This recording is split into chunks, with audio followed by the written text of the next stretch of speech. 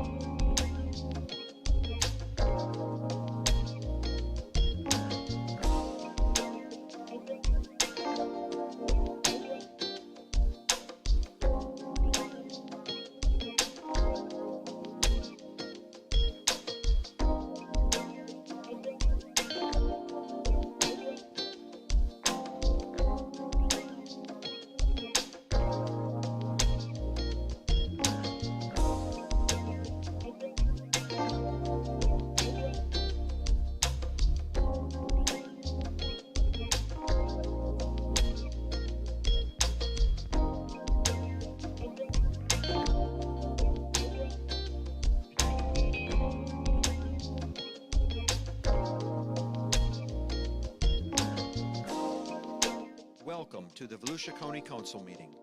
The meeting will begin in 2 minutes.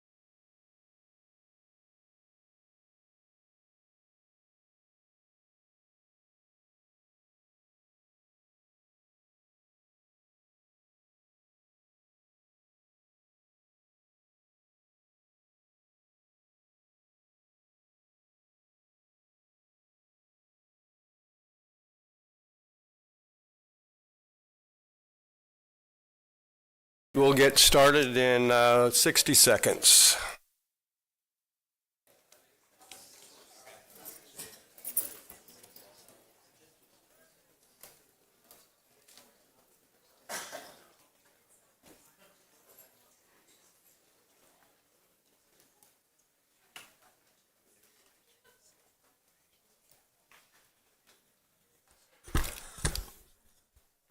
Well, it's good to see everybody this morning. We almost have a full house. We will call the August 5th, 2025 Volusia County Council meeting to order at 9:06. And just to give you a quick rundown on how we start, in just a minute, I will ask you to stand for the invocation, the Pledge of Allegiance. You can do that if you care to. I hope that you do. The invocation this morning will be by Pastor Jesse Jarvis from Christ Church in Daytona Beach. If you're part of a faith group who would like to participate in the invocations we have before our meetings, you're welcome to do that. Please just send an email to K Green, the letter K, and then Green. That's Carissa over there, and she will get you all set up to do that. All faith groups are welcome. So if you would stand with me now for the invocation. Pastor Jesse, please come forward. Good morning. Let's pray. Father God, we thank you for this day. We thank you for life and breath in our lungs. I thank you for each person who's here participating in our local government. Thank you for advocates and business owners, citizens, and our county council members and county employees. God, we thank you that you have instituted governments among men for the rewarding of good and the punishment of evil. God, we pray that today would result in decisions that are good for those in our county, that would be honoring to you and that would bring justice to those in need. God, I pray that you would provide wisdom and direction for each of the council members and the decisions that are made. And I thank you. I thank you that we have this opportunity to speak, to be heard, and to work together. God, thank you for your love for us, your commitment to well-ordered society. Thank you for the gift of your son, Jesus. It's in his name we pray. Amen. Amen. I pledge allegiance to the flag of the United States of America and to the republic for which it stands, one nation, under God, indivisible, with liberty and justice for all.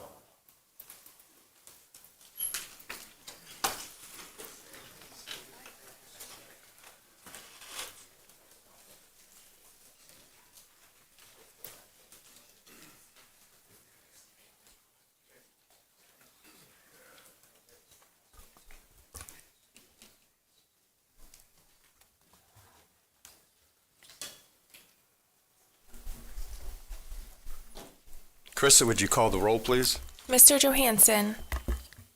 Here. Mr. Kent. Here. Mr. Reinhardt. Here. Mr. Robbins. Here. Mr. Santiago. Mr. Dempsey. Here. Mr. Brower. Here. Thank you very much. Do we have any public participation? Yes, we do.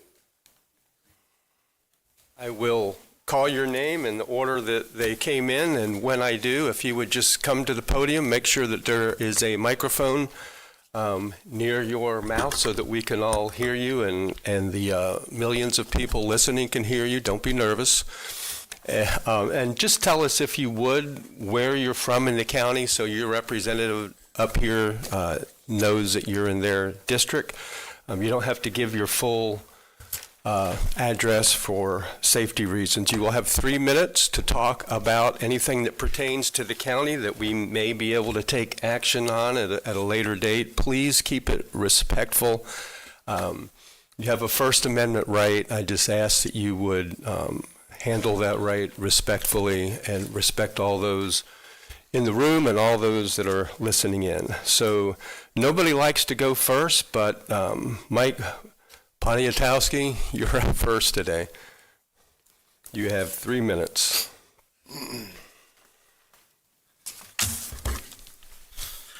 Good morning, Mike Poniatowski from the Tomoka Farms Village. I'm here to talk to you about something, a project that is going to come before you Probably not today. You may talk about it later today. But it's a project that you can finally do something about. It's in the county. It's not in a city. You have the power to control it, to change it, to make it what it needs to be.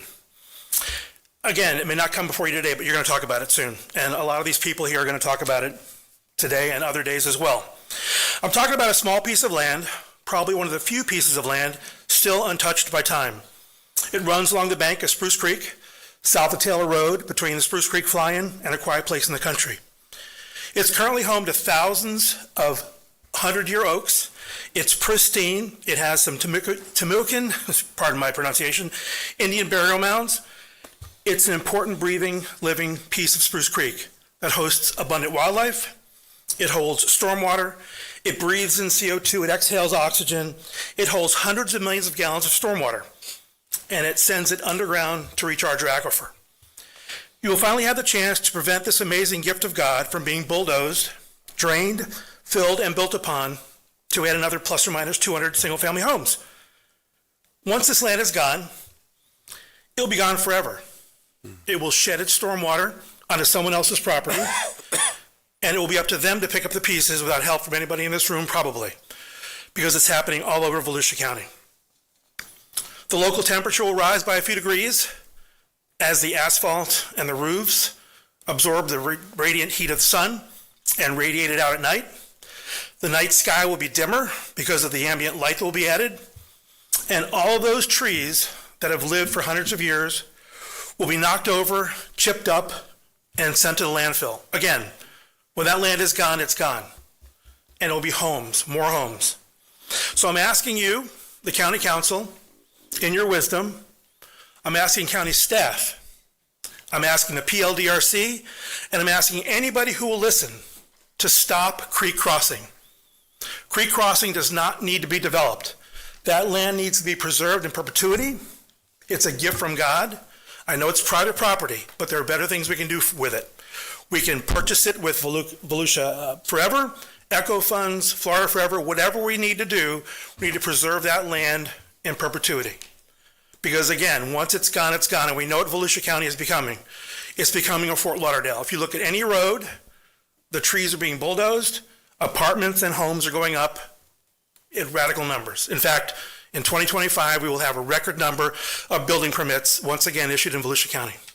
So thank you for listening. I appreciate it. Please do something to preserve this and other developments as we move through time. God bless you. Thank you. Thank you for your comments. Jan Albert.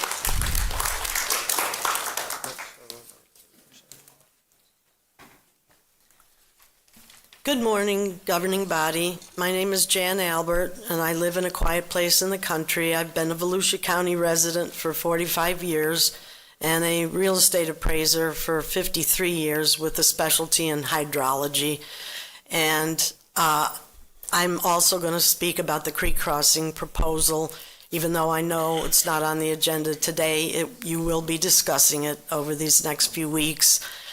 I've never seen in 50 years of land valuation a single property that was more connected to all the other properties hydrologically than this one. We have the Tomoka Basin pushing southward, and then the Leaper Preserve being impacted with the Pioneer. So all of the pressure is moving to the east across this area. And as Mike mentioned, these hardwoods, many have been growing since the 1600s. And even though there's only a 100-foot environmental easement, that is in no way sufficient. And if you cut down this property is fully treed, and if you cut them down, the root systems are all interconnected in the hydrocamic soil, so that even if you don't cut the ones at the creek, they will die and be impacted, and then you're going to have mudslides. And, for instance, the 130 homes that would be proposed would usually create about 130 million gallons of storm runoff for every 5-inch rain. I have data for 50 years of how many rains that we have like that, and we average 6 or 7 of those a year, not including hurricanes. And it's that, and the fact that it is the wildlife corridor from the Farmington wildlife management, the animals come across through Sand Creek and then into the Spruce Creek Basin. So once again, it's a non-renewable. It can never be brought back. And it just is a shame that it is one person's property, but it literally, it will affect every road, every bridge, and every property east, all the way to Rose Bay, if it is, built as proposed. So I'm asking you to please keep those items in mind and not allow this destruction of a natural resource and a federally protected waterway. Thank you. Thank you for your comments. Connie Colby. Okay. Catherine Pante. You're passing too?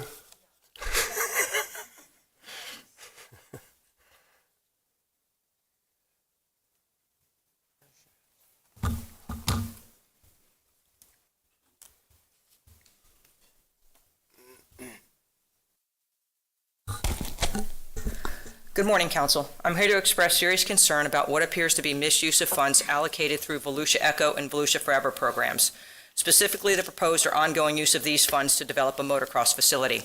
These programs were created with a clear mandate to protect and enhance our county's environmental, cultural, historic, and outdoor resources. Volusia Forever was designed to preserve sensitive lands and ecosystems. Echo was built to support quality of life improvements that benefit the entire county, rooted in sustainability, access, and preservation. Using these funds to construct a motocross facility fundamentally violates the spirit and intent of both programs. Motocross facilities are loud, high-impact developments with significant environmental and wildlife impacts. They do not align with conservation goals. They do not serve the same broad public benefit as nature trails, historic preservation sites, or public recreation facilities designed for passive use and environmental education. This decision, if it proceeds, erodes public trust. Taxpayers approved Echo and Volusia Forever with the expectation that those dollars would be used responsibly and with transparency, not redirected towards niche, high-impact recreational developments that contradict programs' purpose or fund the pet project of a current sitting councilman, Don Dempsey. I want to bring to your attention the comments made during the July 10th, 2025 Echo board meeting. During that meeting, motocross track concerns were discussed by some board members. One board member, whose name I do not know, said, "I continue to be concerned about motocross." The board continued to say, "Echo has not reviewed the project." Staff replied, "It was sent to you with the other DCE projects, and motocross was added in June of 2024. The Echo board member replied, "Review implies input, and it was not reviewed, only presented as information." Board member Northey made a motion to go on record that they do not recommend this motocross project. In addition, Volusia County resident Keith Chester spoke to the board in reference to transparency concerns and legacy projects. I encourage the public and all of you to listen to that meeting. I want to direct you to the land management mission statement located on Volusia County's website, paragraph 3, in part, as I will run out of time. With the passage of Volusia Forever in 2020, Volusia County will be adding to these protected conservation lands. These lands have been acquired for conservation purposes while allowing passive recreation by the residents of Volusia County and other residents wishing to visit them. Compatible passive recreation includes hiking, biking, bird watching, and wildlife observation. Preserve the integrity of these programs. Direct county expenditures should not be used as a slush fund for projects that do not reflect the will or the best interest of Volusia County residents. I urge the council to reconsider and immediately halt any expenditure of Echo or Volusia Forever funds towards this motocross project. Full transparency is owed to the public. Thank you. I also agree with the Cross Creek thing. That land needs to be preserved. Thank you for your comments. Adam Maker.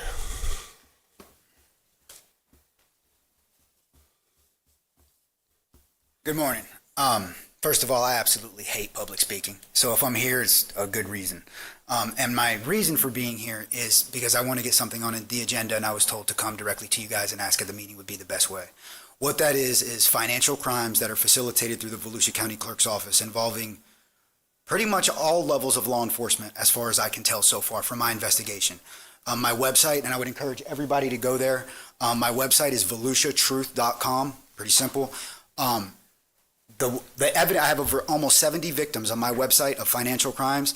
The evidence is so incriminating that my site is blocked by FDLE servers, Governor DeSantis servers, and even our local representative, federal representative servers. Outside of that, I want to give you a little depth on how I got brought into this, because my main goal is to get this on the agenda because, for example, in 2021, I had almost perfect credit. My credit was an 832 when it was at its highest, prior to Volusia County reporting fraud judgments to my credit profile. I had, just to give you an example, I had over $100,000 in limits spread across 5 different American Express cards in 2021. In 2022, all of those cards got reduced down to less than $15,000, about $15,000 worth of limits. At that time, I didn't know what was going on, but I was researching, investigating, and the results of which you can find on the website.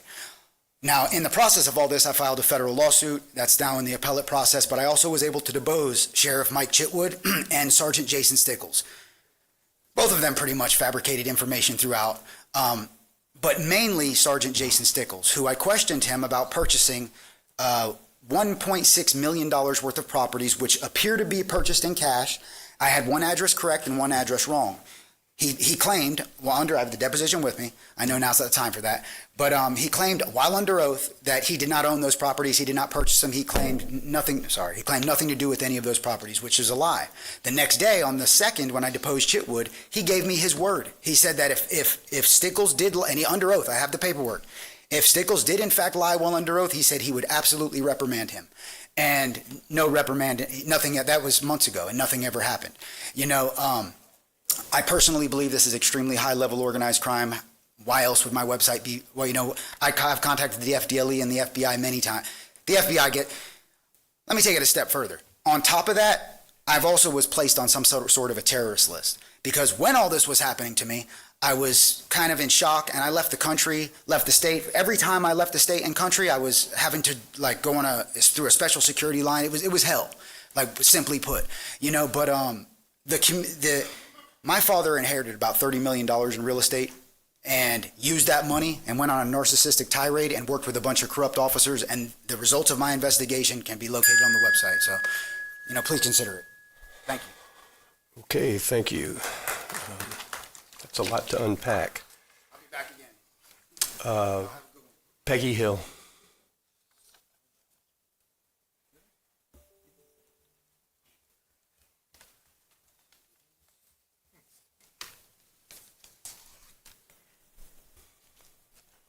Good morning.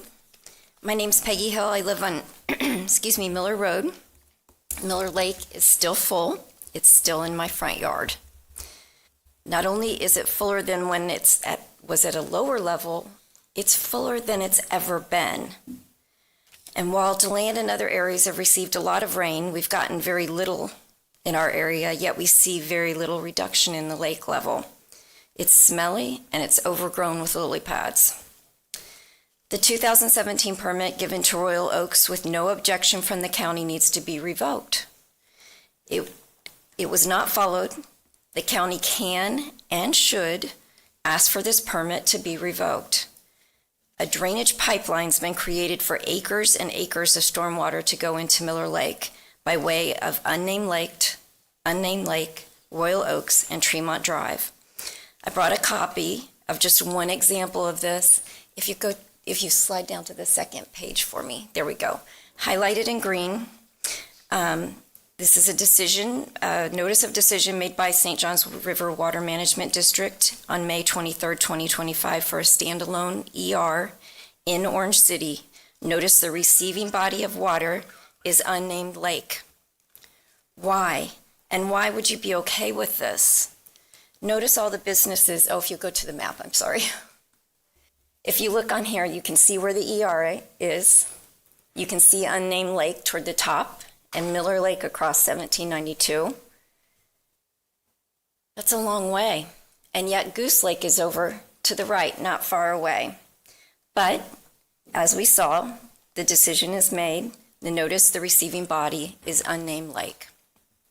So along with your responsibility to the residents of Miller Lake, the county also owns property on Miller Lake. It's okay with you to take on acres and acres of other people's stormwater. Notice how many businesses are between the ER and unnamed lake. All their extra stormwater is going to unnamed lake.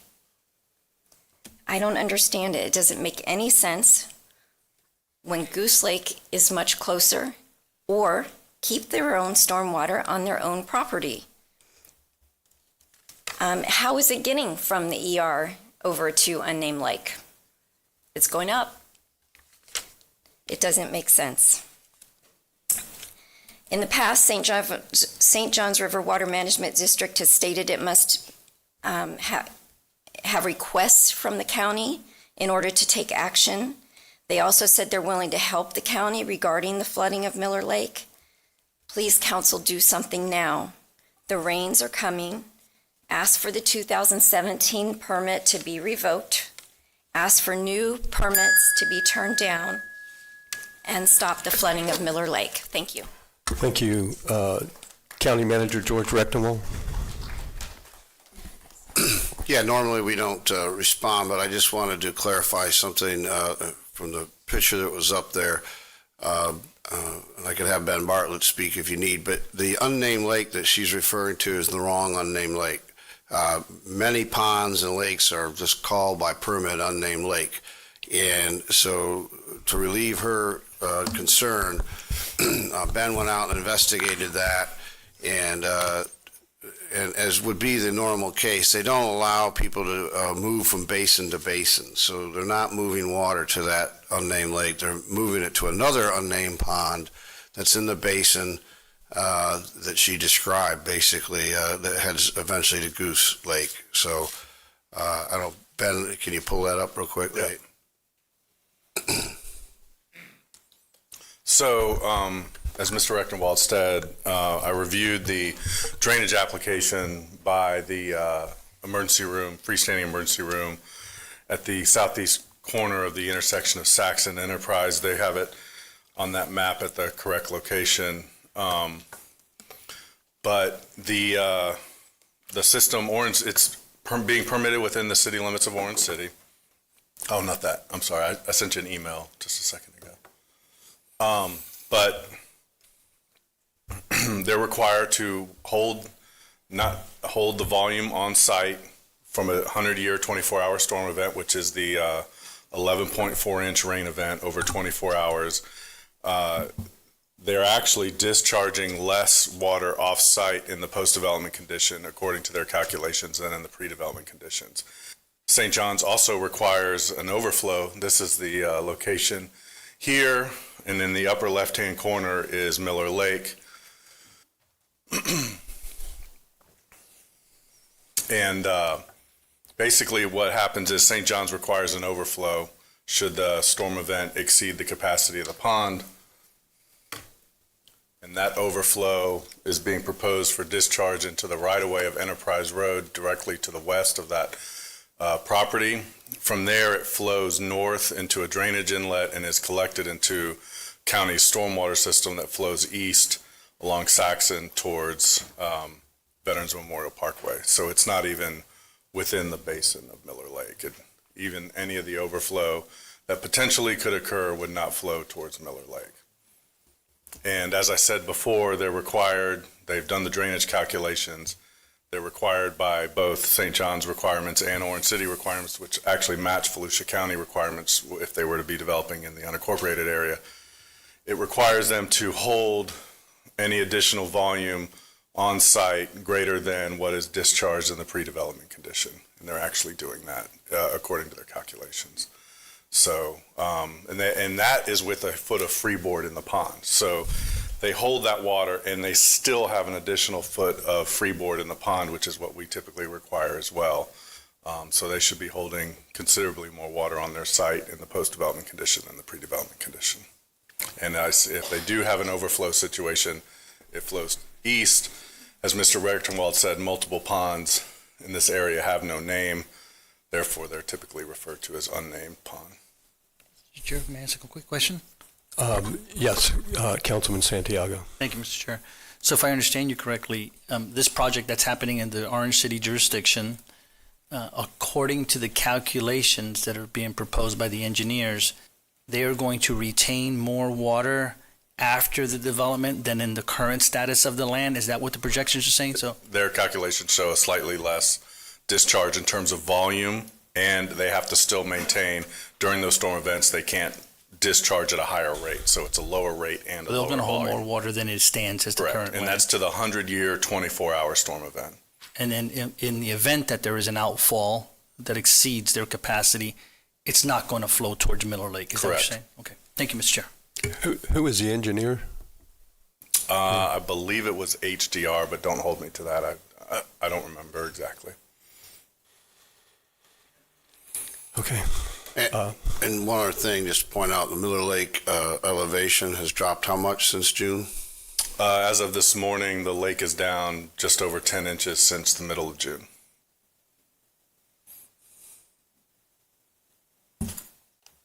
Any other questions? This is important. It's important enough that we stop the public comment to deal with it. These people that live on Miller Lake, Shady Lane are here every meeting. Several of us have been out there, looked at the property. So I think it's a right thing to do to stop and comment. I appreciate you doing that. They probably don't agree with what you have said. Have you had this discussion with any of the Miller Lake people? No, this is some research we've done, being aware of this potential development as being a concern for Miller Lake, and we just want to make clear that where the water was going and what the engineer is doing to hold that water on site. Okay. Thank you. Any other questions for Ben? I don't see any. Thank you. Gary Singleton.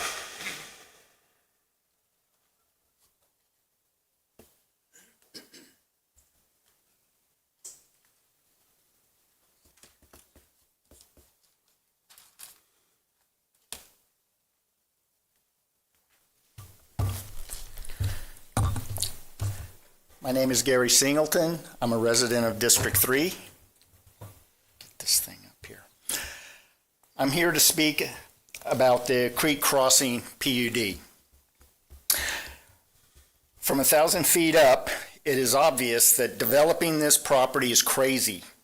The trees are so thick you can't see the ground or the creek. A single mature oak can consume 100 gallons of water a day and transpire over 40,000 gallons of water a year. Imagine the amount of rainwater currently being held by this property, allowed to absorb into the ground, to refresh our drinking water, and pulled up into the thick growth of trees and plants to transpire, before producing any runoff into Spruce Creek.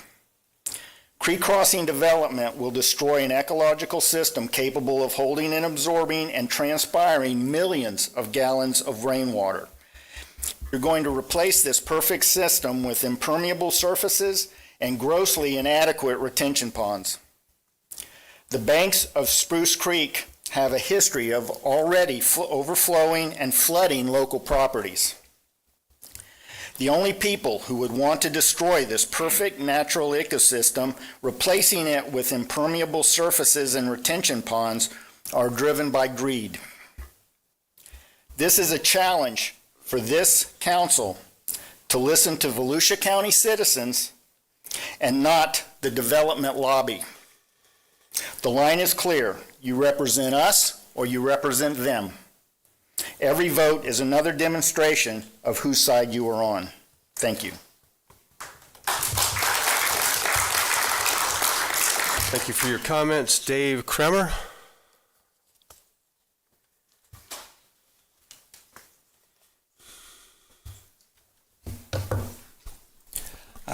Dave Kramer, Shady Lane, Miller Lake, discussing the flooding there, and thank you for the previous discussion. If I understand that correctly, the new Orange City building permit goes into a different unnamed lake, not the unnamed lake that flows into Miller Lake. And as far as the lake going down 10 inches since mid-June, if we're talking vertical, 10 inches of land, then that's true. But 10 inches of water going down, that's not what we show. And this is also regarding the 2017 Royal Oaks permit to please have that revoked. Now, last month's July 22nd meeting, there was a discussion of Miller Lake. At the end of that meeting, I just want to clarify a few things. And Mr. Brower, thank you for noting that the Miller Lake residents do come here and speak, and we do get up and leave. But as you mentioned, we do go home and watch the rest of the meeting and wait to see if there's any discussion on Miller Lake. And we do that because we're not able to talk and have a discussion here.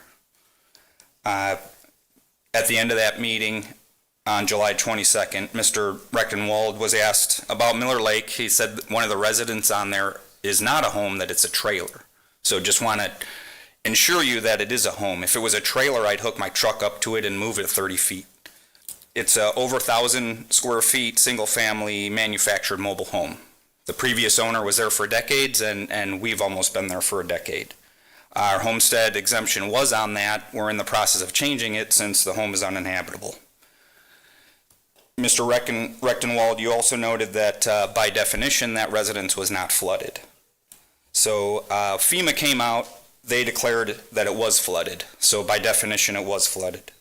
They also noted to one or more of the neighbors that they couldn't do anything because it's a man-made problem. And that's related to the 2017 Royal Oaks permit. Now there is discussion of what St. John's River Management is responsible for, or FDOT, or having to work with Orange City or DeBerry, and that's all understandable. Just want to note on, as you'll see on your website, of what the county's jurisdiction is, we'll just read that first sentence. Volusia County is responsible for stormwater management, drainage maintenance, and flood mitigation efforts in unincorporated areas. All of us are unincorporated on Miller Lake, Shady Lane, Miller Road, Alice Drive. This is all unincorporated, and that's why we continue to come here and ask for your help, especially in rescinding that permit. Thank you. Thank you for your comments. Catherine Levinson.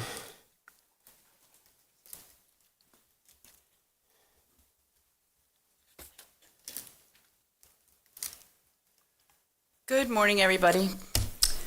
Good morning. I just want to go through a few things just to remind you that I have talked to you about all the stormwater from the west side of Orange City is coming into Miller Lake. I'm sorry, Catherine Levinson, Shady Lane, Miller Lake. Sorry, I forgot to say that. So all the stormwater from Orange City is intentionally flooding us. We already know that. We've established that. I want to establish, too, that I want to remind you that we have a 100-year grave site from the Civil War on our property, and nobody cares. Also, I told you about our animals. They can't drink the water from the lake because it's so polluted. They get sick and vomit. It's terrible. Also, we are a wildlife corridor for bears, panthers, coyotes, bobcats, alligators, turtles, bats, deer, and we're being flooded, and it has killed thousands of oak trees that are 100 and 150 years old. Thousands. They're dead, dead, dead, falling over.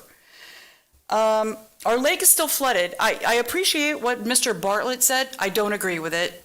The lake maybe has gone down this way, but not this way. We flooded 19 feet after Milton. 19 feet. A depth. It's crazy. And we're still flooded. It'll be a year in October, and we're still flooded. Mr. Santiago, Mr. Rechtenwald was correct. We do watch these shows from our home every single time. It's easier at home because I can go to the bathroom, put it on pause, feed my dogs, take my dogs out, go on a trip and come back, whatever. We do watch. I see everything that happens. I hear everything that happens. And the reason we leave is because we can't answer. You put a person up like Mr. Bartlett last time. I have great respect for him, but he cherry-picked everything he said. He didn't put down actual facts that I believe. He put down cherry-picked things. So it's easier for me to see it at home and throw paper at my TV than to be here where I can't even talk. So that's why we leave. So I watch every minute of it, and so does a lot of people. It's kind of amazing how the texts go back and forth between everyone after those meetings. Let me go back. Mr. Rechtenwald, I heard your solutions. I just want to know when you're going to start them. because you said you had solutions. I heard you, and some of them are very good. Problem is, you don't want to start them till we flood again. Well, we're already flooded. What's going to happen when we drown? I don't want to face that. I'd rather fix it first. But thank you. Let's get to moving on it. You got a lot of funds. We know you have millions and millions of dollars. Let's see you do something. And thank you to Mr. Brower for sticking up for us. I appreciate it. You're the only one who did, and I appreciate it. Thank you so much. Have a good night.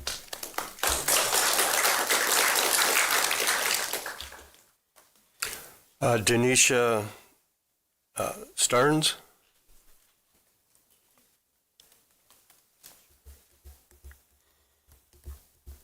Do I have your name right? Hello, my name is Denisha Stearns, and I live in Samsula Estates as part of the larger Charles Street community. And I'm here today to talk about the rezoning application, also known as Cross Creek. And I want to ask you and tell you how you can be heroes. You can be heroes to the people of Volusia County. You can be heroes to everyone here in this forum. I've heard it said that the council has no choice in what a property owner does with their property. I disagree. You get to choose by way of the rezoning application and by the permitting process what happens. You'll get the opportunity to vote on this rezoning application soon based on the recommendation from the PLDRC. And it can end in either triumph or it can end in tragedy. Tragedy? Well, how would that happen? Wouldn't it benefit the county? New houses equals more property tax revenue, sales tax revenue, and maybe just a few more people to the local workforce. Well, tragedy is because it's the belief that many people in this forum that rezoning these parcels as a PUD would open the door for a housing density that would create more of a flood to flood threat to the existing homes, as well as to the new proposed homes. Okay, and this is it's just not acceptable. The increase in traffic would increase the threat to our walkers and to our bikers. If we flood, the property values will not only decrease, but according to one of the gentlemen that just spoke, there may not be any recourse with FEMA to be able to recoup on the loss. Okay, this would be a tragedy to our people. It would be a tragedy if we lost confidence in our county council, who proposed to speak for us and proposed to make decisions. But this vote could also end in triumph. Okay, not in the creation of a development project that, oh wow, we did something that beat the odds and we thought no one else could do. Okay, but as the heroes protecting your county, its communities, preserving the nature of the rural lifestyle in this particular area, defending what can't defend itself, the ecosystem of the Spruce Creek waterway. You can triumph as heroes by refusing to allow any more pollutants to threaten this waterway, which is the protected water of the United States, and a riparian protection zone. You can preserve the recreational value of the Spruce Creek and this waterway. You can triumph as heroes by protecting your own comprehensive plan. Thank you. Thank you very much for your comments. Don Lombardi.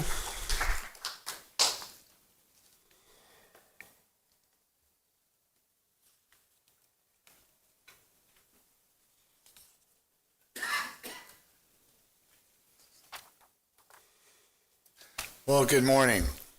My name is Don Lombardi, and I reside at the Riverwood Plantation subdivision located along Spruce Creek. And I have with me a letter from our HOA president saying that our HOA is indeed against the Spruce Creek Crossing development. Sorry. I'd like to submit that to somebody before I continue. Is that all right? Yes. Yeah. Give it to Carissa.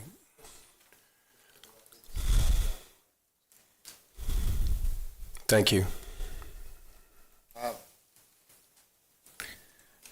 So I have before retiring as a land consultant in the state of Florida for over 30 years, and helping large landowners, developers of all sizes, commercial and residential, all the major home builders. I have never seen a project that had so many things wrong with it and made no sense at all as a viable residential development site.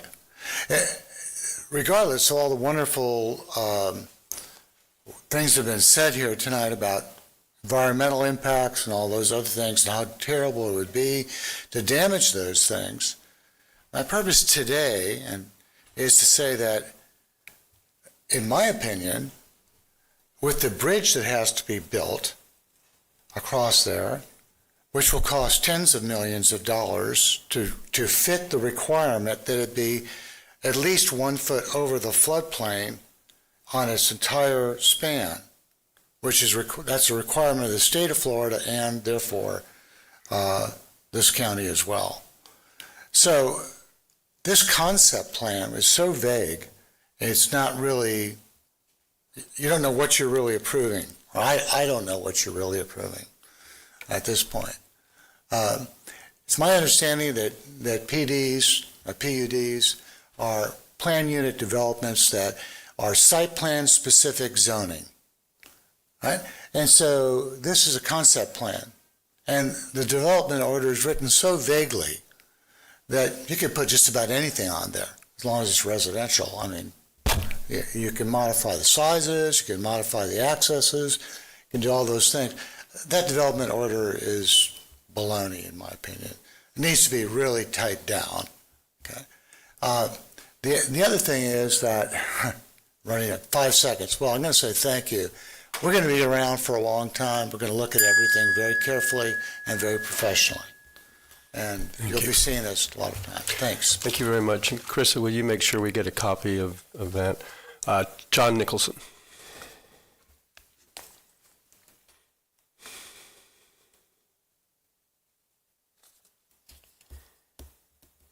John Nicholson, Daytona Beachside.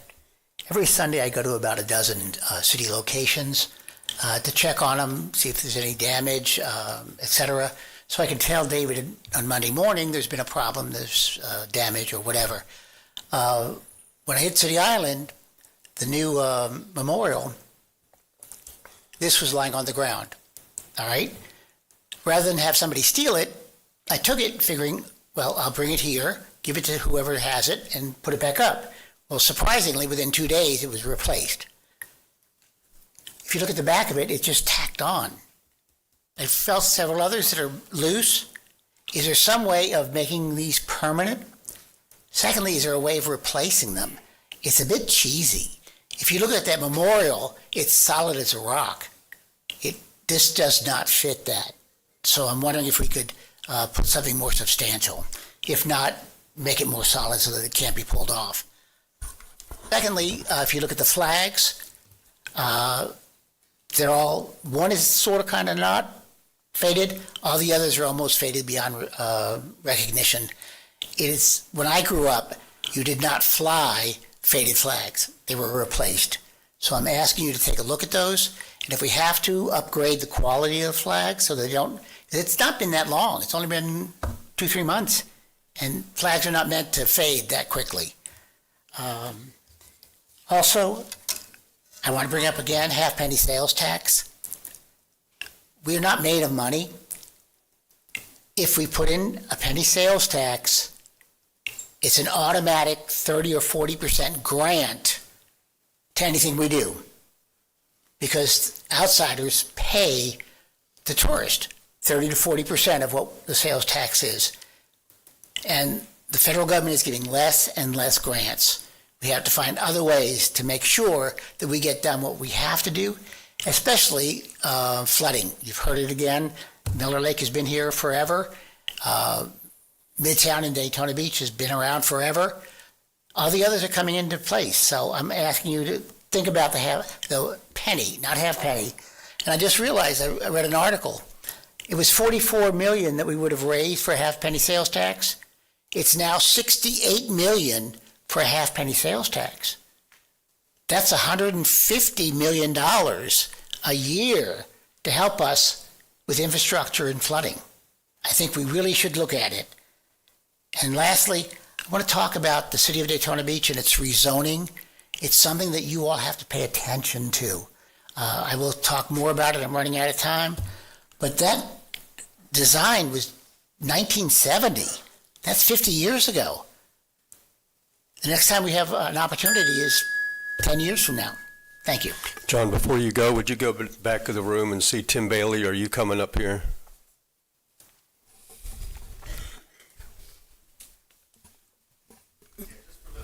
Tim Bailey, Parks, Recreation, and Culture Director, and just to give everyone an answer on what we were just talking about Thank here. you. So the installer was taking off the temporary markers. Those were temporary. And he wanted to see if they were going to be easy to come off. And then if they were, without pulling paint off, he was going to reapply the permanent markers the very next day. So that was one of those markers where he pulled off, then reaffixed, came back the next day and put the permanent markers there. That's why that was there. Permanent markers are in the site right now. I missed what he said. Which memorial is it? That's the Veterans Memorial Plaza and Daytona. Okay, thank you. Yep. Thank you, John. Jake Johansson. So quickly, Tim, so we shouldn't arrest John for removing government property? I had alerted the Right. bailiff. I thought maybe that's... He does have stolen property in his hands. Right. Well, I was going to ask him to find an A and a T and a T, and nice. We are also available for questions ourselves before and after the meeting on these things like this. Okay. Thank you. Yes.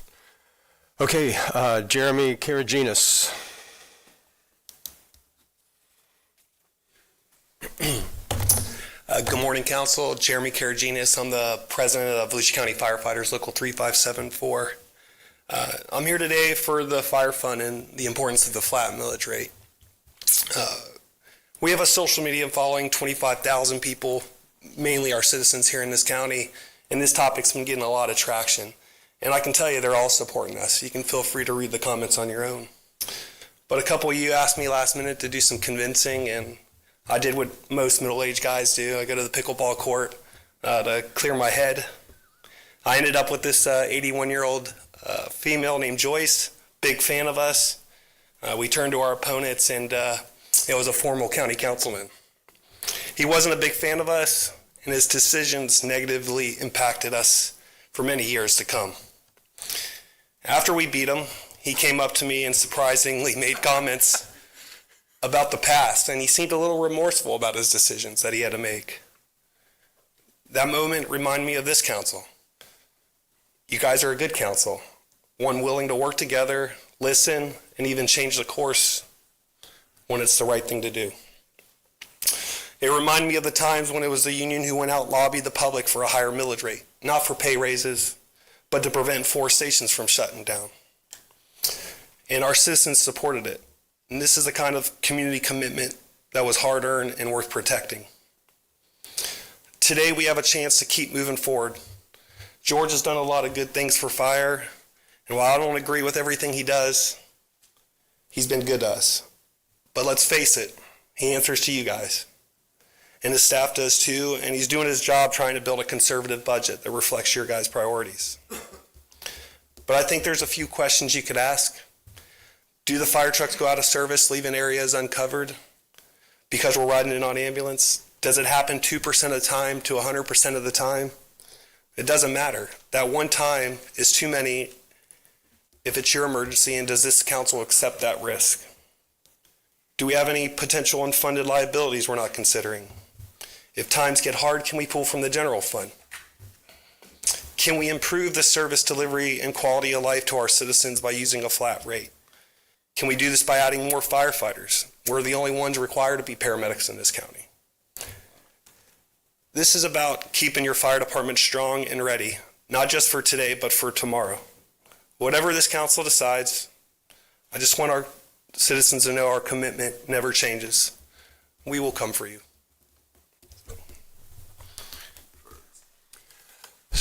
Thank you for your comments. Stephanie Cox.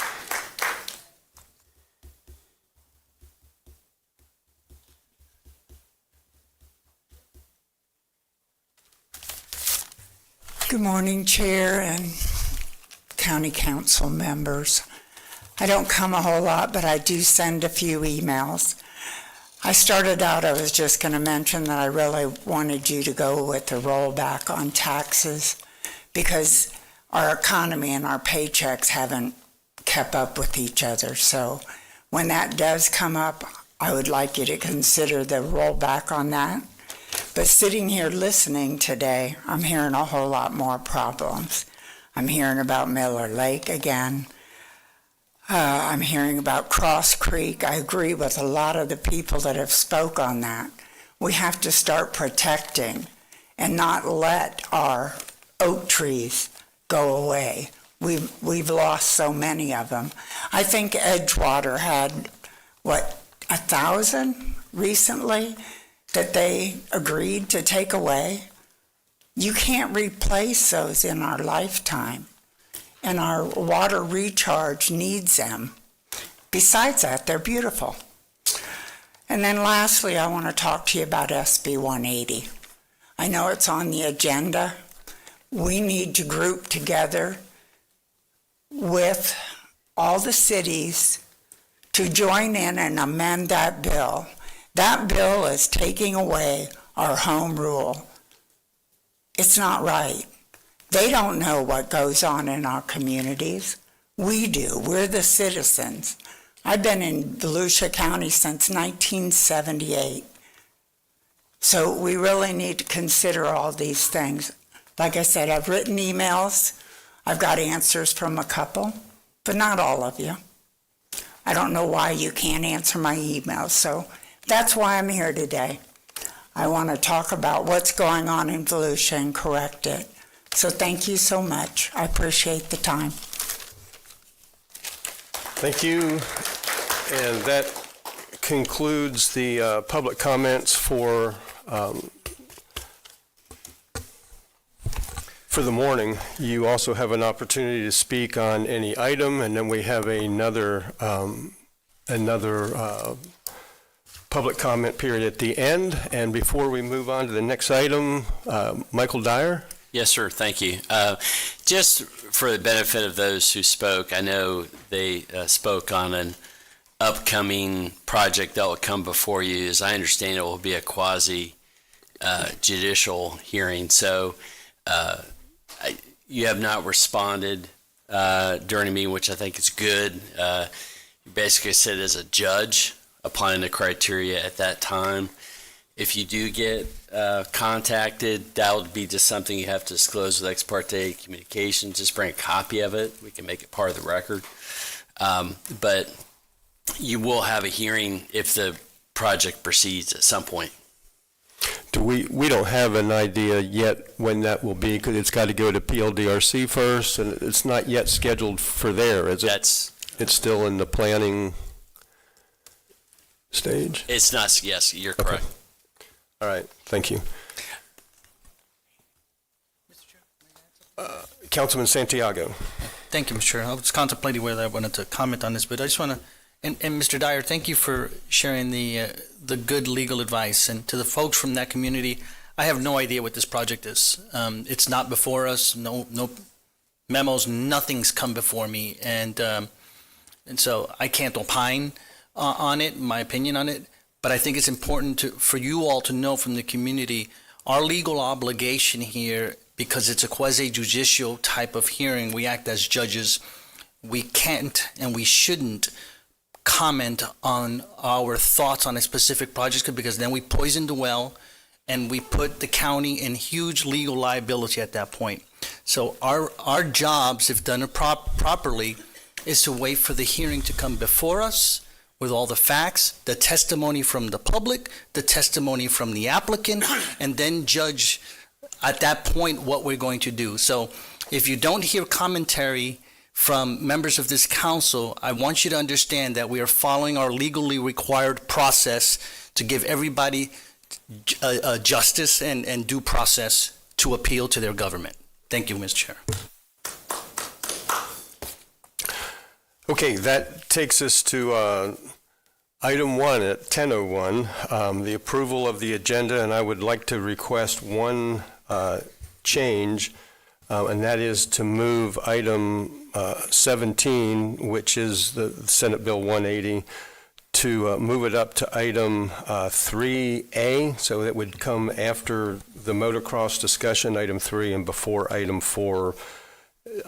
And the reason is just because we have a very full menu today, very full agenda, and I want to make sure that we get to it. There are people here that are here for that discussion.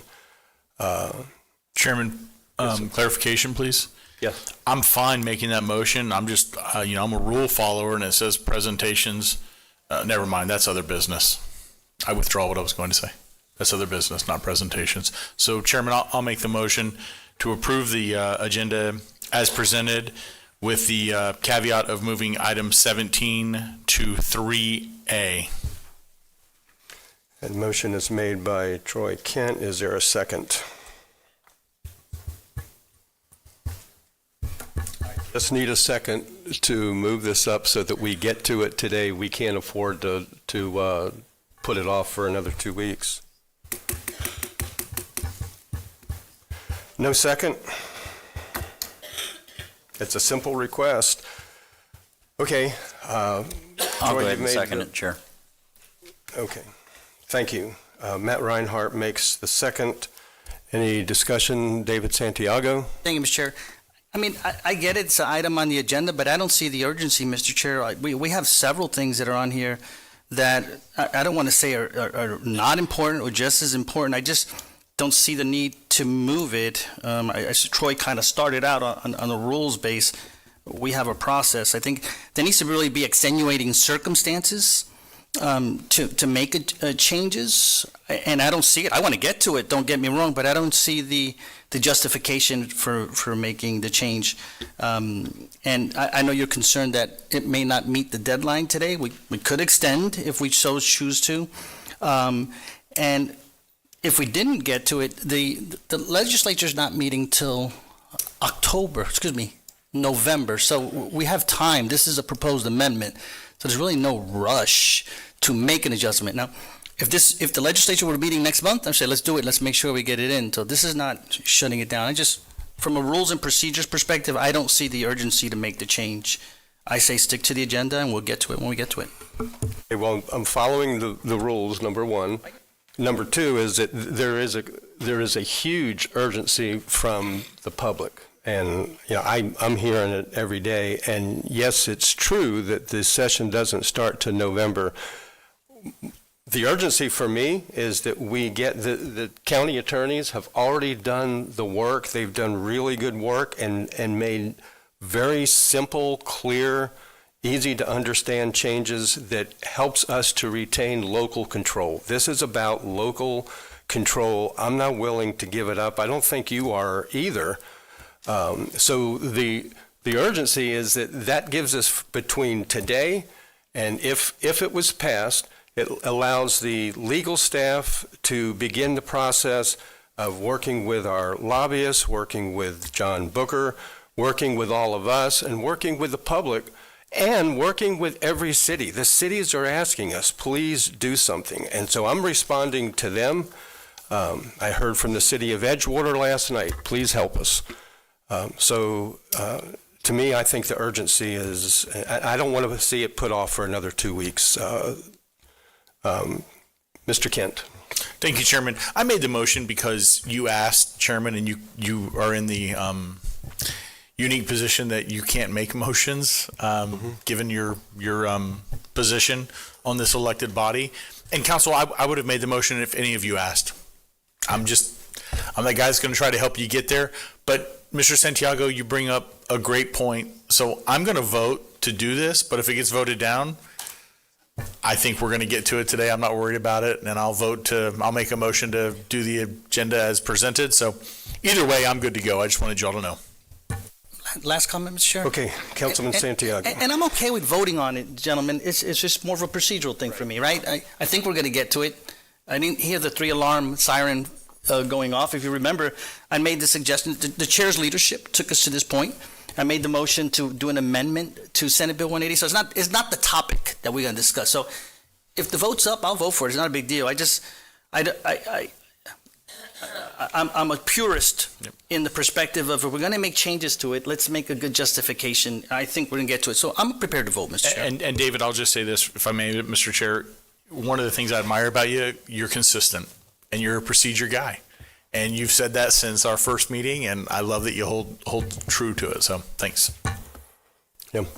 The whole reason we have item 1, approval of the agenda, is so that we can do things like this if we need to. This is procedure. There's no improper procedure here. And for me, for the public, there is a tremendous sense of urgency. So we'll see. Councilman Reinhardt, Vice Chair Reinhardt. Thank you, Chair. And I second it for this very discussion before we go any further, if that you want to talk procedural. Either way, I'm fine either way. I think we'll get to it also. But creatures of habit, we have moved items up before in the past when we saw the audience. There was a large gathering of individuals here about a specific topic, and we have moved items up before. Of course, those meetings used to go till 3 o'clock in the morning, but nonetheless, and we do have rules for that now, but either way, I'm fine with it, but I wanted to make mention as to why. Thank you. Thank you very much. Any other discussion? Carissa, would you call the roll? Mr. Johansson? No. Mr. Kent? Yes. Mr. Reinhardt? Yes. Mr. Robbins? Yes. Mr. Santiago? Yes. Mr. Dempsey? Yes. Mr. Brower? Yes. Okay, so the agenda is slightly modified. Item 17 will be 3A, between 3 and 4. Thank you, Council. I appreciate that. Does anyone have an item they would like to pull from the consent agenda for a vote? Let's start there. Councilman Robbins. Not for a vote, Chair, but item C. For comment? Comment only. Comment only. Anyone else? Chairman, I'll make a motion to approve the consent agenda as presented. Second, Johansson. Kent makes a motion to approve consent agenda as presented, and the second was by Jake Johansson. Any other questions? All in favor, say aye. Aye. Any opposed? And the consent agenda is passed 7-0, and we will have a comment on item C.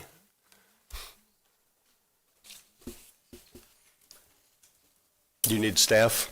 Chair, the main purpose of this, had some questions from the public to pretty much just talk about the mitigation plan, how it helps us here in Volusia, the strides that we're making towards some of our goals, funding opportunities. So I'd love to hear more about that from you guys. So thank you so much. So, good morning, Council. Again, my name is Clint Meekum. I am your County Emergency Management Director. The local mitigation strategy is one of the required plans that FEMA and the state puts forth to us that we have to renew every year, or every 5 years, excuse me. And this is the time. One of the requirements in order to receive post-disaster mitigation funding, like the Hazard Mitigation Grant Program, is to have an approved LMS in place. It has been reviewed by the state. It has been approved by FEMA as well. So this puts us in a good position to make sure that we are using those, that we're eligible for those funds and we're using those funds effectively. The LMS committee, the Local Mitigation Strategy Committee, is the committee that decides the priorities and puts forth those things that are on the project list. The representation is from all of our communities across Volusia County, and they decide on those projects. The plan itself is reflective of what we deem to be important as far as strategies and processes by which we utilize those funds, and we continue to strive to make Volusia County as resilient as possible moving forward. That's the high-level overview, Councilmember Robbins. Is there something more specific I can answer for you, sir? No, sir, that was perfect.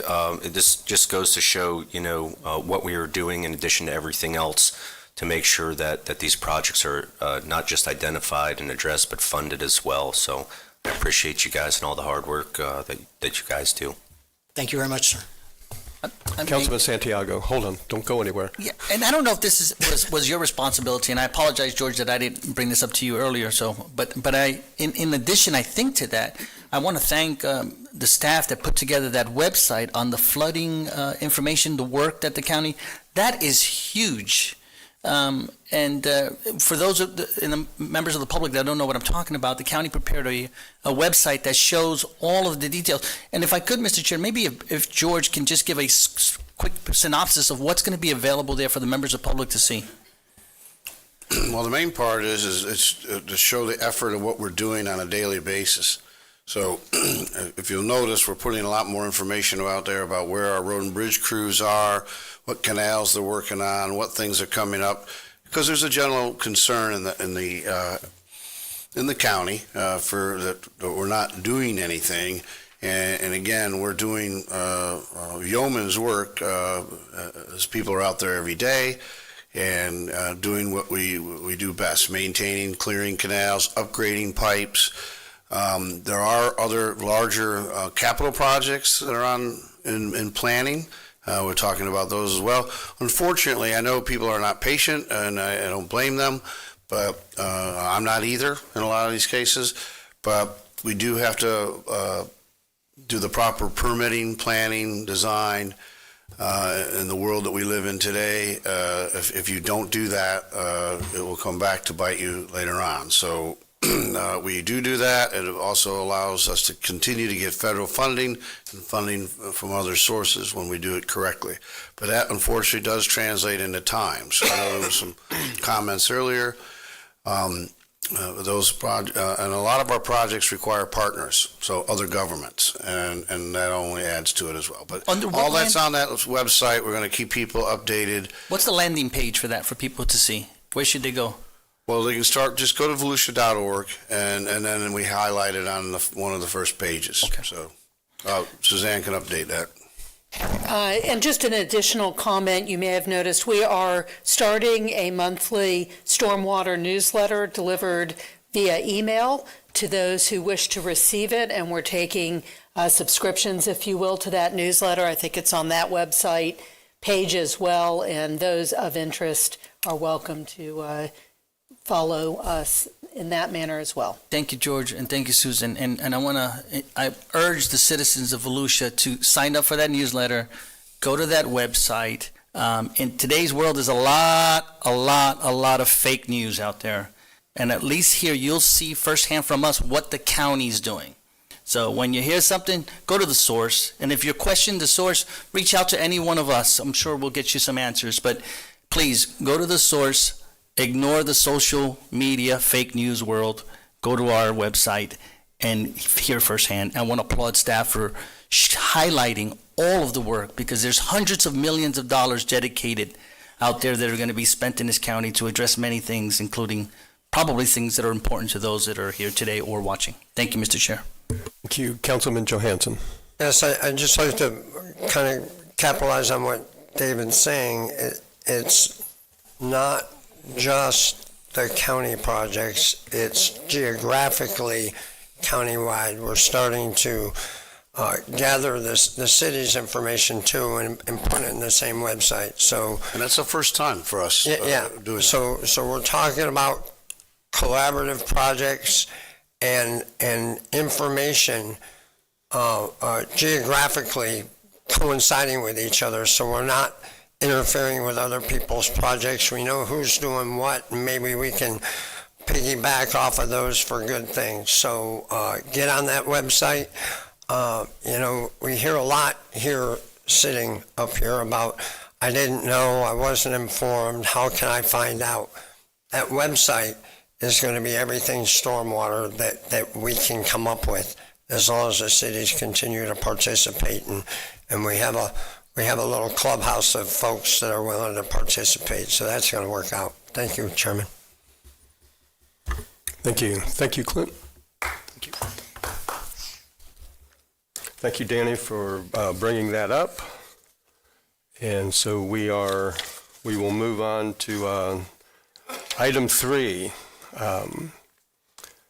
Staff needs direction on the development management options for an outdoor motorized recreation park. Dr. Burball. Good morning, council members. Brad Burball, Director of Community Services. So Tim Bailey and I, who's our Director of Parks and Recreation, are going to tag team the presentation. So there was a comprehensive briefing document along with the agenda, and it kind of coincides with the order of the slides today. So we're really focusing with a public-private partnership on minimizing taxpayer risk while maximizing community benefit. There's multiple viable pathways on how to get there, and that's what we're going to present to you today. Make a decision on whether to provide direction or not.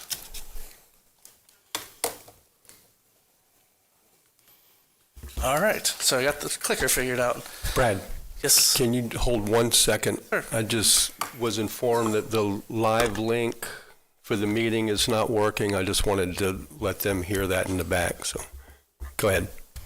Sure. So, we're not gonna go over every single slide of the presentation. So we first are going to, this was from the Hunden feasibility study that we hired to do, and said, talking with professionals around the nation, this is what you need in order to have a track that attracts regional and national events. So 2 tracks, both for practice and tournament, RV slips, and support facilities. So we also have a strategic location, and the one that we are considering now on 44, next to the gun range. So if you look at development models, what we're asking you today is to look at both a development model and an operational model for the facility. So when we're looking at the development models, it's a full public development. You can look at, essentially, each model has different risk tolerance levels. And that's really what a public-private partnership does, is transfers some of the risk to the private sector. We also get some benefits as well. Private involvement typically reduces taxpayer exposure, as you can see in the scenario, the different scenarios, and revenue potential increases with private sector expertise involved in the project as well. When we're talking about the investment and risk comparison, I think that, the private models are what really transfer operational expertise and market risk to the project, or transfer their operational expertise and the risk. County maintains the revenue opportunities while reducing our financial exposure, as you can see in this model. And the land lease models provides a steady income with minimal investment. So that is where we would just put basically the land lease out to bid and have someone develop the track and the amenities. Typically on these, you would see longer term leases, 30, 40, 50 years, so that they can have a return on their investment.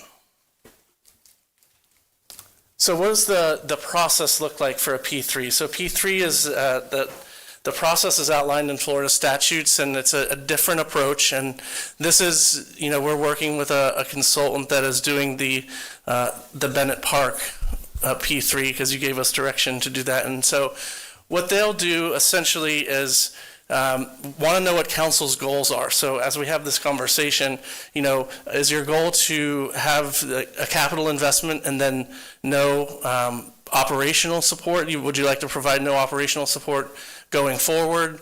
Do you want it to be an economic development focus? What is your expectation in terms of a financial return?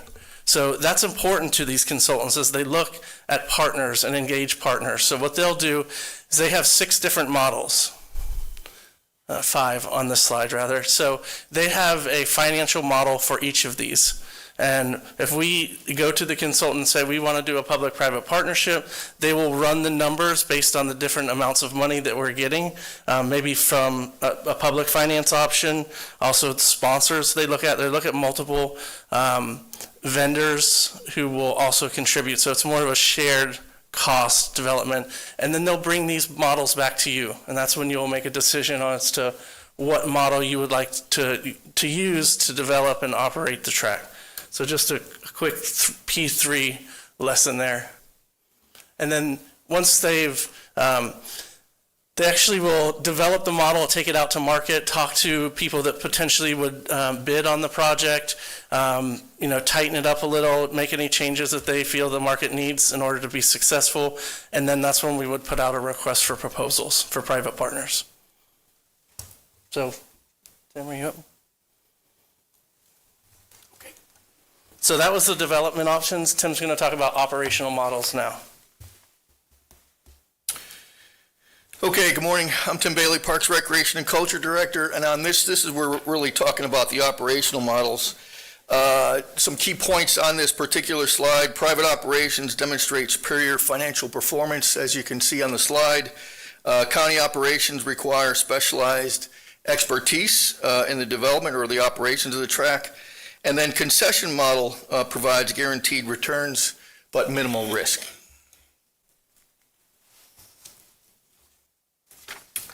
And on this slide, the takeaways here, private operations consistently outperform across key metrics. The industry expertise accelerates the break-even point or timeline, and then the higher attendance is generated with increased economic impact.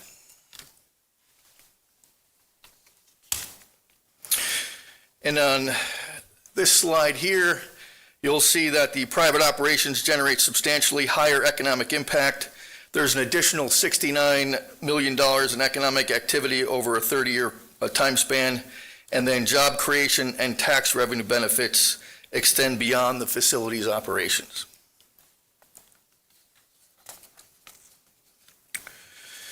And on this slide here, the county operations we would require significant expertise in the operational portion of this of the site. Mitigation strategies would involve hiring specialized external experts in the industry, and then the success would really depend on the building of the industry relationships to build those tournament play and competitive sports, as well as operational knowledge. And on this slide, private operation risk, we're talking about private partnerships, which require robust partner selection and oversight.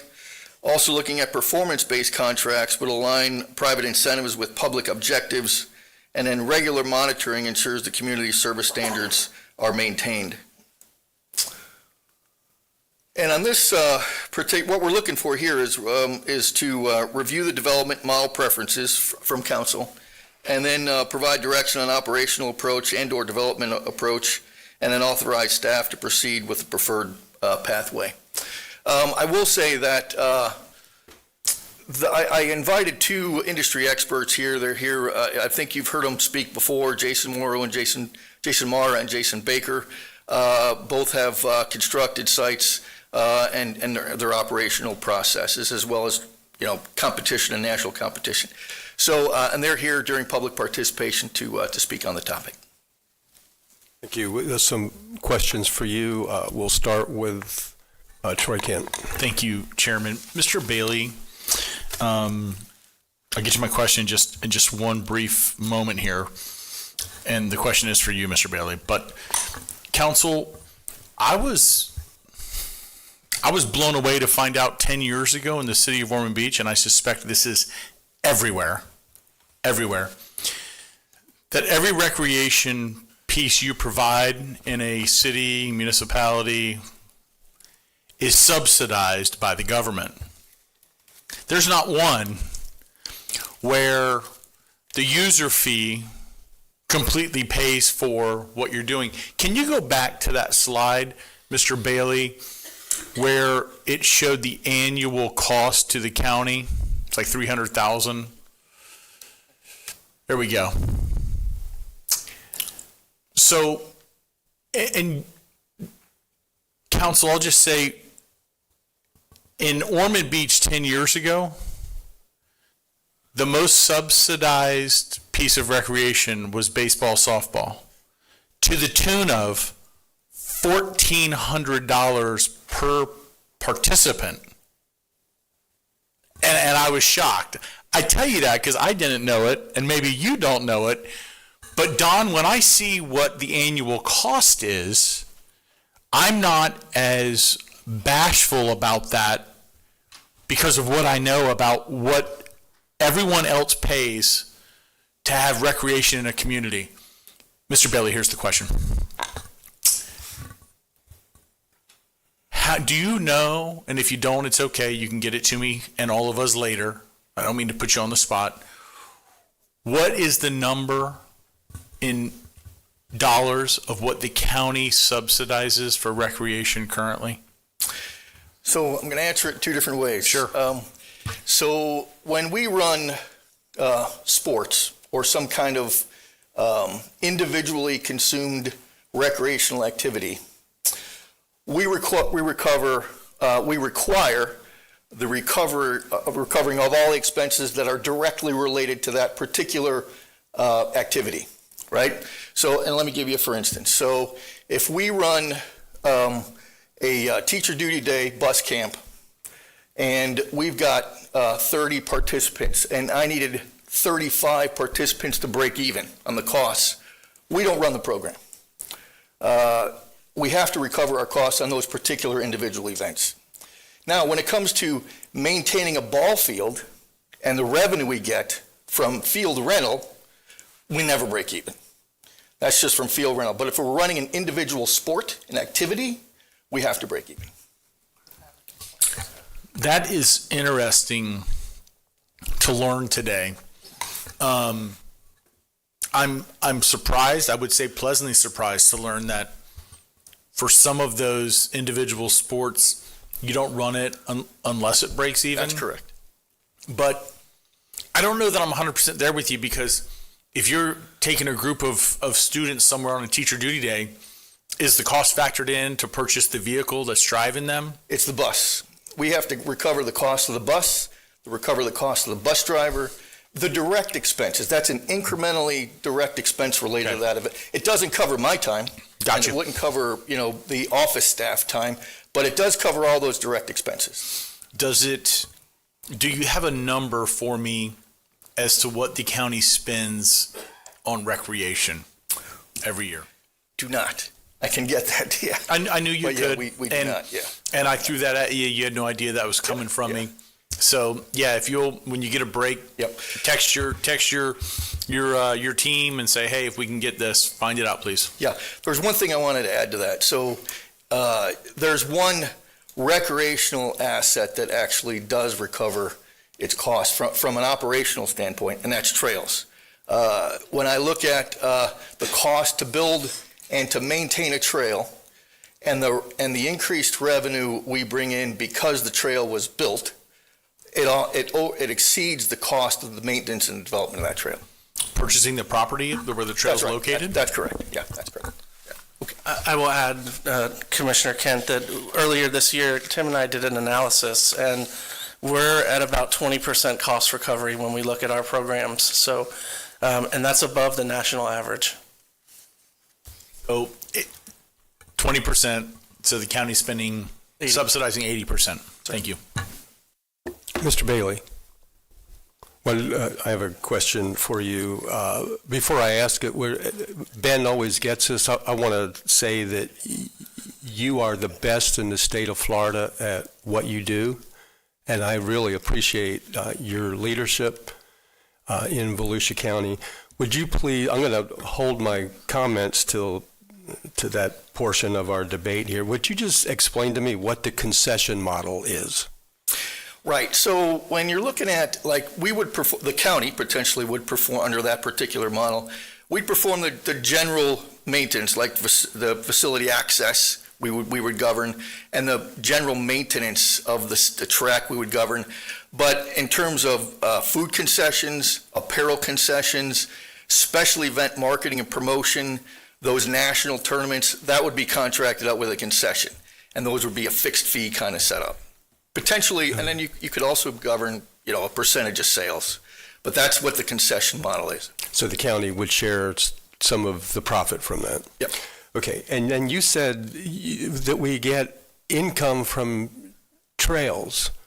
Yeah. How you calculate? That's really interesting. Yeah. So we've been doing this a while at the state level and doing analysis on economic impacts for homes built residential property as well as commercial, but I'm focusing just on residential property, within 1,000 feet of a trail, the average house increases in value 3 to 5%. That increased value, multiplied by the millage rate for the general fund, goes back into the county coffers to offset those expenses related to the trail development.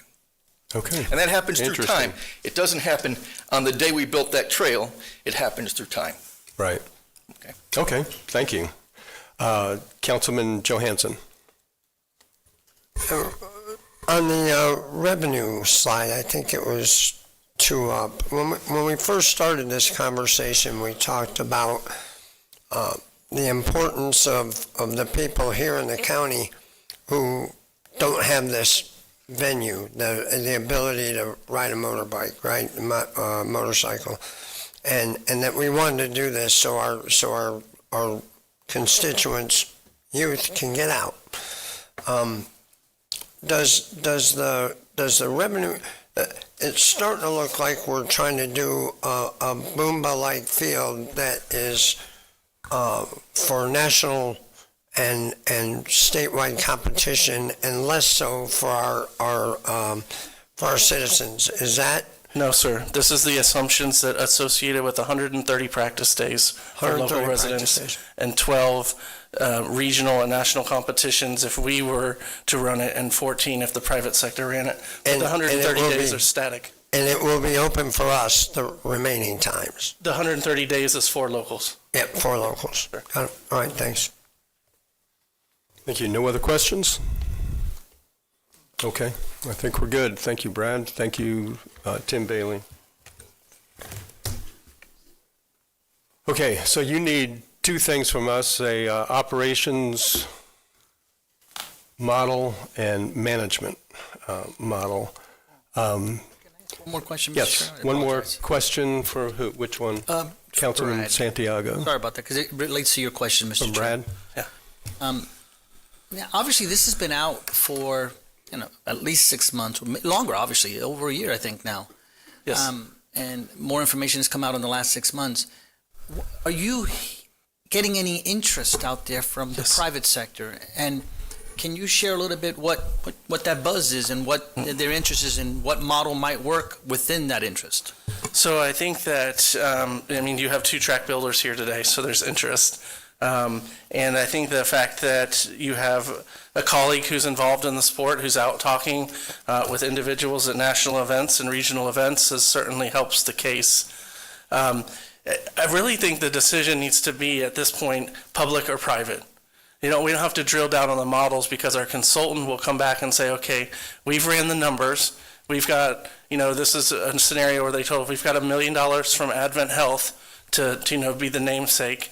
We've got this much money from, International Speedway Corporation, or AMA.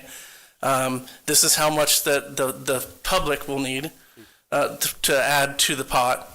And this is what the operational structure, they will give you the options for the private. There's multiple. The 5 that's listed on the slide is just the beginning. There are multiple others, but these are typically what they see in sports and counties, the models. And I'm trying to go back there, and I have the wrong clicker.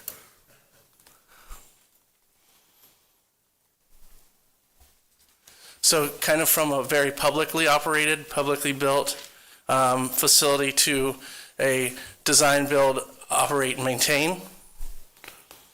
They're doing these P3s, that kind of more private sector on courthouses in the nation, where the county is paying a fee or lease to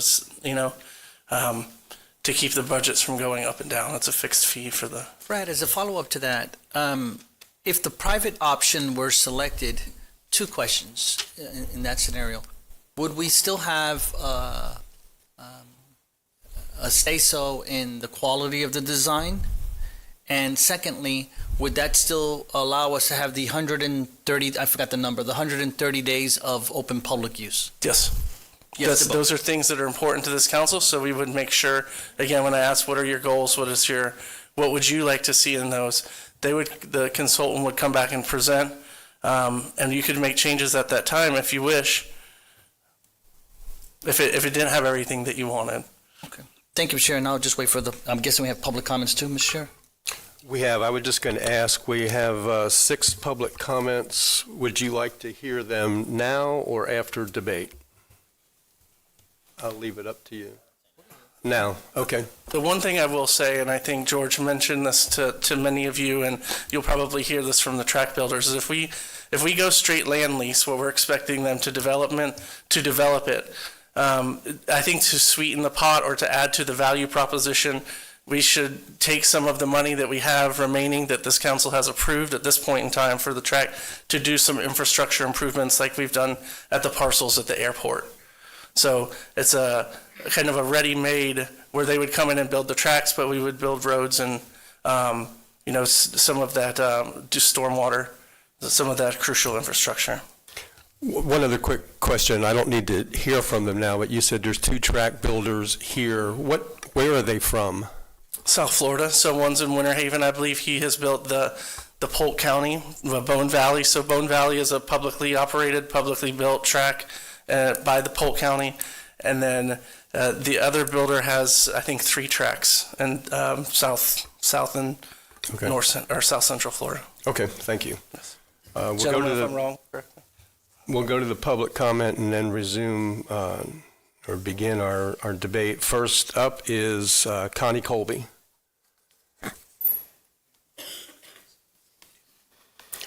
Then we'll have Catherine Pante and John Nicholson. Good morning, Connie Colby, Ormond Beach. First of all, to my knowledge, this has not come up to the council as far as a vote for whether we're going to have motocross at all yet. I'm not aware of it yet. So it's kind of like putting the cart before the horse here. I did read most of what was in the report. I'm kind of confused as to whether this covers ATVs and UTVs, because that was in the beginning of the report too, and they require different kind of tracks, I believe. I'm seeing 2 full-size competitive motocross tracks and ATVs and UTVs. Then they've got parking slips for RVs, additional parking, restrooms. I saw classrooms there, concessions, and training facilities. These seem to add more money to what is already there. We've spent a lot of money on this already with transferring money from one place to another. The money from $10 million for the, forgot what that was for anyway. Things that I did not see addressed in here, and I really hope that council would consider not doing this at all. Road access, this is building in environmental properties here. Significant capital investment for us.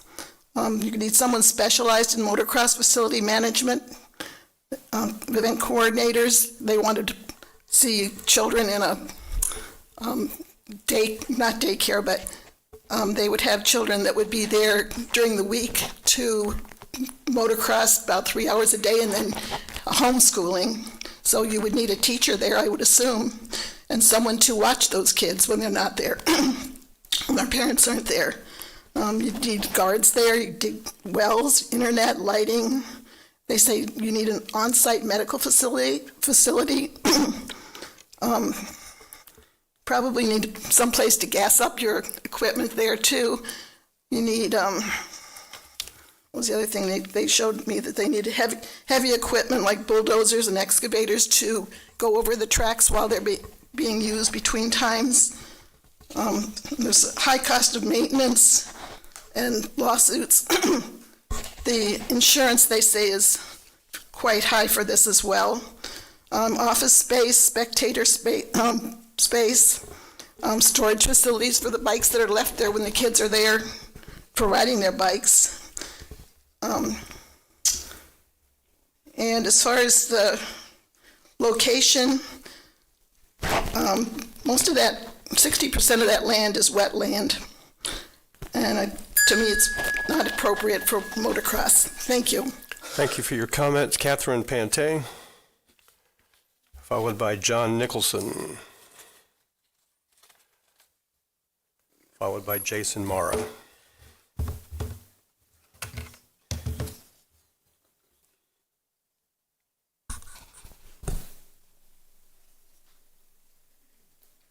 Good morning, Council. I'm not opposed to a privately funded motocross track being built on private land not owned by the county. If a motocross facility was a profitable business venture, I'm certain the Speedway or another entity would have built one in our community. What I am opposed to is a publicly funded motocross track. Our county should not be getting in the business of motocross on any level, including public-private partnerships. Motocross is a high-liability, high-injury sport that Volusia County residents should not have to shoulder the liability for. The council has voted to do this against the wishes of the majority of Volusia County residents. This has been a fiscally irresponsible use of taxpayer money from the outset. $128,000 for the Huntington study, $10.2 million or more to build, staff time, ongoing continual maintenance, and over $4 million in land purchased under the guise of conservation. In addition, why was the needs assessment omitted from the Huntington study scope of work? This means we do not have a well-founded idea of the financial viability of the facility. County staff creates professional-grade promotional material via PowerPoint to sell this to the taxpayers who will be continually on the hook for one councilman's pet project. It is appalling to see a recommendation of approval from county staff back in April of this year, where the staff recommendation of the approval of February 2024, when we reached the second reading on the moratorium in reference to the fuel terminal. It is really disturbing to see pet projects like this pushed to the forefront when we have many pressing concerns in our county. In addition, I am strongly opposed to opening up this land for off-road vehicle trail riding. Volusia Forever is clearly passive recreation only. Brad Balbaugh once stated in Volusia Forever meeting, the whole goal of conservation is to keep the land intact in its natural state. I would also like to remind Chairman Brower about a Facebook post he made on April 26, 2022 and March 25, 2022, which I will submit to public record. I am excited to be the first Volusia elected public servant to sign the commitment to working towards preserving the Volusia Wildlife Corridor. The second one had to do with preserving the Florida Forever Wildlife Corridor. This project resides in our Volusia Forever, was purchased with our money, and it's also purchased, it's upside down.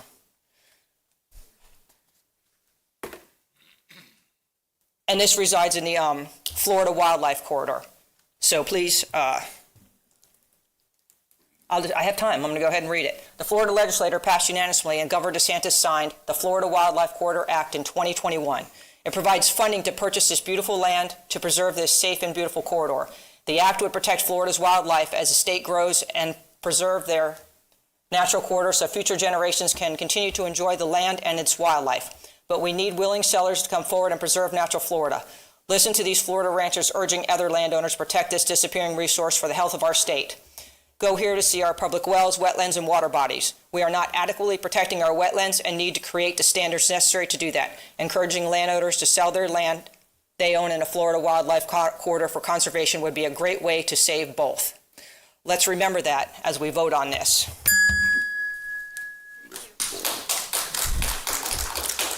John Nicholson.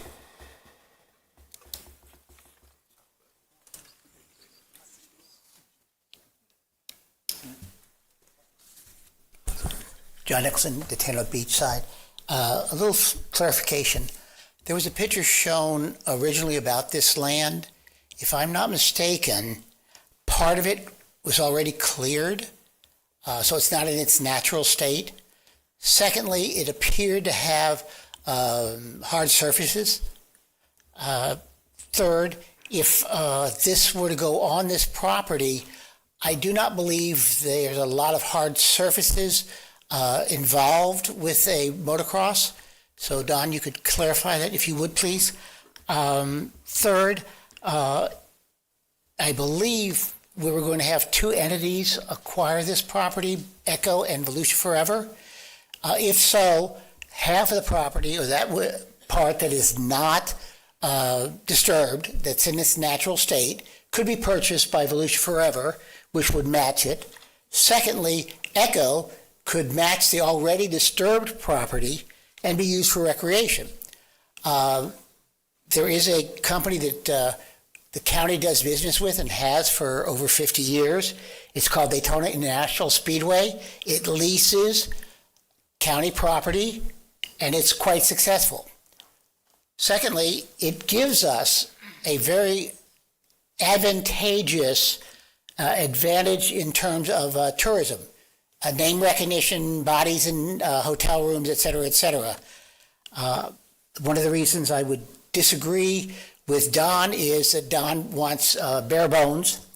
I would prefer a Daytona National Speedway type location that everybody benefits, not only our local kids, because unlike his son, I'm sure he would never ride on private property or out in the woods or whatever, but kids do, and they need a place to go. I grew up in an era where it was often said, idle hands are a devil's workshop. Parents were always finding a place, whether it's softball, baseball, football, whatever, to keep their kids busy, all right? This absolutely fits into that frame of mind.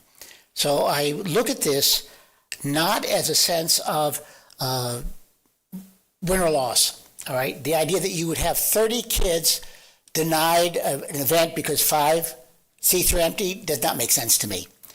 The idea that we lose money on certain events absolutely makes sense. All of our we have Dickerson that never makes money. We have Midtown. We have Yvonne Scarlett Golden. They never make budget, all right? So how is this any different than how we subsidize everybody else? I don't consider this a pet peeve because his son is involved. His son brings an interest, all right? I'm asking you to look at this very carefully and absolutely okay it. Thank you. Thank you. Jason Mara, followed by Jimmy C. Herring, followed by Jason Baker. Jason Mara first.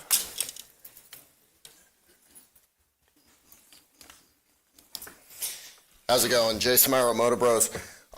So I do operate, I have a few different facilities in South Florida, and honestly, when we look at some of these parks, okay, I know we're talking about, you know, when we're looking at conservation land and things like that, how often have you seen a kid want to go bird watching?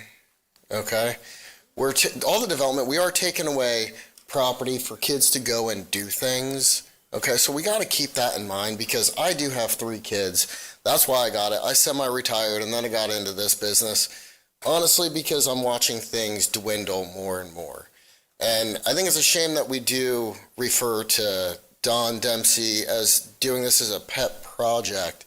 And it's not. You know, he does have a child that does do motocross, and he knows the sport and he loves it, and he gets to see the parents and the kids that are involved in it and what they love. Okay, so now I do live surrounded by a preservation land where my home is. And more of these preservation lands, you can't do anything on them. Okay, I know mine, the one that surrounds me, you can't ride a bicycle on it. So again, when we're doing all these preservation lands, what are we doing them for? Okay, if we can't use them, then what's the purpose? This land is to keep land. It's not developing on, but it's creating a facility for kids to go outdoors and do things. So when we're looking at the model, I know we keep talking about cost. I do have 3 parks. I did not do this because I want to spend money. It is a money-making park. It is different from a baseball field, okay? You can generate income from these facilities, and honestly, you can generate a very good income. Okay, so when we're looking at costs from the county going out, we're not looking at a continual cost. If it's done correctly, managed right, it is an income generating business. Now, my recommendation on how to handle it, I do look at probably the public-private partnership is a better bet as opposed to putting it out just for, you know, private, because again, it's going to be a unique individual that's going to want to take a private, put the money and finances into it to develop on a land to then turn it back over to the county at some given point. So I think doing a public-private partnership makes the most sense. It keeps both parties in line in the common goal. In addition to that, I know we had talked about how to operate it, okay? Does the county operate it or privately operated, okay? I would recommend privately operated as opposed to county operated. There's a lot of nuances and a lot of expertise that you need to know. Okay. Thank you. Thank you. Jimmy Herring. Good morning. Morning. Thank you for having me. Appreciate it. I'd like to say there's a lot of misinformation out there. I've never seen in my 60-plus years of land being destroyed by any facility like this. It's always been, you don't see parking lots, asphalt, concrete. You don't see that. You don't see guys out there destroying the land. And you see more kids that do not have places to ride dirt bikes. They don't have basketball courts in every town and every community. These people do not realize these subdivisions are destroying animal land. I live in a conservation area. I love animals, and no offense to anybody here, but I love animals more than humans any day. Absolutely. We are the most destructive thing on the planet. It breaks my heart to see the land development that has gone on here, not to mention other towns, counties, states, worldwide, that is gone forever. And we complain, oh, there's animals in my garbage. There's animals have no home. Well, what about the subdivision you live in now? You're living in an animal's home. They're not living in your home. You're living in theirs. And since all this land development has gone on, I'm born and raised here. My grandparent came here from Georgia with a dream to provide ice to this community. It was Todd's Grocery and Ice House. He did wonders for this place and surrounding counties. My mom ran the Volusia County Courthouse for 35 years under V.Y. Smith. I spent many a days and weekends. My mom worked nothing but for this town. Did married people here. She did so much here while she was here. 35 years, almost every week, and I spent in that courthouse because I didn't have somebody to control me. I didn't have a nanny. That was how I was raised. And I know that courthouse very well, and my mom. And she always said she did not have friends. She did. She was buried. When at her funeral, there was over 400 people there. And I'd just like to say, positive community, strong. I need my glasses, thank you, I'm getting old. This is very positive for this community by providing recreational activities, family interaction, local for people to ride, memories to last a lifetime, boost economy to local business, brings people together. Unlike we see today in the United States, it's separated. We are no longer united. A dedicated space for outdoor recreation promotes physical activities for these kids. Thank you very that you don't much. see play anymore. Thank you for your time. And in famous last words of Forrest Gump, I gotta go pee. I think I do too. Jason Baker. Followed by Rob Pasternak. Thank you, Council. Jason Baker. My company is Dream Tracks. Thank you for letting me be here today. I just want to talk. I have definitely a lot of experience in handling things like this. I've worked with Polk County Parks and Rec for many years developing their Bone Valley Park that they have. I've built 2 tracks for them down there. I have my experience. I've been doing this for 22 years. I've traveled all over the world, built courses on 6 or 7 continents. So I've worked for the likes of X Games, Red Bull, all very heavy-handed in the action sports community. Like many of your citizens here, action sports, it is high demand these days. It's not just baseball, football, ball sports. Action sports is an equal part of the community. So I appreciate that you guys would bring something like this up for your community. I want to talk briefly. You have the 3 different options, obviously the public-private, and then the full private. We went through all of those with Polk County. Initially, they wanted to go the private scenario. The problem with that is you start getting into your sovereign immunity and the protections that you have with that tends to diminish as you look towards the private side. So then that makes the operating cost and so many things much higher, and a higher or less success rate, I should say, for the end operator because of the overrun costs and then the stipulations that you guys generally would put on to have a park to be up to your standards, because Parks and Rec do things obviously at the highest. The public side of things, you guys doing it, motocross, as many have mentioned before me, it's very specific, and if you don't understand the specifics of the sport, inherent danger is also an associated factor, and inherent danger and risk if you don't have the right people running and managing and operating and building the features, that risk increases, and then injuries, and then that's a negative public scenario. So I personally think that the public-private scenario is the best option. That's what Polk County has gone with. I'm currently involved with them also on a operational side of things, keeping things up to speed and the standards to keep things safe and so on. So that would be my recommendations. I'm obviously here for any questions that you guys want to ask, as I've had a very broad and depth of doing this type of stuff. So thank you for hearing me. Thank you for coming in. Rob Pasternak, followed by Nate Ingram.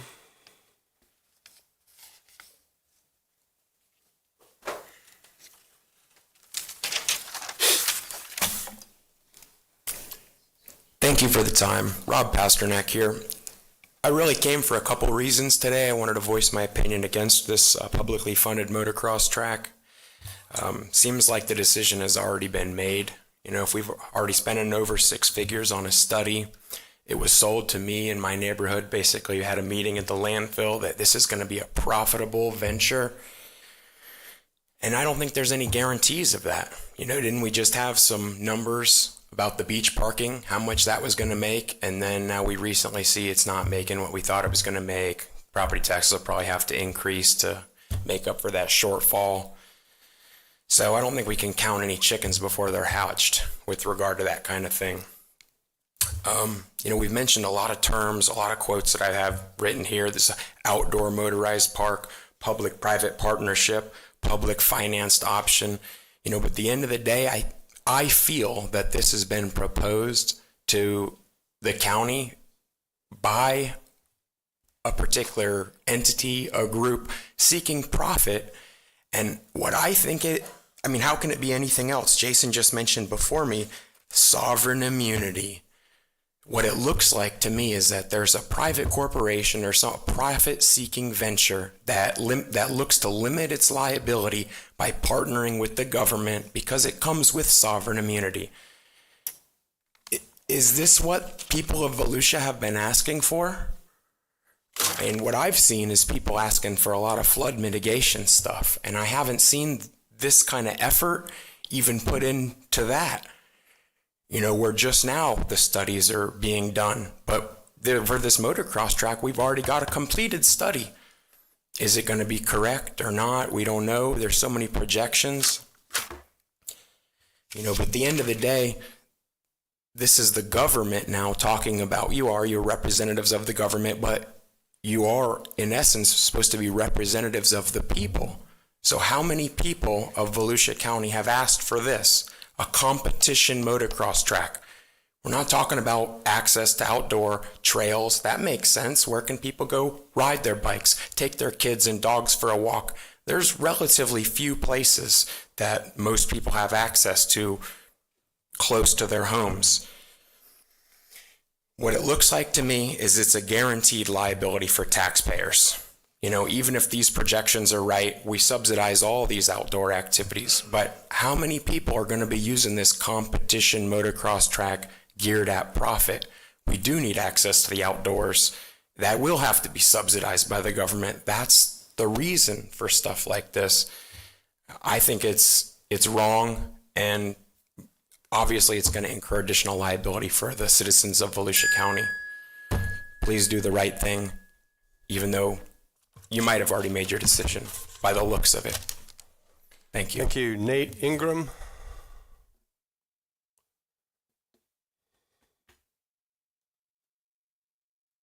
And then the last speaker will be Chad Ellis.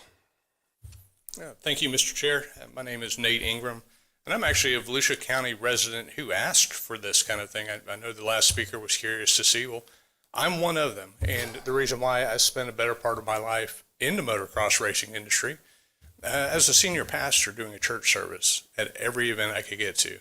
So I was on the road 45 to 50 weekends a year at each one of the events that we could get to throughout the state of Florida, Alabama, and Georgia. The reason we went, first of all, is for those of us that go to church. There's no church service at the tracks on the weekends, and we're usually there from Friday to Sunday evening racing at these events. So we're gone the entire time. So the opportunity was there, and we did the ministry, and one of the greatest blessings I received as a trackside pastor was to watch the families interacting at the track.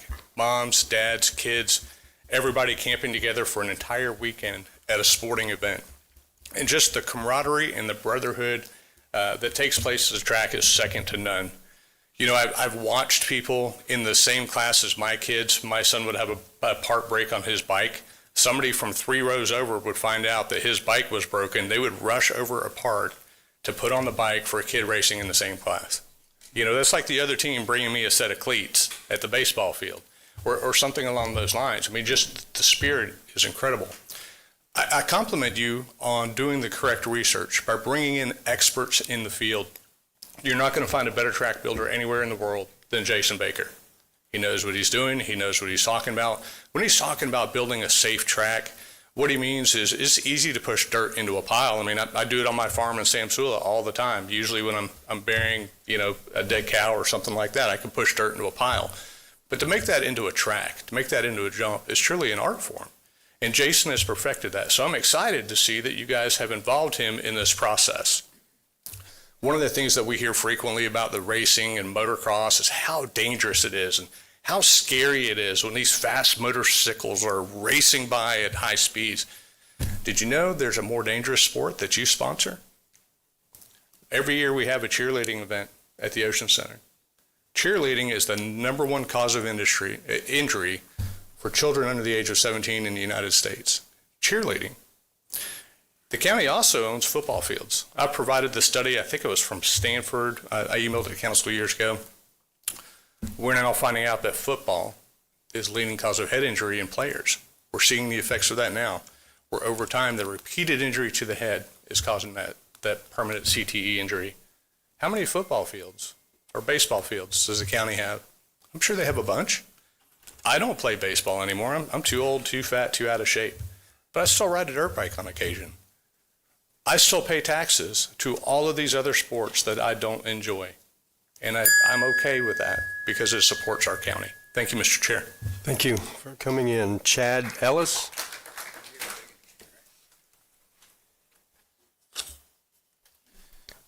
Morning, Chair. Morning, Council. Chad Ellis, Deltona, Florida. Names like Vince Gould, Charlie Paiva, Stoney Sixma, Dale Ellis, Billy and Beetle Gast, Jimmy Herring, Yancey McDonald, Jeff Wingard, and many other names you may or may not recognize.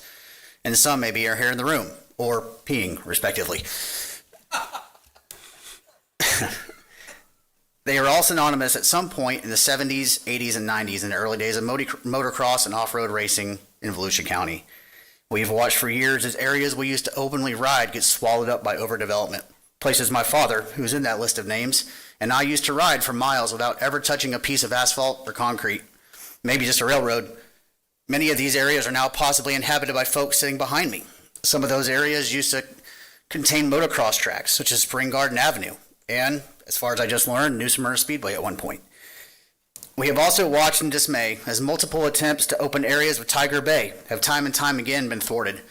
I'm not saying development is bad, and of course it's inevitable, but consider the fact that every area of inhabited Volusia County has at some point fallen victim to displacement. A motocross or off-road facility, if it ever comes to it, is easily removed in a matter of weeks, if not days, as the majority of the facility is a naturally occurring material, dirt and soil. I drive almost 2 hours at least a couple times a month to Croom in Withlacoochee State Forest to ride with my father, who's rapidly approaching 70, and my brother when he's in town.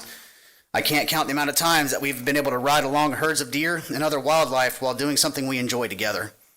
We tried stick and ball sports, and while we enjoy watching them, except pickleball, They just weren't for us. We drive around this county and are amazed at the amount of traditional sports facilities built with yards upon yards of concrete, and constantly think, when are the next generations who enjoy the same sport we do going to be accommodated? I'm a part of a group of enthusiasts, Florida Trail Riders and Daytona Dirt Riders, and I urge you to lean on us, and we'll do whatever we can to make this a reality. Thank you. That's the end of public comment. Thank you all for coming in and speaking. We'll start with our discussion and debate. And Don Dempsey, it looks like you're up first. Yeah, I would just like to thank everybody for coming out in support of this project. I know I get accused of this being a pet project of mine, and it is. I wear that as a badge of honor. I've been involved in this sport for over 50 years. I've seen what it's done for me and my family and others, and I'm 60. I'm old. But what basically in my past, I've seen a need for hockey here, and so out of my own money, I started a hockey league at the YMCA back in 1990. 2000, I saw a need for places to ride. So I tried this very project back in 2000 when we had a NIMBY program. After 2 years of effort, I ran into some obstacles, and so it didn't go through, but I'm trying it again. I saw a need for a comedy club in downtown DeLand, opened one, lost money, but I saw a need for the community. Did a freestyle show back in 2000 during Bike Week, during the onset of the freestyle motocross event, had 2 really big shows during Bike Week to benefit the town. I'm doing this not for me or my son. I'm doing this for the community. There's a lot of kids out there that I come in contact with that live in subdivisions that have absolutely nowhere to go. And that's why I'm doing this, is because I want to offer kids a place to get out. I don't want video game vegetables on my watch. I'm also trying to get more Little League fields and baseball fields and football practice fields, because I want to see these kids get outside and do things. That's why I'm doing this. I don't think anybody questioned Troy's motives when he did dogs on the Dog Beach. I mean, he didn't do it for himself and Bad Boy Dudley. He did it for the community. Jake's doing stuff for the veterans, not for himself, but for the benefit of the veterans. We all have our experiences in life. We bring them forward. Danny's a big fisherman. Danny does a lot of stuff for the fishing community and the environment. I've just been involved in this sport for 50 years. I've seen what it does for children, what it does for families, and it's a good thing. And that's why I want to do it. And we're fortunate enough to have 2 of the best industry people here. Jason Mara and Jason Baker are both top-notch people in the industry. California is no longer the mecca of motocross. Now California, because of their environmental restrictions, because of their politics, everything's come to Florida, Central Florida. So we're now the hub of motocross. It's actually growing in this area. The demand is growing in this area, but there's nowhere for children in Volusia County to go. And so I'm trying to get a place for these kids to be able to get out with their parents and go ride. I brought a video of a local race, and I don't know if you could show it real quick to just kind of give you a feel for what I see and what these other people see when they go to these races. It's not destructive behavior. It's parents and their children with a common goal. The kids learn to work on their motorcycle. My 12-year-old could probably do more engine work and maintenance than most men in this room. My son can jet a carburetor. He can tell you the intricacies of a 2-stroke engine. Most people can't do it. Look at this. This was this class before my son's race in Louisiana. And I was like, you know what? I bet you people might want to see that. Look at all the parents behind these children. What's that? Yeah, go ahead. And this is a motocross track. This is the start of a race ahead of us in Louisiana. Now, I don't know what's so offensive about that to people. I don't know why this bothers so many people, but every kid has a parent behind them in support of them. It is such a good family environment, and it's not destructive. There's no impervious surface. It's not like the 180-mile trail system that we're putting in of paved road for environmentally sensitive property. This is what I'm looking to provide for local children. So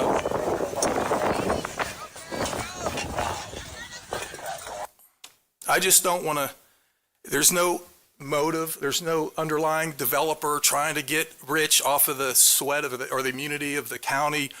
There's no pet project for my son, which is really troubling that I see that stuff on social media, that somehow people think I'm doing this for my son. This has nothing to do with my son. I started this project 25 years ago, but long before my son was even born. This is something we need, and that's why I'm so passionate about it, because it really is good for the community. Thank you. Thank you.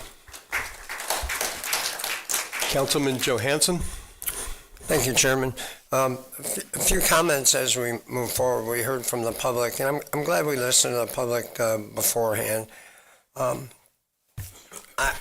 would like to comment on some of the public comments and invite Mr. Pasternak to spend some time with Tim Bailey so he can show you the website and over 120 miles of trails we have. Hopefully one goes close to your house. You heard earlier about the website, the stormwater newsletter, and all the work we're doing to spend hundreds of millions of dollars on stormwater. So we aren't supplanting money from stormwater for a project on a motocross. Also, a lot of folks have said, I haven't seen a lot of people asking for motocross. Well, those people are out there, and they're asking, and they're on social media. And it's something that, as an elected official, we see a lot. If I go to a website that is Central Florida fly fisherman, because I'm a fly fisherman, we're going to talk a lot about Indian River Lagoon and the fly fishing down there. So everything I see on that social media post is pretty pro Indian River Lagoon fly fishing. I don't see anybody talking against fly fishing there. So when it comes to a fly fishing vote, I'm going to say, well, everybody supports that because that's where I hang my hat. Well, it's the same thing for the people who don't want fly fishing, right? The anti-fly fishing social media site is all the people that don't want it. So if that's where you hang your hat, that's what you're going to see. So you have to open the aperture and see everybody's opinions on what's going on, not just what you want to see. And that's a bias we all wake up with every day. You got to kind of open the aperture and say, what's the other side looking at? People that are opposed to anything that we do here, they'll email in. People who are for something usually meet you in the hallway and say, it's a great project, I'm looking forward to it, I hope it passes. So we just have to be careful when we're playing the fors with the against. I would say right now, I have more people contacting me that are for it or neutral. There's 575,000 people, give or take, in this county, and the balance hasn't really shifted in a direction. As for how we move forward, if we move forward, I think we've all said from this bench before that we don't want to spend millions of dollars on this project. We want some risk sharing. We've also heard from some people that have done these private-public partnerships before that they're willing to help assume some of this risk. So it just depends on how we move forward. And I think there is a solution here. You saw the area, or you should have seen the area in the pictures. It's already kind of a messed up situation that we can turn into something good. You saw the video that Mr. Dempsey just showed. It's got a lot of dirt. I bet you that dirt has a lot of deer tracks in it when the morning comes. And to help allay the concerns of Ms. Colby, I think most of that stuff that concerns you would be borne on the risk of the developer should we go on this public-private partnership route. So we won't be looking for teachers and medical facilities and things of that nature and doctors. Those will be things borne on the private sector probably. So I'm confident that we can come up with a plan here to move forward should that be where council wants to go. Thank you. Thank you, Jake. I'm going to try and be quick with this and fit everything in that I wanted to say, and then I'm hoping to hear from Don again. But I do have to respond like Jake did to some of the public. No, there's not been a decision made. I don't know what my decision is yet. I'm struggling with it. What I wanted, and I think we're going to get, whether or not we get motocross, is I want to see trails out there for recreational riding where the people that live in Volusia County can go and ride. It's a family sport. We don't have 1 foot of trails on public property where you can go legally ride. So everybody has to ride illegally, almost, unless you find a private property.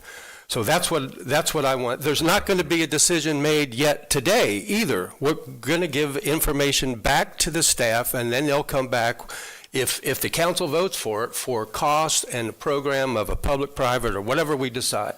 There has not been a decision made yet. Don Dempsey, I agree with you. I am tired of seeing, I've known you a long time. I knew before you ran for office. I know who you are. I know that this is not a self-serving project for you.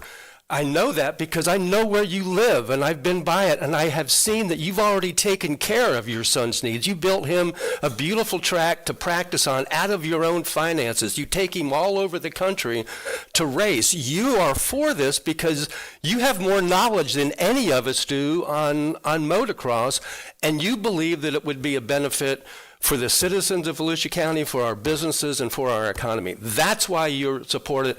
And so I just completely reject as out of hand that this is a self-serving project for you. I'm glad that it was brought up about my support for preservation because I don't back up from that. I voted to, as everyone on this council did, to conserve this property that we're looking at. A motocross track, if it comes, and again, I don't even know if I'm for it. I've got real questions. It's not development. It's dirt. We're still preserving. This piece of land is not a pristine, untouched. It's been ruined by a previous owner who illegally dug, spread clay, but it makes it perfect for trail riding and for motocross if that's what happens. Now, I have some real questions, and Don, I'm not picking on you, but I respect you, and I hope that you will come back after I speak and answer some of these things.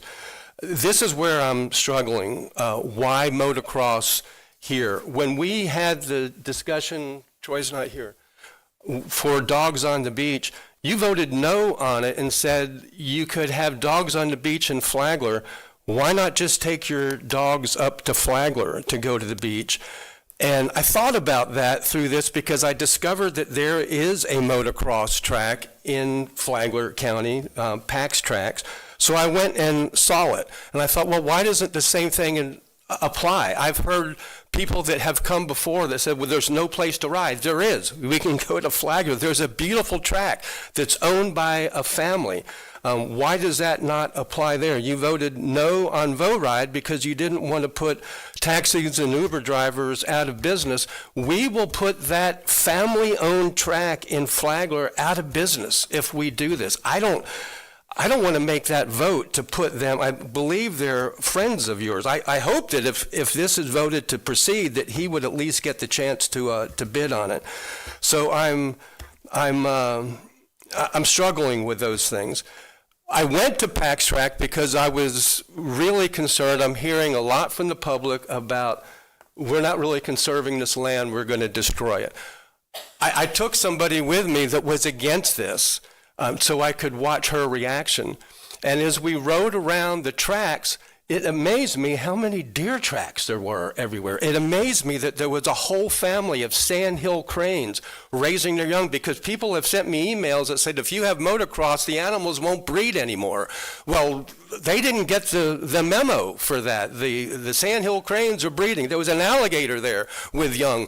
The alligators breeding with that many, he said at night when they're done racing, all the hills are filled with deer because there's so many woods around. The deer are, you can go out in Ocala right now. There's legal places to ride trails. We have more bears, more raccoons, more deer than we've ever, now we're debating, do we kill bears? Do we have an open hunting season? They are breeding. This is consistent with conservation, and I'll come back later. Councilman Santiago. Thank you, Mr. Chairman. We're in debate, right? We are. I hope you can clarify your position a little bit clearer for me later. I'll ask you that question because I felt a little bit both sides there. To help me in your position. Where I am. Gotcha. Don, I'm proud to stand by you on this initiative. I'm not a motocross guy. I've never been to a motocross activity, but since you started this initiative, I've talked to many people that have approached me about it, right? I probably couldn't even start the bike. I have no idea. But I do know this, people use it, right? And what makes a good community? Diversified activities, amenities. That's what, when people come to invest in communities, they look at the quality of the communities. And ballparks and soccer fields are not for everyone. That's probably where I spent most of my time. But I realize that the folks that like the activities that you like, they also pay into the taxes that we're utilizing to fund these projects. Your kid doesn't play baseball, but you pay taxes for supporting baseball. So we can't be so narrow-minded to think that because I don't like it, we shouldn't have it. It's a lot more important than that. Our jobs are to serve as many people as we can, to improve our community in many ways, and I think this adds to the value of our community. I'm for it. Mr. Chairman, I like the fact that you pointed out that the property is not in pristine condition. It's destroyed. There's really nothing there to preserve. It's ugly. It's disgusting looking parts of it, I should say. This will be an enhancement to that area, if you ask me. Right? So people need to understand that perspective also. And the other large portion of the land is being preserved, I think, as you were trying to identify also. So we during the duration of this time, we looked at several sites. Right? Several sites. We were looking for the best site. I think this is the best site because every time we proposed a new site, a different segment of the community came out and said, not here, not here, not here. I don't want it here. If there's any site in Volusia County, this is probably the best because of the location and what's already the impacts on that land. So I'll just say I'm ready to move forward. This is not my initiative, but I want to make sure if we vote this forward, I want to give a clear direction to staff to fast track this. I want to get this done before the end of the year, at least have an agreement in place and a vote in place for this council to say this is the direction we're going to go. This drip, drip, drip of constantly hearing about it, excuse me, I'm losing my voice. Some might like that, right? But this drip, drip, drip of the same thing over and over again, let's just do it. Let's rip this Band-Aid off. Let's get on with it if the council has the majority of the votes and give a clear, fast-track direction instead of drip, drip. Thank you, Mr. Chair. Councilman Troy Kent. Thank you, Chairman. Councilman Dempsey, it's a good thing I don't hold grudges, man. Some things were brought up here, and it's just a good thing I don't hold grudges. My wife would say differently, but I wanted to just tell you, Mr. Dempsey, I appreciate your passion and your ability to bring this forward. One of my favorite things I heard from you about this was you promised all of us if this price tag was disgustingly bloated, you would be the first one to say, absolutely not. And you've taken staff to task, in my opinion, about numbers that you thought were inflated. I know this isn't question and answer time, but if off the top of your head, because you said this is not a pet project for your family and your son, how many weekends a year would you say, because I've heard you talk about this activity that you've done for 50 years and your son's involved in it, but how many weekends a year would you say you all are gone to a track? So 52 weeks out of the year, how many are you all traveling for this? Well, we just That's why I got carpal tunnel from driving so much. I drove the entire month of March and May through June. We just got back from Tennessee for a week and a half at the national championship. Don, how many weekends? Oh my gosh. Trips? 40, 30, 40. Really? Oh, yeah. So I asked that because I wanted you to have an opportunity to share that. If this doesn't happen, are you still going to be traveling with your son 40 trips a year and your family? Yeah. He said yes, for those of you listening online. That's not going to change anything for Don Dempsey and his family. You're still doing that. So I believe you when you say, I want to do this for the kids that don't have the opportunity to ride in their neighborhood. There's no place legal for them to do that. And I'm going to hold you to your words about the price tag and that you wouldn't even support something that's outrageous. I've heard Mr. Johansson mention earlier, I think it was Jake that talked about, not spending a tremendous amount of money on this. But I also think it was important, my questions earlier to Mr. Bailey about what do we spend on recreation? And I had learned a long time ago that all recreation is subsidized by government taxpayers. It is. I mean, when you look at a ball field and you look at the clay and you look at the grass and the maintenance and the fertilizer and the light poles that are 100 feet tall and all of that goes with it, it's all subsidized. Thank you. Don, you're up again. Thank you. To address the chair's questions, and they're all fair questions, and I've been up to PAX Tracks quite a bit, and I like CJ and his wife. They're good people. But the problem is, from here, if I just Google mapped it just now, it's 49 minutes to get from here to PAX Tracks. Now, your average child in this community goes to brick and mortar school. Your average child in this community, their parents work 9 to 5. So you get off, mom or dad gets off at 5 o'clock, mom or dad has to unwind, you got to load the bikes, and then you're going to drive an hour, 49 minutes to PAX Tracks, unload. You get there at 6:30, it's dark in a half hour. I mean, it gets dark. In the wintertime, it gets dark at 5:30. So you wipe out all the daylight savings time from like November through March or whatever that period is. You can't ride. You cannot go up. It's not lit. It's not a lit facility. So you can't go there after school for probably 4 or 5 months. It's not just a Monday through, it's not just a weekend thing. I mean, this is supposed to be open during the week, and that's how these places operate. And these kids, I mean, they need a place to go after school. And they don't allow, that video that I showed you were 50cc bikes. They do not allow 65 or 50cc bikes on that track, on the main track. You probably just saw the main track. There's a small track in the area in the back for little kids, which is, in my opinion, is not, it's okay, but it could be better. And there's absolutely nowhere decent for people to ride in this county Monday through Friday.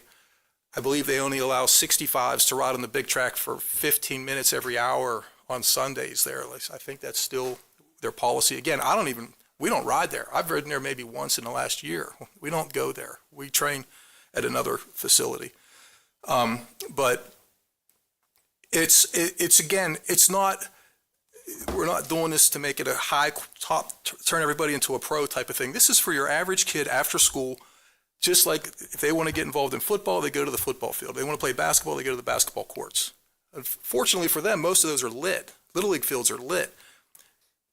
PAX Tracks is not lit. There is literally nowhere for kids to go after school. When 30 years ago, you could ride at, the old, where Tanger Outlet is now, or you could ride at Biker's Paradise down in Deltona or Duck Lake. There were all these places to ride. You cannot ride there anymore. They're developed, or you're just going to get trespassed and arrested. There's absolutely no place for children to go out and take their bikes.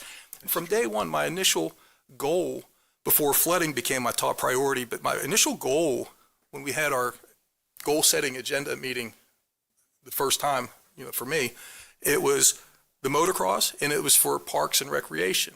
I mean, I'm trying to get kids out. I started that hockey league in the early 90s because I wanted to get kids involved in stuff. I really think it's important as government leaders that we help these kids get out and do stuff and not just sit on their phones, because doing criminal law, and I represent a lot of teenagers and kids in juvenile court, a lot of it's because they have no outlets. We got to give these kids something to do, and this offers that. And I appreciate, the thing with, he's not even here. I was actually going to vote yes for the dog beach, but if you remember, my float, can we mark that down? But no, I was going to vote yes for it. Initially, I was against it because of the property owners who were fronting, but I was going to change my vote, but I got held up. We had our canceled flight, and I couldn't come back. And we had that, remember, we had the issues with the mic and the audio, and so I just couldn't even attend virtually. But I just try and vote my conscience all the time, and this is just something that I really think is needed in the community.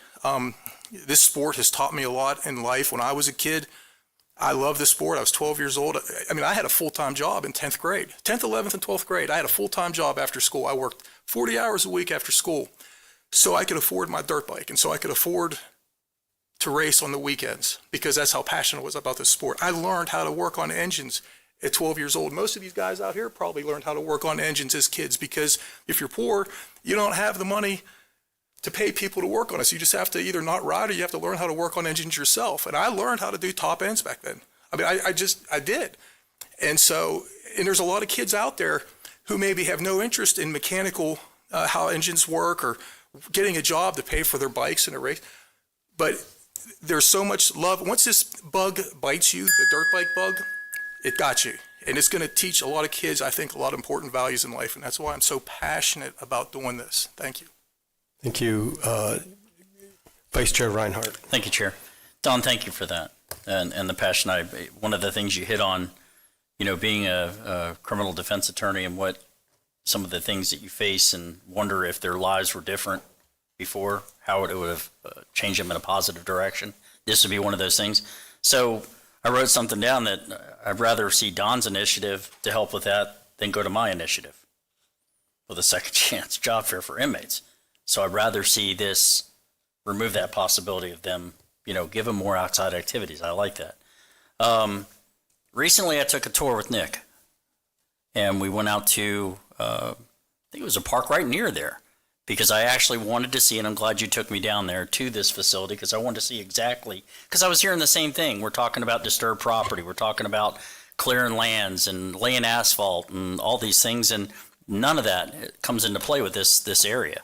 The area that utilized the ECHO dollars for the purchase of that land for the outside activity is already disturbed land. Yep. And the conservation dollars is going to stay, what? Conservation. So that is staying the same. So I'm glad that we're here today to discuss what is not true and what is true. The trail system that runs near there, I would like to see a connectivity with that trail system that we currently have. We talked about that, connecting the one that we drove by off of 415 and the one off of 44. There is no current connectivity between those, but we discussed that. And I too, Chair, would like to see some of that utilized through that conservation area. I'm not in favor of putting down the asphalt type of trail system. Impervious, I would like to see it with its natural trail system, and I'm trying to think of the name of the park that we went to, Longleaf Pine. And what an impressive area, and the ideas that we have to improve that area. And it's not far from where I live. So, we have an extensive trail system throughout Volusia County. And I think of the conservation land that we have in Volusia County already, I think it exceeds what the size of Seminole County is, what Volusia County currently has in conservation. That's impressive. And we still want to do more. We want to increase it. And those opportunities will come up. Volusia Forever is not going anywhere. Neither is Florida Forever. So those opportunities will rise. So I appreciate the fact that you showed us that. So I would like to see where this goes. I really do. And I can say that if you haven't had the opportunity to go visit that site, the rest of my colleagues, I would implore you to do so. So it is well suited for this type of activity. Thank you, Chair. Thank you. David, I'm going to try and clarify my position for it because it is cloudy right now. I'm listening and I'm trying to learn. Don, I will say this to you. You told Troy you spent most of your weekends out with your son. I think that's marvelous. Your wife also is probably gone all those weekends too with your daughter on horseback riding. Don't tell her I told you this, but I was concerned with liability. And it turns out that horseback riding, according to Horses Only magazine, a pro horse magazine says it's 3.5 times more dangerous than dirt bike riding. And yet nobody ever says a word about horseback riding. I'm for it. We're going to have horseback riding here, I think, aren't we? Yes. And access to the back, right past my dirt bike trails in the back. But here's where I am, David and Don. What you didn't answer, and what this is really heavy on my heart, because I met that family. I met the husband and wife at PAX Track. And he said, we'll go out of business. I'll be okay. I'll do something else. You wouldn't vote for VoRide because you didn't want to put an Uber driver out of business. I don't understand why it's okay to put this family out of business. They don't have lighting. I guess, are we going to have lighting here, and who's going to pay for that? Where I am, David, is that I don't feel like this is a core government responsibility for us to build it and manage it. If the council wants to look at a private or a public-private, I'll look at the numbers. They'll bring us back numbers, private management, private maintenance of the track. I don't want to increase a whole nother department or increase your department, Tim, for 9 employees to have to go out there and maintain a track that don't know what they're doing yet. So for me, that would be the only option, kind of a hybrid, but a public-private where, and I would like for, if we're going to put it out on the street for bids, I hope that PAX Tracks would get to bid, because I think that he and a local DeLand resident that you know that's also really into this sport are really interested in maybe bidding it. I would love to see that stay local and see our own local business people, one of them here in DeLand, the other one in Flagler, be able to prosper. But I'm not there yet until I see the numbers. The public's right. We have a lot more important things to spend money on. But this isn't coming from general fund. It's coming from ECHO, that's money set aside for a lot of things, but one of them is for outdoor recreation. And I think this is a reasonable place for this kind of outdoor recreation. I just don't want the county has no business going into business. Part of, I think, what you like about this is that you see the ability for us to improve the local economy.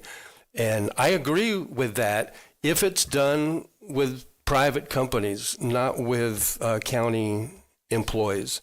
I don't want to grow the business or grow the size of our government. We need to reduce it. So I'm going to just stop there. I hope that you'll take another minute, bite at the apple, and talk about putting those people. Sure. If who's next? David Santiago, do you mind if he makes a quick response? Quick one. A quick one. Well, again, you can't get to PAX. This is 49 minutes from here. Now you get down towards Orange City and Deltona, add on another 20 minutes each way. Now you're talking about it's infeasible. I mean, I can't even imagine that people during the week, Monday through Friday, are even going to PAX. I don't even think we're talking about the same population here, because it's just impractical to go up to PAX after work Monday through Friday. Do you agree that it'll put them out of business? No, absolutely not. Okay. I don't see it, because it's like a golf course. So you're going to vote for Troy's Dogs on the Beach because you no longer think it's okay to drive 49 minutes to take your dog to Flagler. No, you voted for VoRide. I did. Yeah, so. And we didn't put any cabs out of business. It's a completely different clientele. So anyway. And then, yeah, so I just don't see it. I don't see how there's nobody, in my opinion, there's nobody from Orange City, Deltona, Ponce Inlet, Port Orange. There's nobody coming up and driving that far Monday through Friday after work. You can't do it. It gets dark. Okay. You can't. So I'm looking for a local place that people can go. And this is not money driven. This is like doing a park. This is just giving kids a place to go. This is not supposed to be a moneymaker. I'm not trying to create a Daytona Speedway, which is on county property. And, that's a dangerous endeavor as well. So that's why I don't see any problem with this. I don't want to spend any more money than pickleball. Thanks. Okay. Councilman Santiago. Oh my goodness, there's 2 attacks on my pickleball lately. Yeah. You had me when you said pickleball. I was like, wait, I don't know if I trust this guy. I'm kidding. Mr. Chairman, I move that we direct staff to go to the next step and pursue a public-private partnership option with the consultant to bring back to this council before the first meeting in December. Second. Or tell me the date again. Before the first meeting in December. Yes, I don't know what date that is. It'll be in November. Is it? We're not meeting in December? Yes. Well, you said before the first meeting in Oh, December. correct. Yeah, thank you, Mr. Chair. I'll just say on or before the first meeting in December. Okay. So that we can decide on the next step at that point. So bring back information on public-private building and management? Everything public-private? My understanding, and I think they Brad's need two talking, things. let me just say, my understanding is that we would bring back the consultant's review regarding on how a public-private partnership can be formed for us. Is that correct, Brad? Correct, Brad? Is that what you need? We will work post-haste with the consultant, and they will be here in December to give you a status update. And With on- numbers? Without knowing their work schedule, we will work extremely as fast as we can to get you the numbers. They've been briefed on the project. Their contract, I believe, is coming to council at the next meeting or I saw it was being finalized last week. Okay, but that work now with this direction would bring before us what a public-private partnership would look like and what it could potentially cost us. Yes, sir. So that we give direction to execute on that or not. Correct. Okay, that's my motion. And then the public knows. Sure. Okay, so we have that motion on the table by David Santiago. The second was by Don Dempsey. Danny Robbins, before I call for a vote, you want to speak? Yes, sir. I haven't spoken yet. Good? Yep. No, Council, just to let y'all know where I'm at, sitting back, listening to everything, and everybody seemed to be kind of on point with why we started this to begin with. We want to add to our diversification of outdoor activities. There's nothing really else like this. We've tried and exhausted other avenues, whether it be Tiger Bay and some other things out there which didn't work. We've tried it at a landfill, which is an industrial kind of site. That wasn't good enough. We found some disturbed land that we had an opportunity to acquire, and it kills a couple birds with one stone, even if this thing doesn't go through. But even if this thing goes through or is approved, where it's still in protection or in conservation, because there is still some value there. But, at the end of the day, our investment is that taxpayer dollars in that property, right? And just so you guys know where my head is at, whatever we do to that property, I'm looking at worst case scenario because of our initial investment. And if we have to do electric, if we have to do stormwater or sewer, all that same stuff can be applied in the future if this thing goes south in 5, 10, 20 years, if it's approved for outdoor recreation, if we want people camping around the lake there, if we want people doing some other outdoor activities on the property, it's not going to be money wasted. It's going to be money invested. So either way, if we take that minimalist kind of approach, Don, I think we can get that number down. I don't know if I would before that. I got quite a sticker shock when I saw some of the $10 or so million. I think that I don't think that's accurate. So But at the end of the day, I think there's a good opportunity here to where we're accomplishing a lot of things that the public wants. So, I think if we proceed forward with caution, and make the right moves, we can make something good out of this in a lot of different areas. So, you'll have my support if we can do that. So, appreciate it. Okay.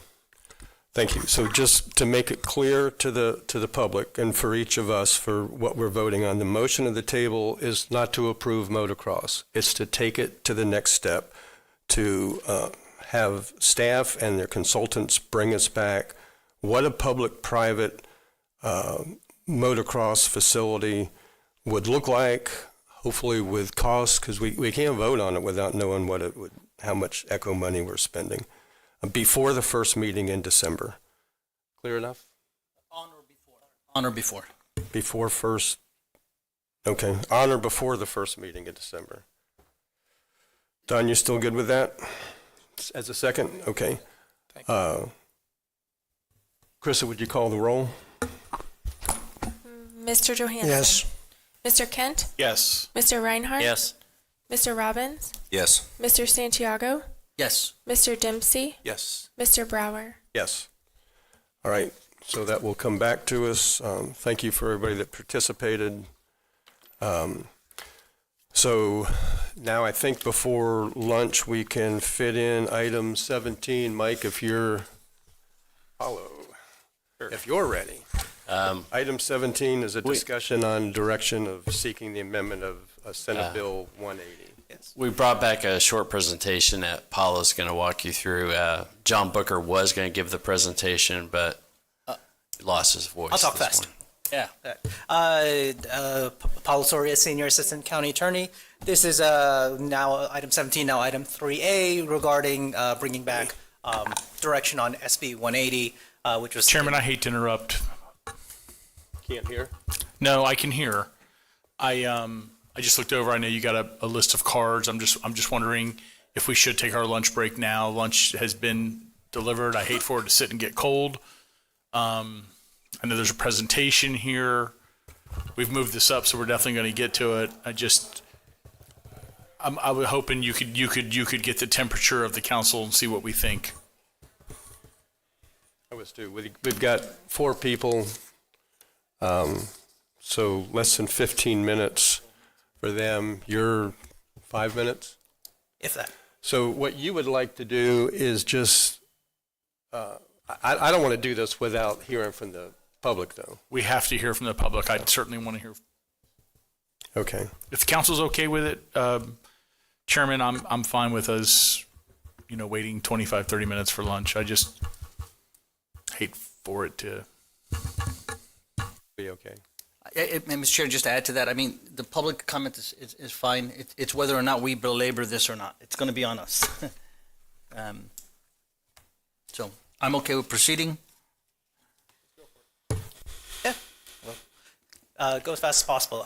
So I'm presuming you've all read SB 180. There's 2 sections that staff is concerned about. Section 18 applies to future hurricanes. So, if we are subject to hurricanes this year or any time in the future, basically if it makes landfall, if we're within 100 miles and listed in a federal disaster declaration, basically the same kind of like super preemption applies. So this is from like SB 250 last year. So this is what it looks like when a hurricane makes landfall and 100 miles from landfall on the left. And that's what it looks like if you continue that track 100 miles. So this is Ian and Nicole from 2023. So, even with that future preemption portion, like any single hurricane can, apply a preemption to the majority of the state, if not all of the state, depending upon how that track works. The main one that we're concerned about is Section 28, and that is a retroactive preemption. So, this is the kind of pertinent language that basically makes null and void ab initio our stormwater regulations and basically anything that is more burdensome or restrictive. A lot of the statements that we're hearing, and the conversation was about this applying to property damaged by hurricanes and, removing the red tape for the rebuilding efforts. And we recognize that. We try ourselves as a county to kind of remove red tape for rebuilding and reconstruction efforts from hurricanes. So the way Section 28 works is it depends upon, these federal declaration areas, and when you layer all 3 hurricanes together, that's the entire state, basically. So the entire state is under this kind of like super preemption for more burdensome and restrictive regulations. There's some discussion about potential, challenges to SB 180.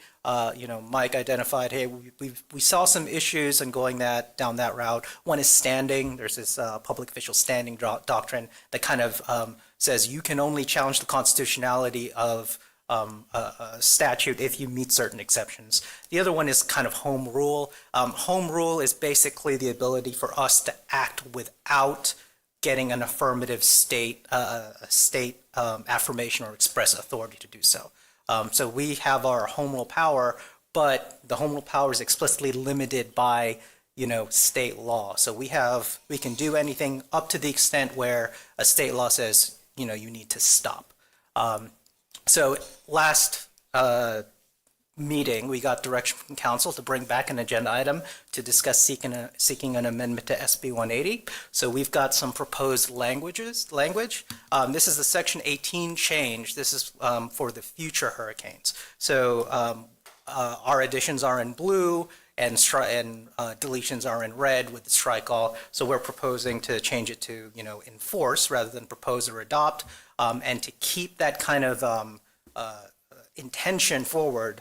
Our proposal is that it applies to properties damaged by those hurricanes, which is, what we think is the intent of the legislature when they approve this.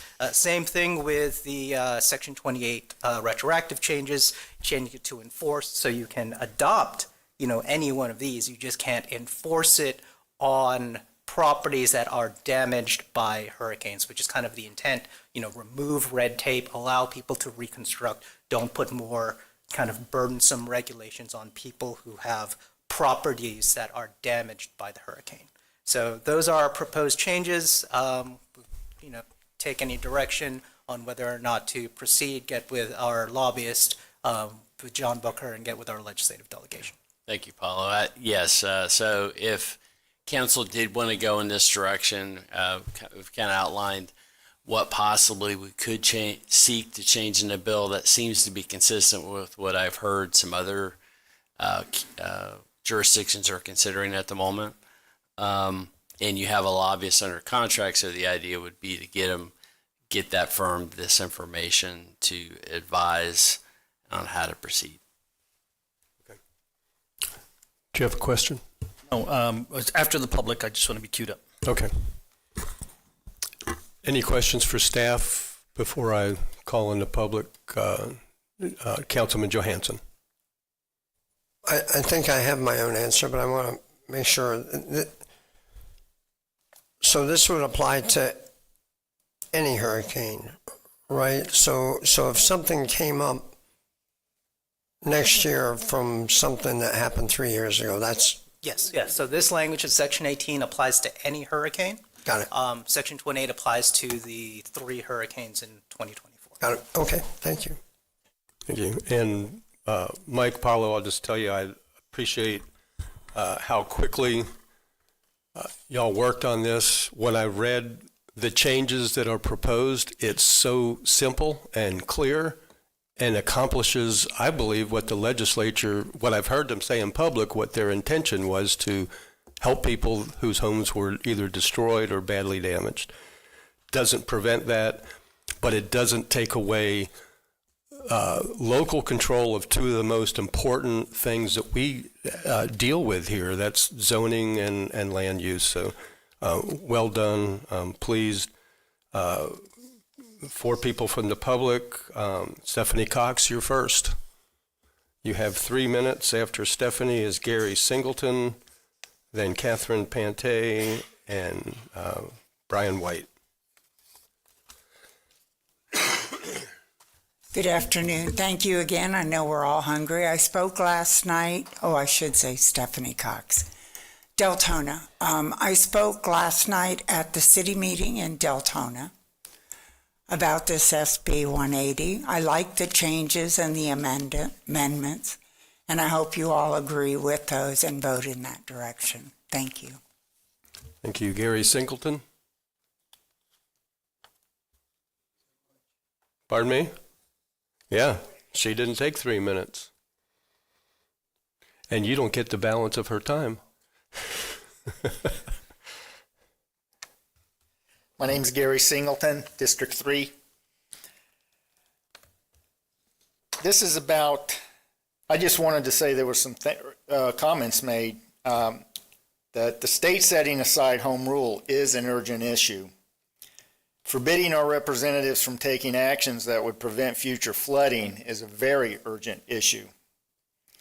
Mobilizing our lobbyists is urgently needed and should be done as soon as possible, as fast as it can be done. I've also read where there are municipalities, there are actions being taken to file lawsuit. My information is that they would be asking from the county a contribution of $10,000 and an additional $5,000 if it went to the Supreme Court. I think this is a drop in the bucket considering how much is being spent on studies and various other things in the $500,000 to millions. So this is very important to preserve our home rule. Thank you. Thank you. Catherine Pante?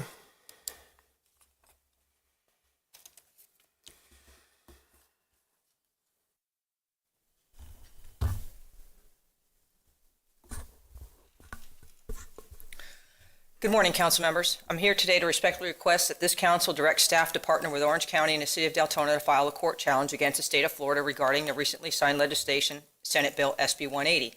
This legislation is a direct attack on local home rule authority and significantly hinders our ability to make essential land use decisions and to protect public safety, public health, and public welfare. From the outset, I have questioned the constitutionality of this bill, and I strongly urge this council to do the same. Let's not forget, Volusia County adopted its home rule charter following a voter-approved referendum on June 30th, 1970, which took effect on January 1st, 1971. This pivotal move gave Volusia County greater control over its own affairs, freeing us from direct control of the state legislature. At the state level, home rule authority was enshrined in the 1968 Florida Constitution and further reinforced by the Home Rule Powers Act of 1973, which effectively ended legal challenges to municipal and county powers. Specifically, Article 8, Section 2B of the Florida Constitution grants these powers. Volusia County was a trailblazer. We were the first county in the state of Florida to adopt home rule powers under the 1968 Constitution. That moment in history marked a bold act of leadership by our county government, leadership that must be honored and upheld today. And yet, the county's current strategy appears to be to ask nicely for an amendment during the next legislative session. Frankly, this approach is weak and conveniently delays progress on a rural boundary charter amendment in time for the 2026 ballot. Let's call SB 180 what it truly is, a calculated move by the legislature, aided by our local delegation, to strip away local authority and eliminate home rule. It was designed not to be amended, but to serve powerful development interests that now dominate the legislative process. I urge this council to join the coalition of local governments and fight to repeal this bill. Spending $10,000 to defend our constitutional powers is a small investment, especially compared to the $128,000 recently spent on a Huntington motocross study. Now is the time for bold action. Now is the time to reclaim our home rule authority and protect the public, just as each of you were elected to do. Thank you. Thank you. Brian White?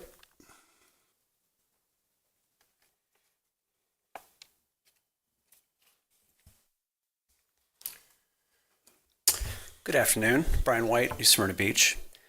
I'm here today as a resident, one of many thousands of residents in our county who lived through Hurricanes Ian and Milton and many other named storms, and now are facing a different kind of disaster. SB 180 is a direct attack on local control. It strips Volusia County of its ability to protect people and property in the aftermath of a storm. This law doesn't help residents rebuild. It helps developers move ahead without checks and balances or accountability. It bans moratoria, blocks comprehensive plan updates, and voids any local rules passed after August 1st, 2024.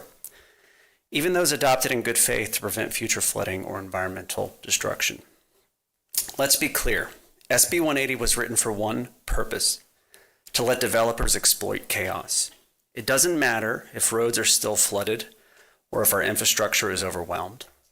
The law forces us to say yes to new construction, whether we want it or not. And the most dangerous part is that it sets a precedent. If the state can suspend local land use laws after a storm, what's next? Another emergency, another giveaway. It's a slippery slope to permanent state control over local zoning. I understand the legal limitations, but you're not powerless. I'm asking this council to take a stand, pass a resolution opposing SB 180, join with other counties and jurisdictions to demand its repeal, or at least its amendment. Defend our home rule, even if it's not just on paper, because silence will be seen as surrender. You're elected to represent the citizens of Volusia County, not to bow to Tallahassee lobbyists. Please fight for us. Thank you. Thank you. And that's the end of public comment on this item 17. David Santiago. Thank you, Mr. Chairman. And my colleagues, I've read the proposed amendments that have been written up by staff. I think they're very reasonable, sends the message, and accomplishes, maybe not everything that everybody wants, but I think it's a reasonable request to send to the legislature. With that said, Mr. Chairman, I move that we direct staff to prepare this in a manner to instruct our lobbyists and our team to work towards amending Senate Bill 180 with the proposed language that we have before us. Thank you.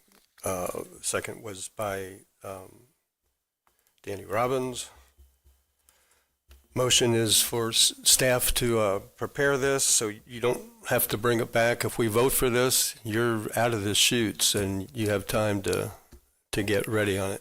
John Booker, it's all on your shoulders if we vote for this. A well-qualified, individual. So, Councilman Johansson. Very quickly, I do have a question for Paulo or Mike.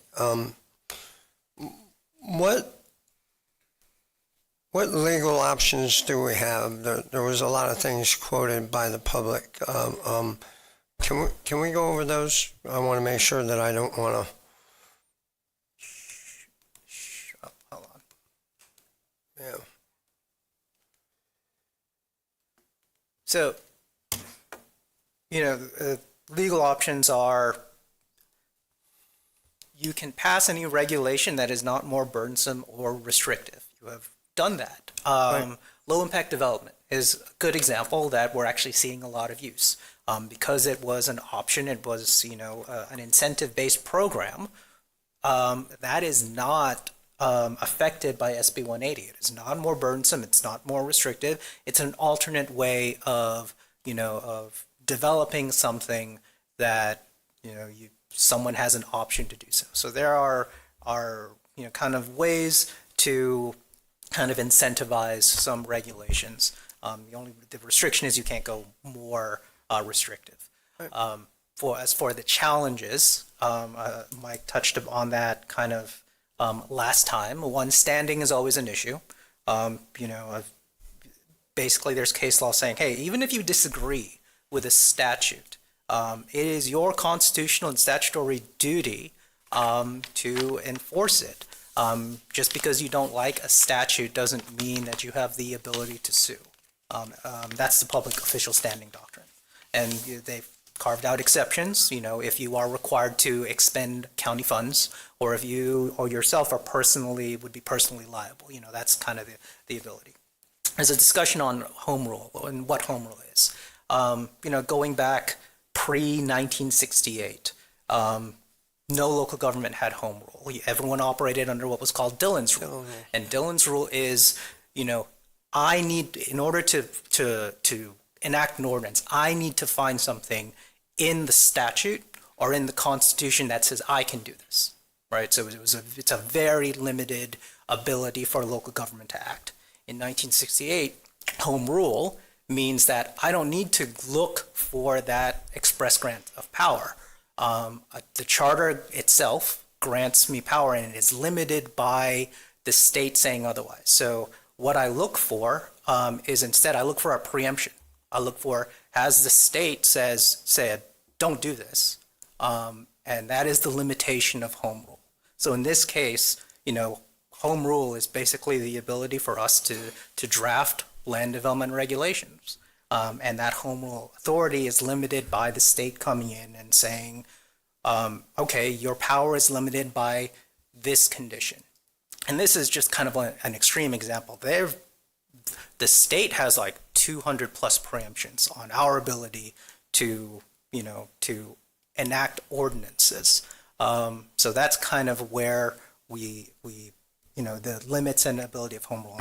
I'm quoting here from the Florida Constitution for charter counties. We have all the power of local self-government not inconsistent with general law. So that's kind of the limiting power. General law being state law. Yes. So we talked a little bit about this last time, Mr. Johansson. It was the smoothest council meeting we've had. I can not show up more often. I was happy where I was. I'm joking. But yeah, there's been a lot of discussion with the local government attorneys about Senate Bill 180. And right now, there's really, I think, three paths. Just sit this one out and see what happens. You see some that I think Manatee County was the latest I heard this week voted to engage in a lawsuit. And you have others that are talking about trying to seek amendment to the bill. You could seek a challenge to the bill. None of us have a crystal ball, can predict what the outcome of that would be. Paulo has walked through, I think, some obstacles or challenges you would have to bring the suit. And I get it. I said this last time. People say, well, I want to defend home rule. I want to defend local government decision making. I understand it. I believe in that. That's we're all here because you're trying to do things for the citizens you represent. But we are a subordinate legislative body under the Constitution. The legislature created us, even created our boundaries in state law.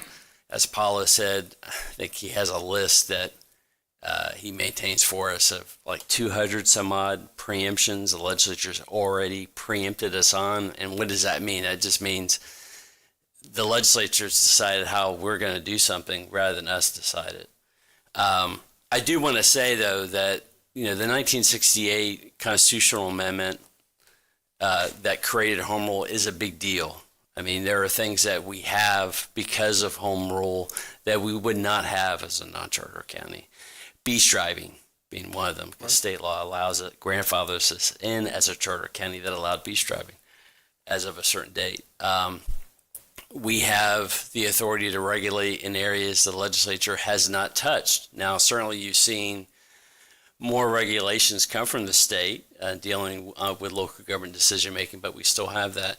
And lastly, the third is that home rule provides county preemption to charter counties over cities, which we have with environmental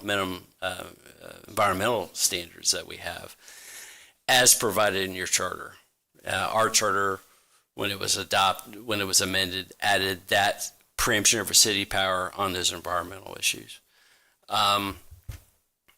So we're happy to talk about any direction you want to pursue. Thank you. I just want to be clear on that, since the public made it sound like we had a little more wiggle room than I think we have. The other thing that I've always said is the knee-jerk reaction that kicks somebody in the shins, in other words, legally challenge them, is counter to the way I do business. I would have rather worked through this collaboratively in the first place before it got there. But when we saw the quickness of the tack on SB 180 on the back of that, which was, I think, 11 SB 1130 pieces thrown in there, we couldn't react quick enough. But I still think the best way to move forward is to work collaboratively to try to get these changes in there without stirring the pot. We've seen a couple counties stir the pot, and you know, they're not in a good place right now compared to us. And I want to protect what we have from being preempted in the future as well. So I'm supportive of the way we're moving forward based on the information you just provided. Thank you. Thank you. Yes, to Paulo and to Mike Dyer, thank you for that information. The truth is we are a subordinate government. The states created us, kind of like the states created the federal government. They tend to forget that, but it's still true that they're subordinate to the states. I think this is the best way to handle this. Is it weak? In my opinion, no, not at all. It's the way governments are supposed to work together. Most of this bill is really good and really necessary. It covers how we handle our county and the state after disasters. What needed to be amended was very late, I think the night before the bill was finally voted on, very late amendments that made it so overly broad for things that did take away our local control. And I think what I'm hearing from this council is that they're ready to draw a line in the sand and say, quit taking away. I mean, we're going to be relegated to the fact where we can go to ribbon cuttings, and that'll be the effectiveness of a county council if the state continues. So this also works hand in hand with those that are choosing to sue. I think it makes us a pretty reasonable option to make these simple changes and make the bill say what the legislature is telling us their intention was. So I appreciate the work, and I hope that I'm just asking for a unanimous vote here, and let's work with our state government and try to make these changes. Councilman Robbins. Thank you, Chair. I'll make it quick. Paulo, just had a couple quick questions. Just thinking ahead here, SB 180, does this nullify any of our current regulations? It nullified our stormwater regulations. But nothing in terms of building, environmental impacts, no, codes and standards? Yeah, everything stays the same. You just can't make it more burdensome or restrictive. So you just apply the rules as they existed in August 1st, 2024. You can make it less restrictive. You can, and we've done that. Right. We have for sheds and heavy vehicles, heavy trucks. Right. We've made those less restrictive. Not touched by SB 180. You can do that. Okay. I just wanted to be clear on that on the record too, because a lot of our laws and ordinances that we have on the books here are higher than state and federal law. So, and that shows too, like in our wetland study that we just did, our growth study that we did prior to that, and several other things. So we're still at a high standard. We're still sitting pretty well in terms of standards and protection for our people. So appreciate it. Hopefully this works out. Okay, thank you. I don't see anybody else that wants to discuss this. So we have a motion on the table for staff to run with the changes that we made and to work with John Booker, our lobbyist, council, the public, anybody who wants to help. So all in favor of the motion, please say aye. Aye. Any opposed? Thank you very much, council. The motion passes unanimously 7-0. And we will take a, how many? We'll take a, let's take a 45-minute break. We'll be back at 1 o'clock.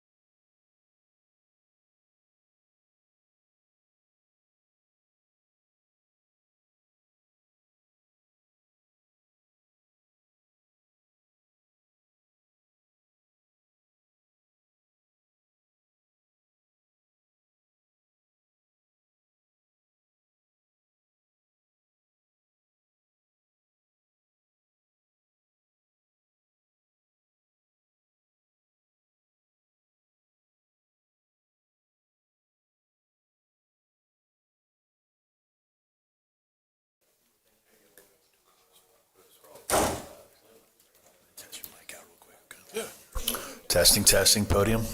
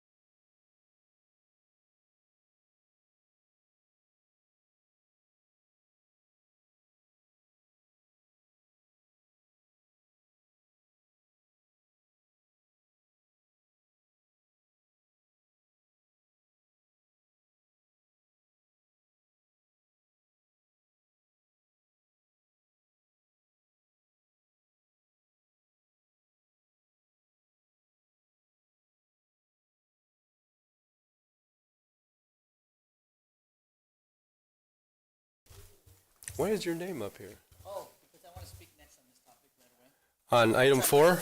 Yeah, I want to Okay. beat Danny. We are on item 4, which is the appointment to the Charter Review Commission. And Russ Brown, are you going to talk to us about this? Yes, sir. Good afternoon, Mr. Chair, members of council. Russ Brown, Deputy County Attorney.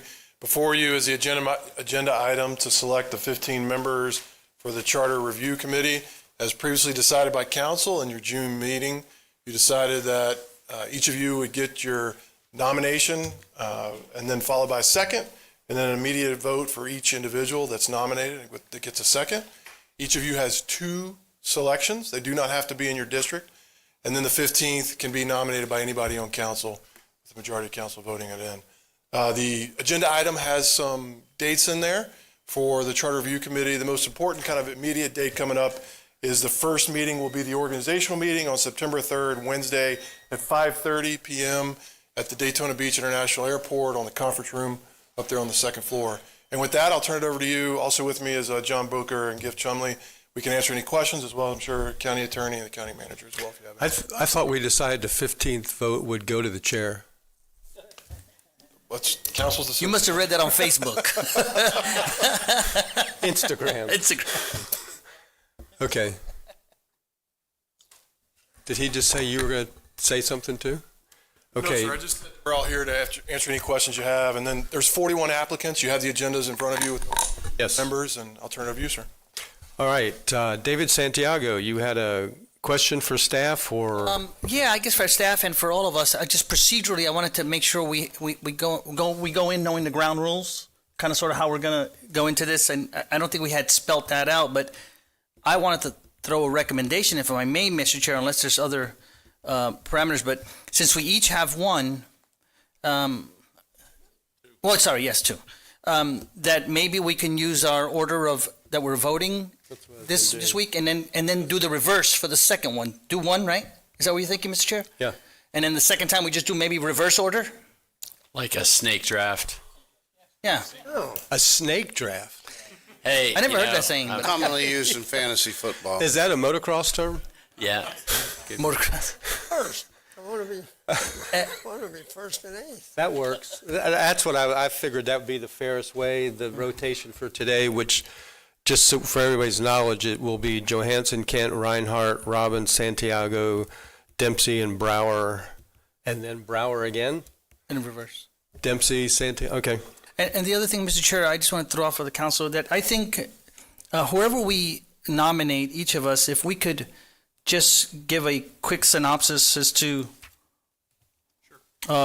why we're nominating that person and what that background is? Because we have, was it 40 of them here, and I can't remember everybody's thing. So, but if we can just do that, because this is a very important committee that we put together every 10 years, and I think every particular person that gets nominated should have a fairly decent conversation, a brief, but still be vetted in a certain way before we vote on it.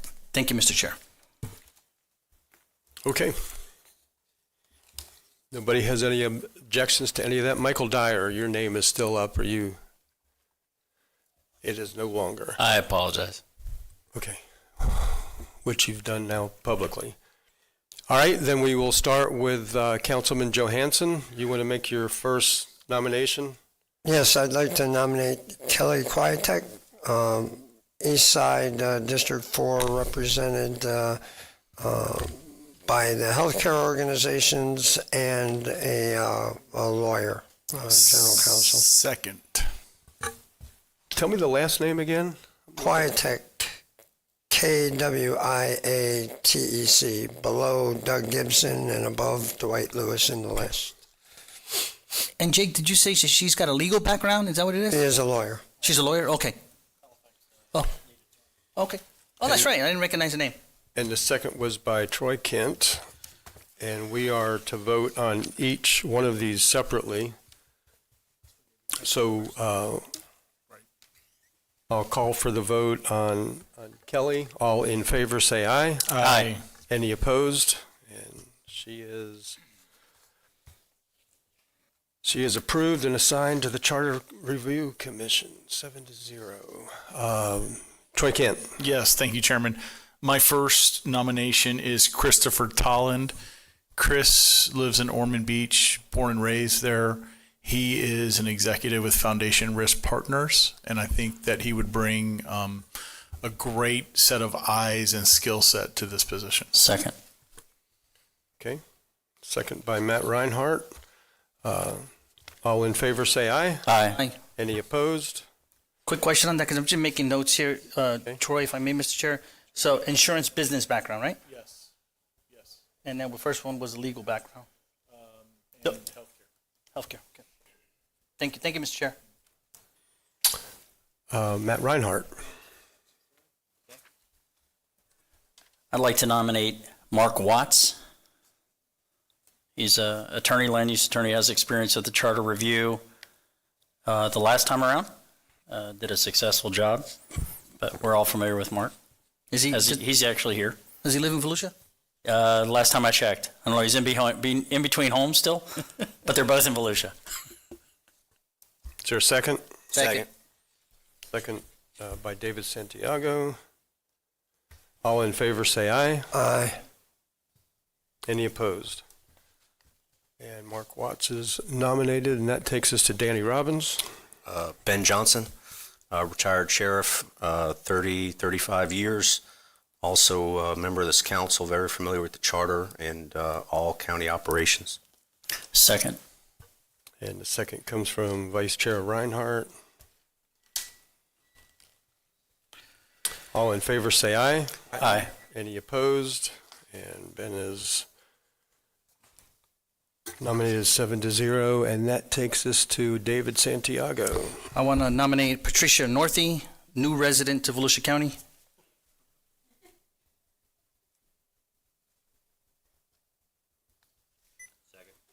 Second by Danny Robbins. All in favor, say aye. Aye. Any opposed? And Pat Northey is appointed to the Charter Review Committee 7-0, and that takes us to Don Dempsey. Dwight Lewis.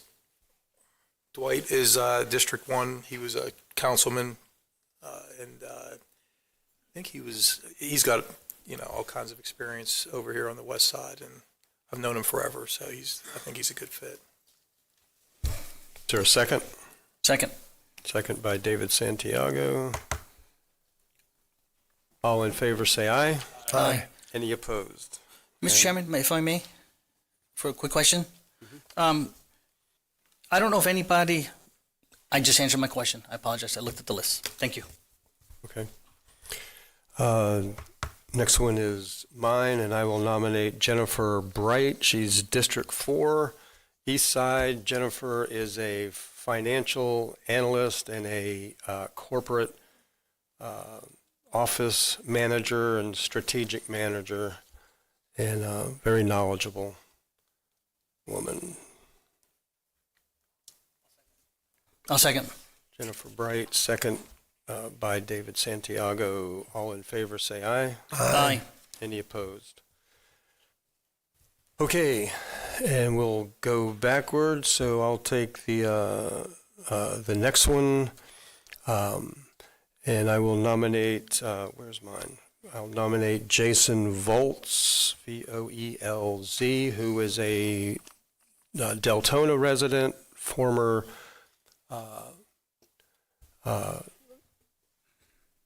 Army. I think he was Army, and law enforcement in Texas, but a long-term resident of Deltona. Can I get a second on Jason Volz? Really? I'll second. Second by Roy Kent. Discussion? Yes. I oppose Jason's nomination for a few reasons, but also he's a candidate right now on a ballot, been very active and vocal in the community. And not that I oppose his positions, but I don't think his commentary reflects the values that this council necessarily would support in strategies on how to effectively communicate and get things done. So I would strongly oppose that nomination. And the candidacy is probably the biggest weighting one for me. Is there, Mr. County Attorney, is there any problems with, Russ, with nominating somebody who's a candidate? There's no legal prohibition. Okay. No, sir. Okay. It's up to council entirely on that issue. Okay. Then, Carissa, call the roll on Jason Volz. Mr. Johansson. No. Mr. Kent. I don't know the guy, so is it too late for discussion, Chairman? I guess we already had a vote, so. Yes. Mr. Reinhardt. No. Mr. Robbins. No. Mr. Santiago. No. Mr. Dempsey. No. No. No. Okay. And Mr. Brower. Yes, but he doesn't have enough votes. Interesting. So my next nomination would be Emily Bush, who is a member of the PLDRC in good standing, and also a resident of Osteen.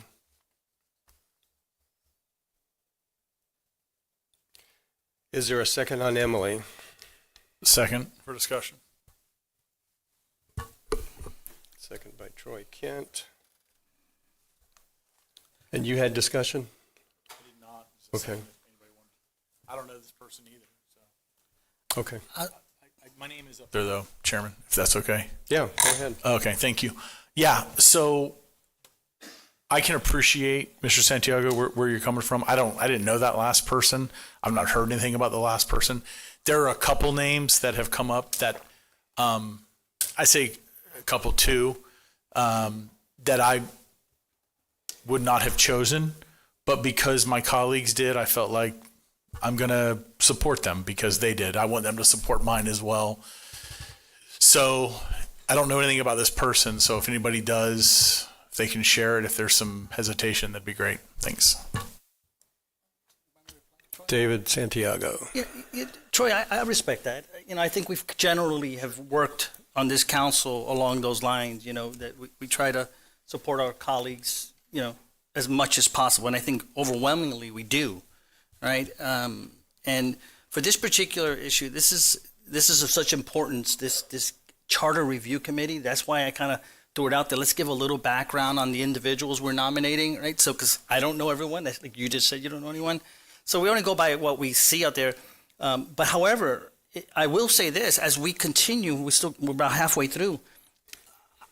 I'm not offended if any of you think one of my nominees may have challenges, or like I think I made a comment on the last one, doesn't necessarily reflect the values of this council, because that board is a reflection of us at the same time.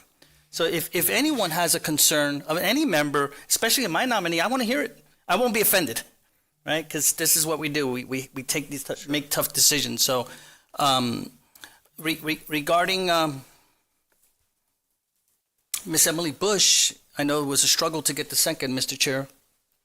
Isn't that interesting? Why do you think that is?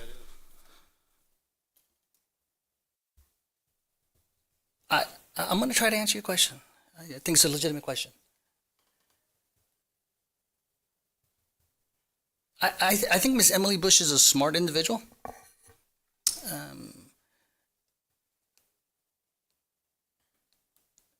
I'm very concerned on her advocacy style. Just my opinion. I've come and watched two. She currently sits on our PLDRC board. And I've watched her tactics on the PLDRC board. I've spoken to our staff regarding Miss Emily Bush on our PLDRC board. And the feedback that I receive and what I see is not always of the most professional mannerisms on how to treat staff and how to conduct yourself in that seat that we all sit in. And not that I disagree with or agree with her opinions, because I think she's a very smart individual. And I've spoken to her personally, and I agree with some of her things. So it's not a difference of opinion in thoughts. It is a reflection on this council. And I've heard some very concerning things from our staff in how I'll be coming out and saying, it's how she's treated some of our staff. And I don't want to put another group of staff members exposed to that. So with that comment, if her nominee would come back up before us for PLDRC, I would vote no for her because of what I've seen and what I've heard from staff. So it's firsthand knowledge and even very legitimate sources. So I think we have plenty of names to choose from. If we were struggling from names, then maybe we would stretch it, but I don't think that's a reflection of what we should put on this board. Thank you, Mr. Chair. You're welcome. I'm not struggling for names. I was very pleased when I saw Emily applied for this. I think she is extremely bright. She's a planner. She does serve on the PLDRC. This is the first I've ever heard that there was a problem with her on the PL. I don't know who the attorney is that sits there. But here we are in public, and we're criticizing the people, and they have no ability to respond and defend themselves. And I just think that's wrong. There's three names that have been presented that I'm sorry to see, but I've deferred to council members, other council members, including you, to let you have the people that you think best represent us. I would ask that you would give me that same thoughtfulness. So anyway, Emily Bush, a planner.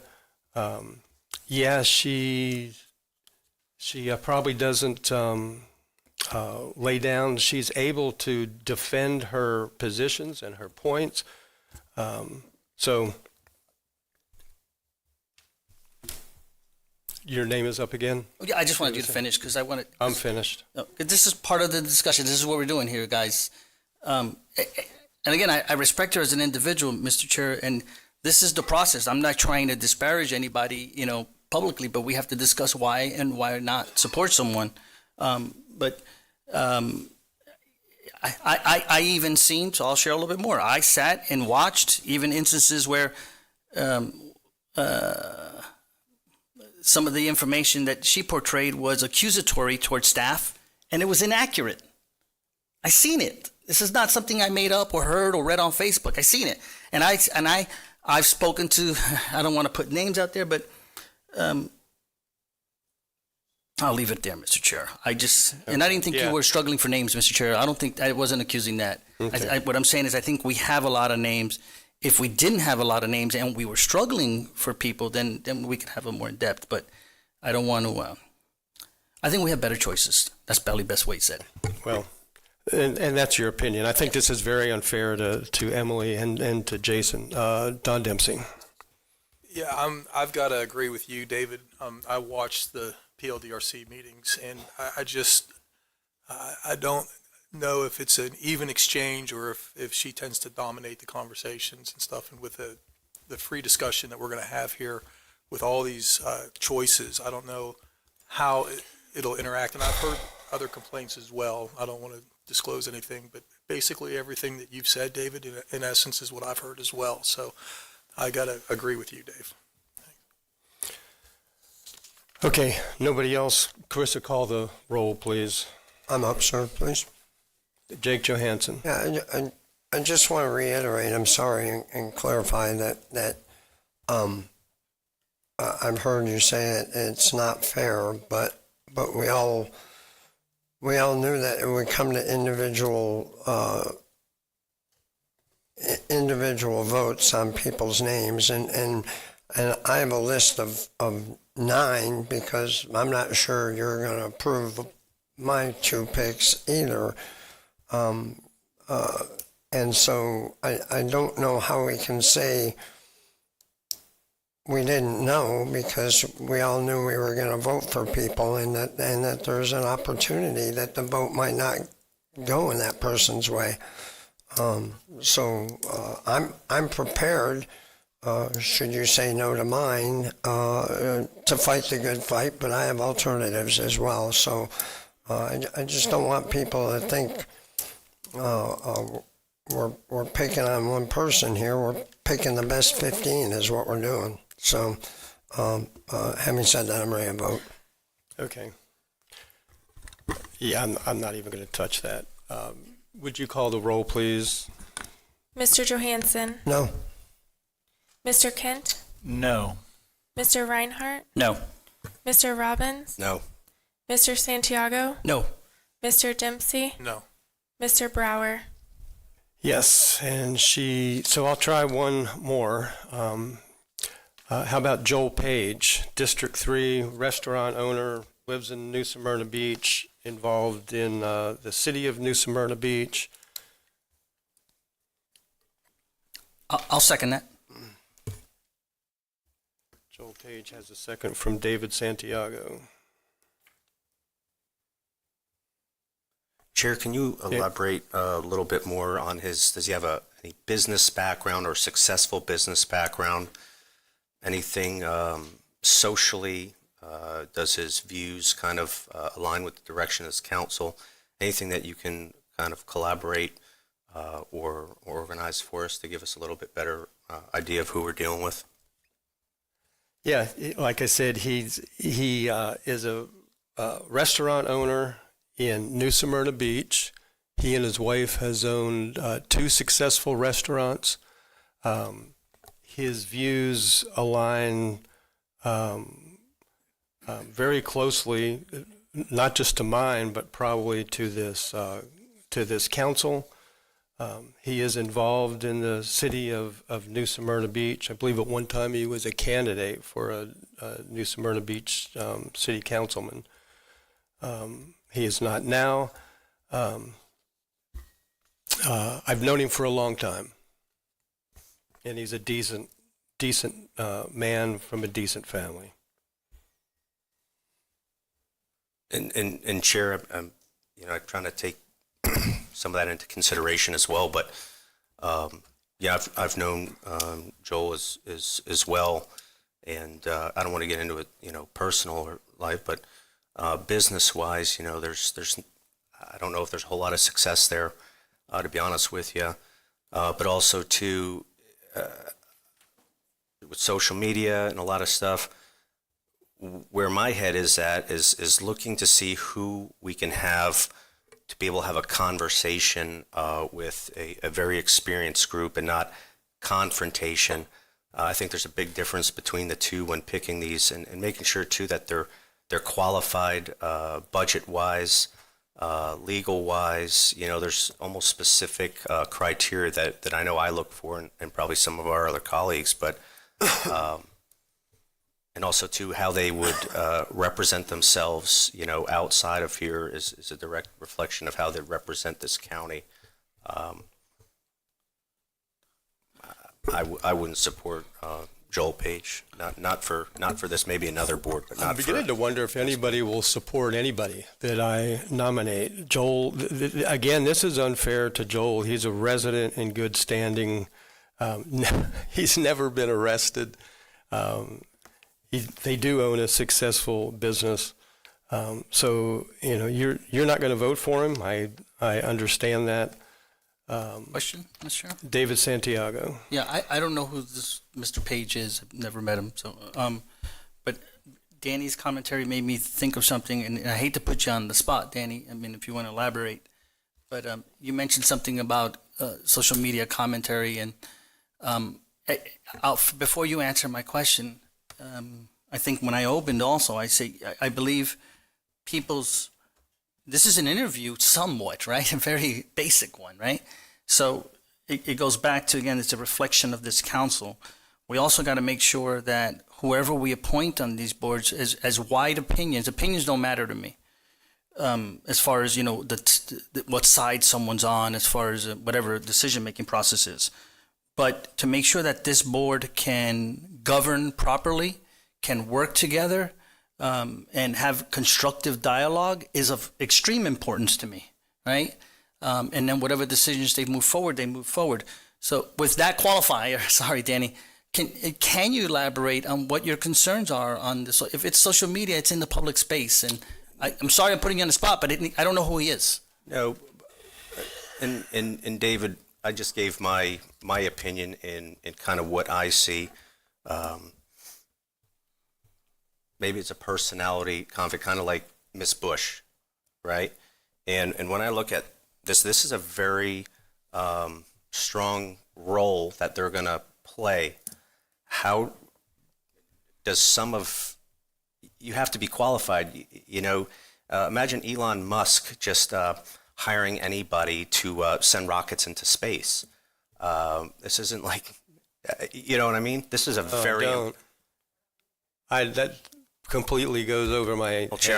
That's great. I've sat. This is just totally unfair to this man. I have sat in many meetings Chair, with point him. of order. I know, but you're not saying anything. This is my nominee, and what you're doing is just tearing him down. You don't even know him. I know him. I've sat in a lot of meetings with him where there's discussion amongst a wide variety of people. He's not disruptive.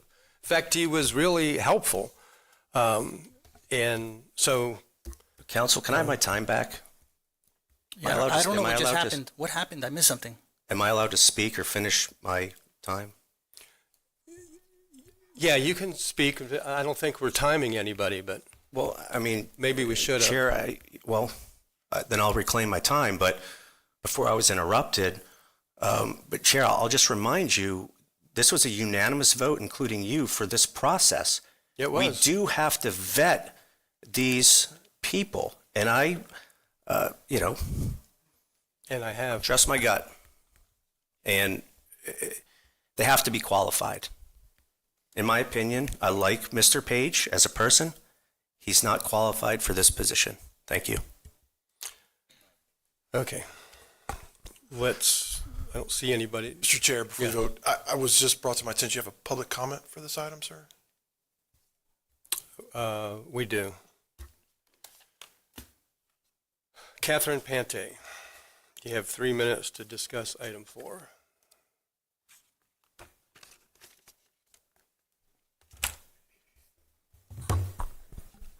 Some of the comments from councilmen I feel are really disturbing in reference to residents. Emily Bush, she's an urban planner.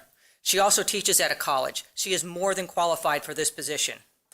Danny Robbins, his issues with Joel Page, do his views line with the direction of this council? Meaning, are they development interests?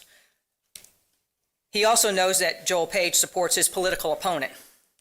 Now I'm going to get into my thing that I wrote, actually, besides the little notes that I took. Good afternoon, council members. I respectfully urge the council to ensure that the appointments to the Charter Review Commission are made with the public interest at the forefront. It is essential that the individuals with direct ties to the development industry, including land use attorneys, development interests, and former county council members, be excluded from consideration for this commission. The Charter Review Commission plays a critical role in shaping the future governance of our county. As such, it must reflect the voice and will of the general public, not serve as an avenue to further the interests of a specific sector. Stacking this commission with individuals who are professionally or politically tied to development threatens the integrity of the review process and risks eroding public trust. Please appoint members who are independent, community-focused, and representative of the diverse voices of our residents. Thank you. John Nicholson.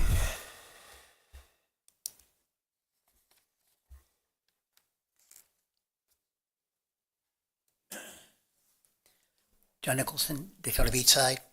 I've attended, I think now 4 of these kind of nominations dating back to the 80s. This is the first time that people have been vetted, which I think is great, all right? Secondly, I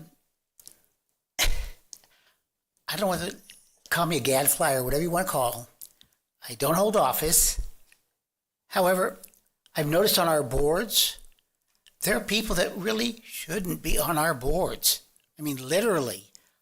We've got one person on the planning board who asked, do you have insurance? And so it's like, what do you mean you have insurance? Can you pay for your building? This is not in the purview of our planning board. So you need people who know what they're doing. And if you have to vet, which is what I think you're doing, and I think it's valid questions, then do it. I don't feel that anybody's being maligned if somebody says they're not good for this board. You know how I feel about the diversity of this council. A lawyer, somebody who's been in county, somebody who's been in state, etc.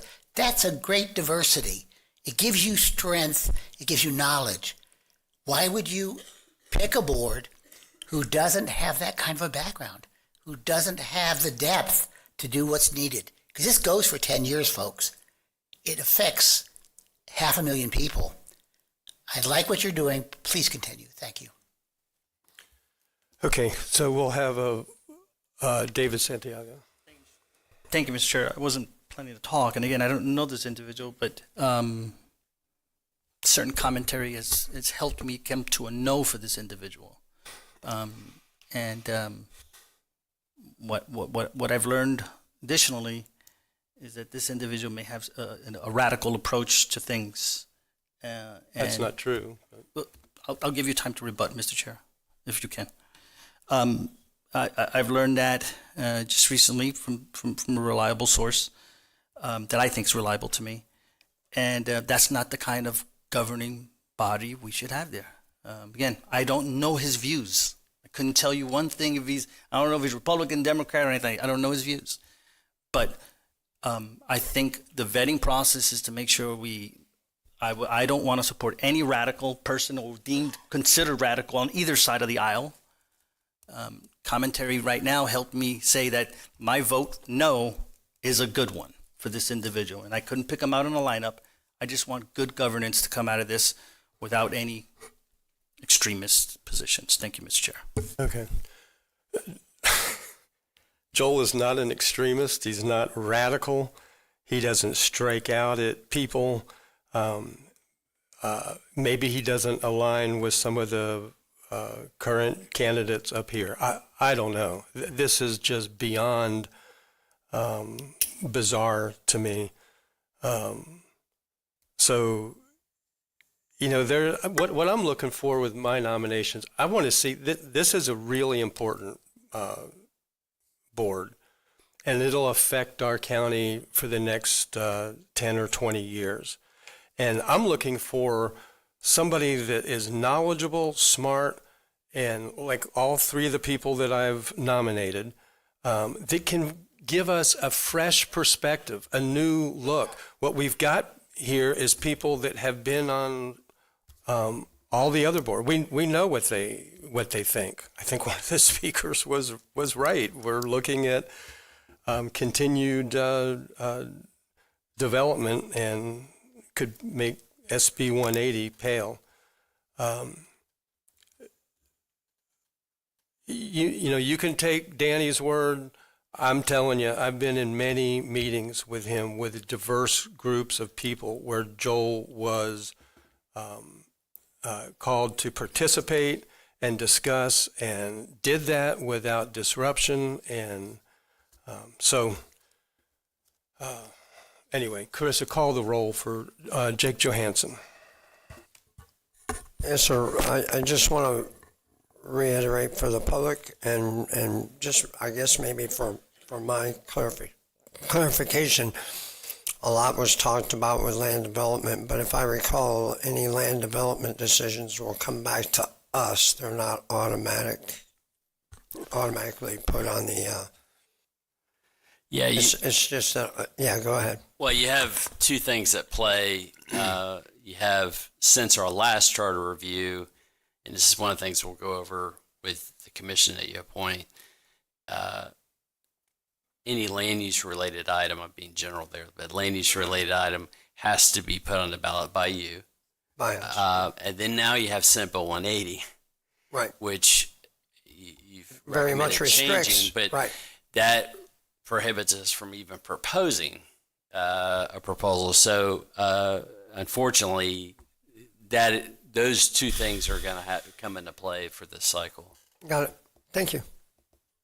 Don Dempsey. Oh, yeah, I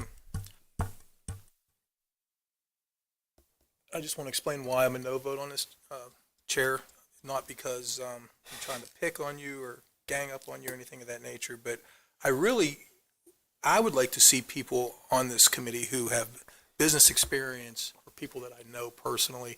I know you said he's had a couple of restaurants, but on his resume here, I don't see any listing. All it has for his prior employment information is retired, and he was a fireman prior to that. So I love people who have signed the front of a paycheck. I'd like to have people who have been successful in business and know the struggles of owning a business and operating a business and signing paychecks.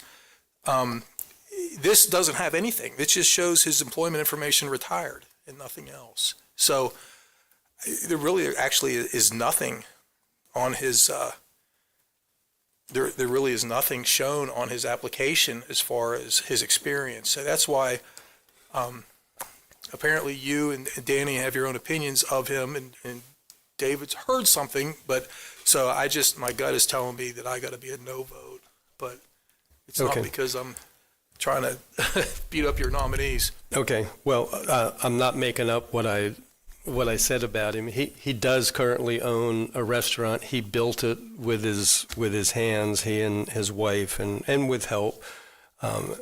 It's on 44 in New Smyrna Beach. So he is a businessman, but I can see where this is going, at least with 3 votes. So I don't want to beat up these people anymore. Chris will call the roll on Joel Page. Mr. Johansson? No. Mr. Kent? Yes. Mr. Reinhardt? No. Mr. Robbins? No. Mr. Santiago? No. Mr. Dempsey? No. Mr. Brower? Yes, and Joel is not confirmed either. So I hate to do this to another person. This will be interesting because she serves on boards, but I will nominate Suzanne Shiver. Second.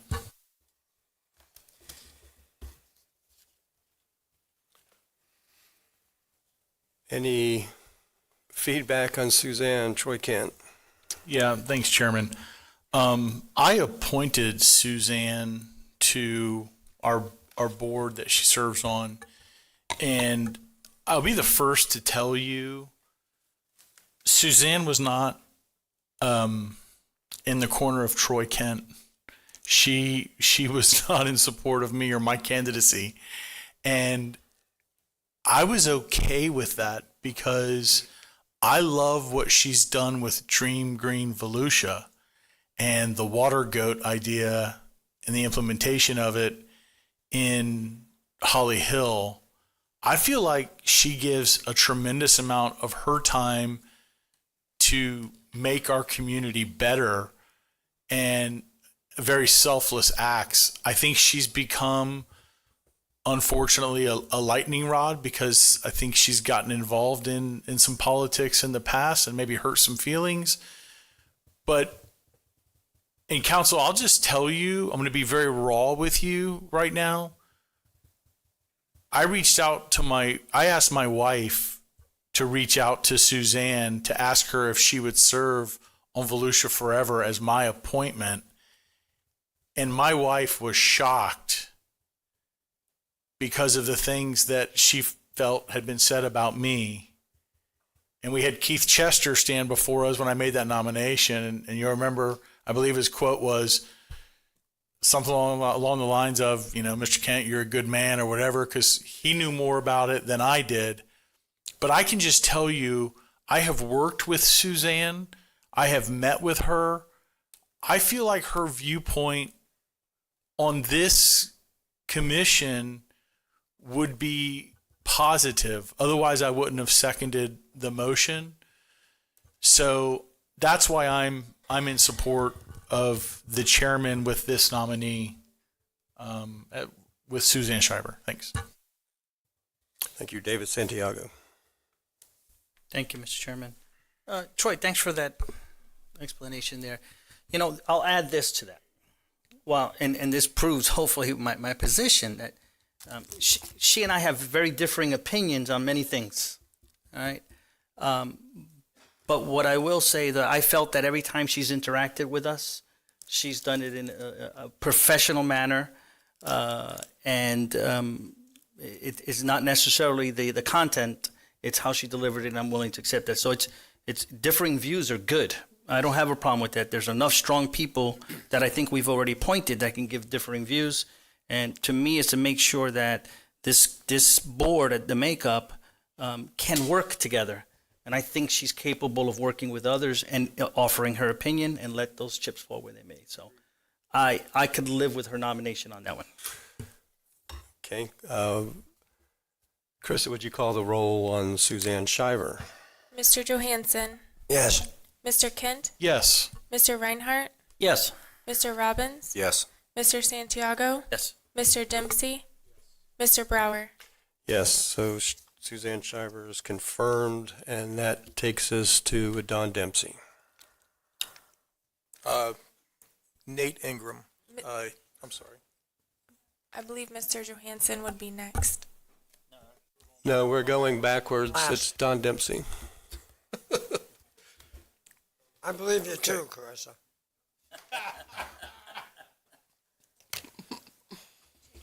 Second. Nate Ingram, he's actually the gentleman sitting underneath the monitor with his hand up. He's already spoken before. As you may or may not recollect, he's former law enforcement officer, I believe, for 27 years. He's had a certificate. I believe with Flagler County is where he served. Or in Port Orange, okay. He also is a commercial residential realtor. He has a lot of dealings with the county in different projects. And as he said, he's a pastor. I've known him for a long time. I've heard his sermons. And I like the guy, both in his business experience as well as his moral. I like the guy, and I would feel more than comfortable with Mr. Ingram. Okay. Matt, you seconded it? Oh. Second by Robbins. I don't see any questions. All in favor of Nate Ingram, say aye. Aye. Any opposed? Nate's confirmed 7-0, and that takes us to David Santiago. Thank you, Mr. Chair. I want to nominate Stephanie Wolford. She's got legislative experience background and healthcare and government experience. Second. And healthcare, yeah. Second. You already seconded? I third it. Second by Vice Chair Reinhardt. No questions on her. All in favor, say aye. Aye. Any opposed? Stephanie is confirmed 7-0, and that takes us to Danny Robbins. Retired Chief Judge James Clayton. His reputation is renowned. He's a very solid guy, done 35 years in law? As an attorney? Oh, yeah, more than that. 40. Probably So, 40.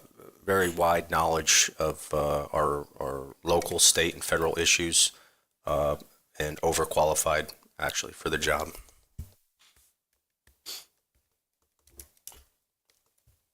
He's my nomination. Second. James Clayton with a second from Vice Chair Reinhardt.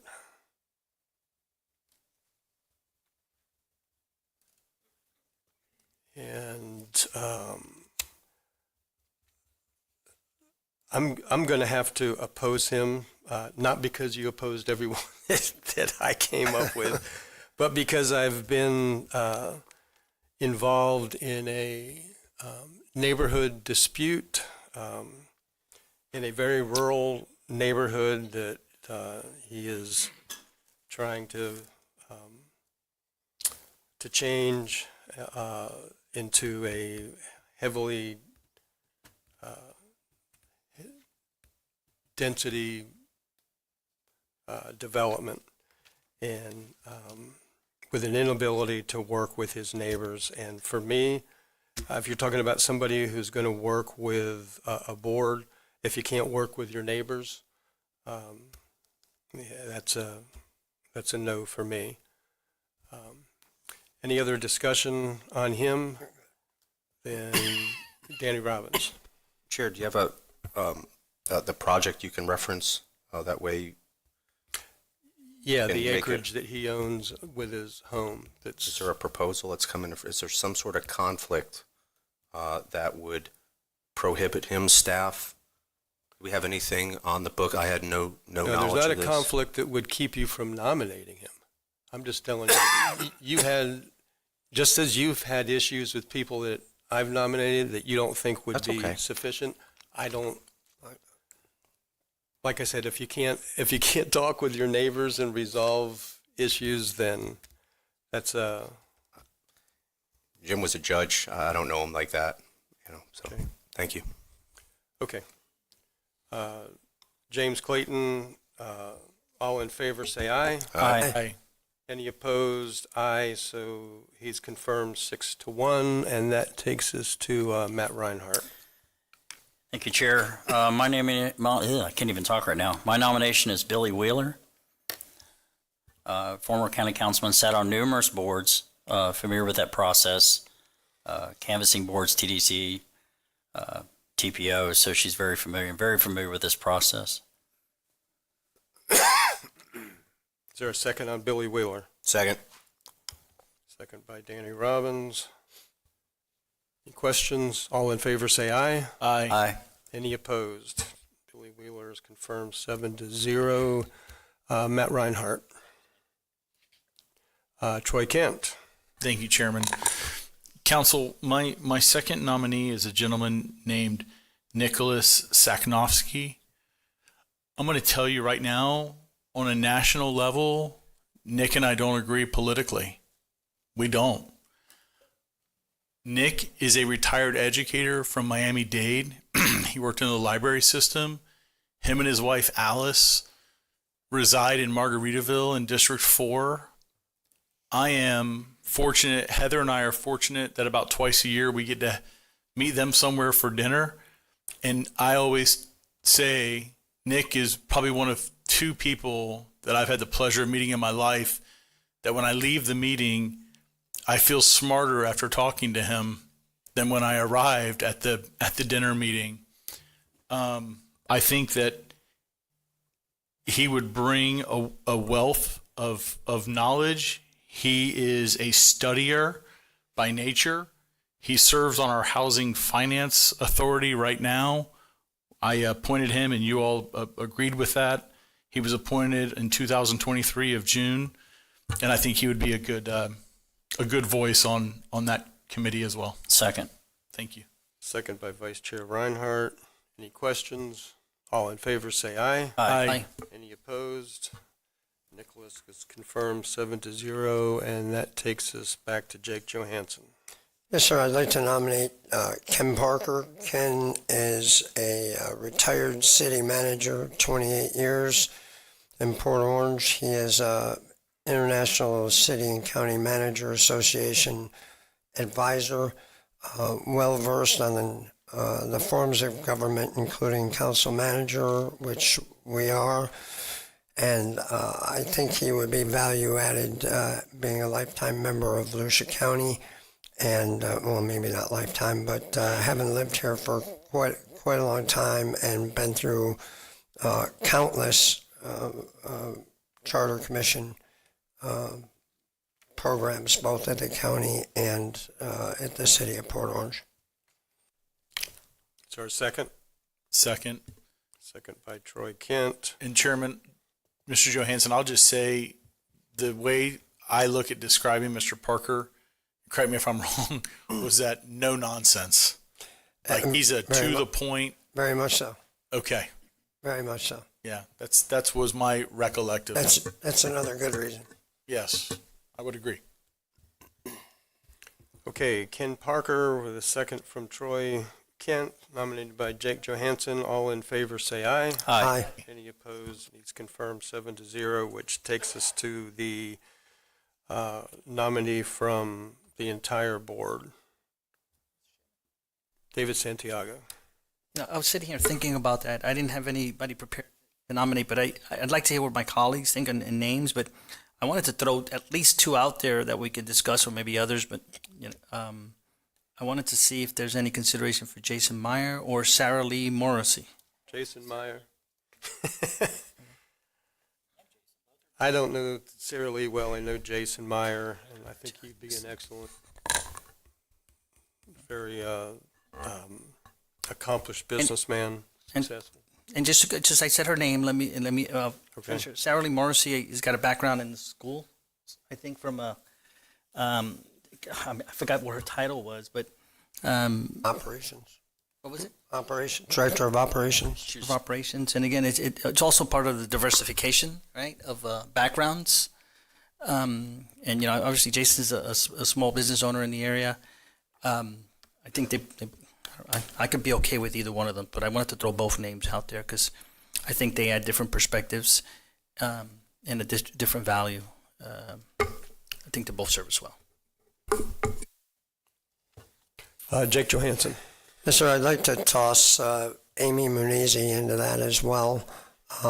We see Amy quite a bit when it comes to the western part of northwestern part of the county. She's an advocate for DeLeon Springs and even farther than that. She's a voice of reason. We've heard her here a few times. She writes to us occasionally and keeps us up to speed on what's going on at DeLeon Springs. And overall, a God-fearing, great person, and I'd like to see her get a chance as well. Jake, can you repeat what was her background? I missed that part. Sorry. She is a representative of the DeLeon Springs Community Association. But she's the one that sends us emails occasionally on what's going on in DeLeon Springs, and usually thanks us when things are going well and lets us know when there's things that demand attention. As the at-large rep, I get a lot of that, but she's also come up and spoken to us. Would you characterize her as a somewhat member of the rural community? Very much so. Okay. Very much so. I actually like that, so that's why I asked. Thank you. Yeah. Yep. Okay. I would just add I would be opposed to Amy. Jake, I think if there's anybody that's argumentative and radical, it's her. She does live in my community in DeLeon Springs. I believe her and her husband are developers.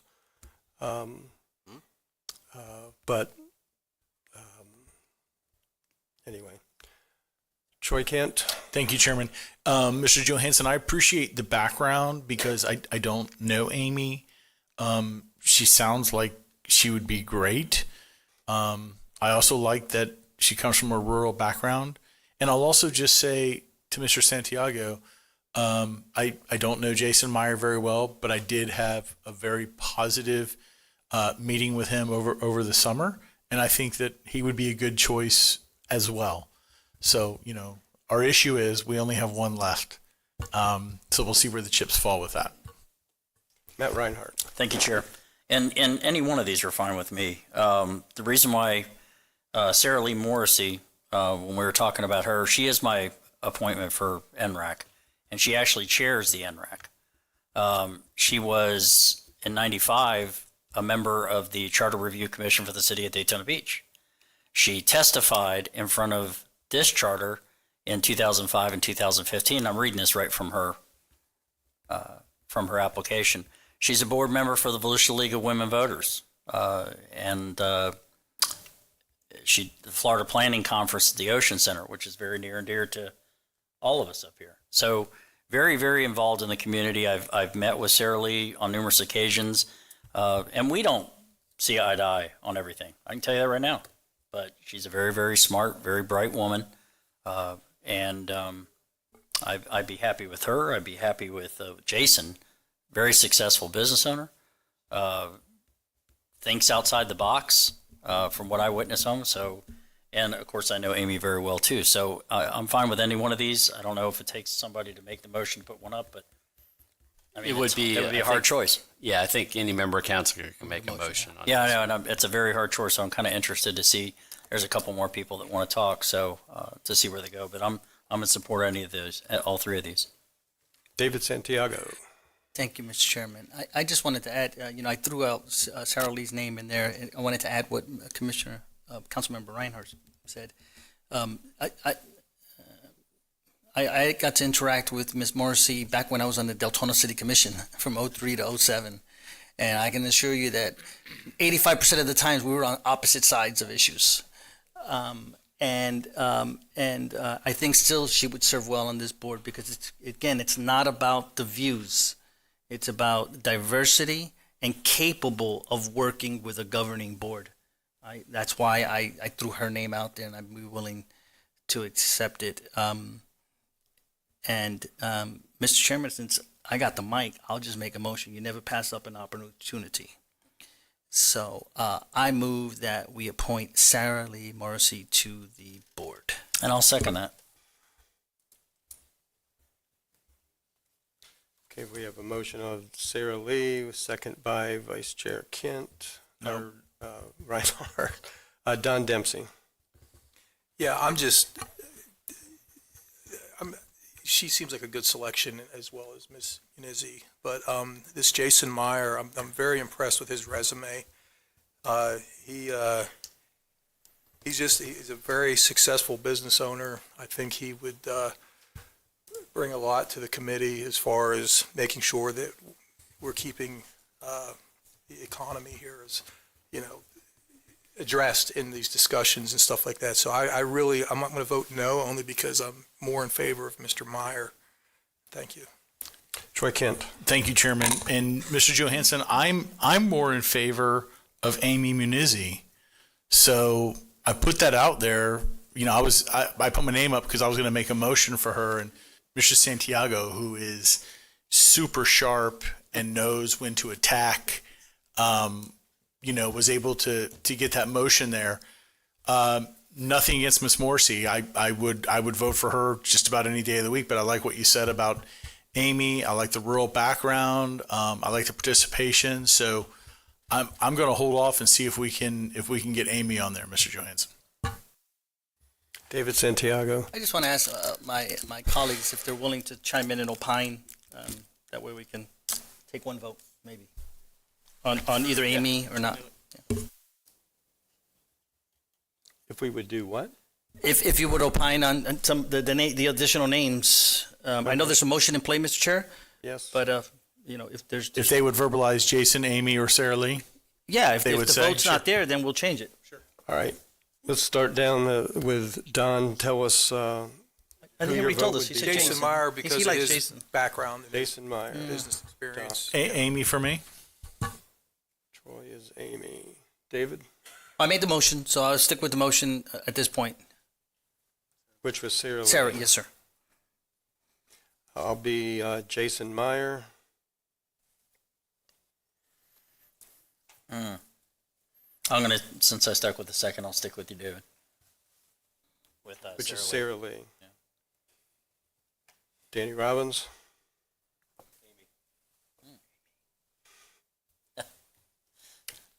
Jake Johansson. Amy.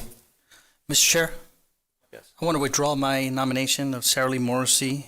If my seconder, I don't think I need you to withdraw. I'll withdraw it and nominate Amy Abel. Menezes. Whatever he said. For the board. Yeah. Okay, so now we have a nomination for Amy Menezes. Call the roll again for her. Do you have a second? Johansson.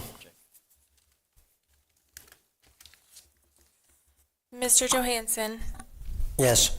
Mr. Kent, Yes. Mr. Reinhardt, Yes. Mr. Robbins, Yes. Mr. Santiago, Yes. Mr. Dempsey, Yes. Mr. Brower. No. And Amy's passed 6-1 is confirmed to the board. And that takes care of item 4. Yes, sir, and just so you know, so we'll get in touch with them, let them know the first organizational meeting, September 3rd, 5:30, Wednesday, out at the Daytona Beach International Airport. Okay. Item 5 is a special exception for a 195-foot tall communication tower at 2665 Volco Road.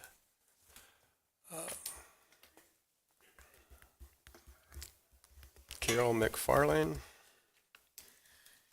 Good afternoon. Hello. Carol McFarlane, Planning and Development Services Director. This application in front of you is a special exception for a 190-foot tall communications tower, an A1 property.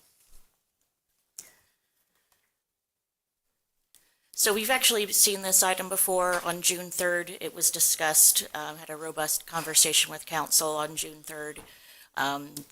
After listening to public comment and discussion, the direction to staff was to review policies within the county, within the city and the county, as well as our history of approvals and industry standards to see what appropriate setbacks would be between communication towers and single-family residences.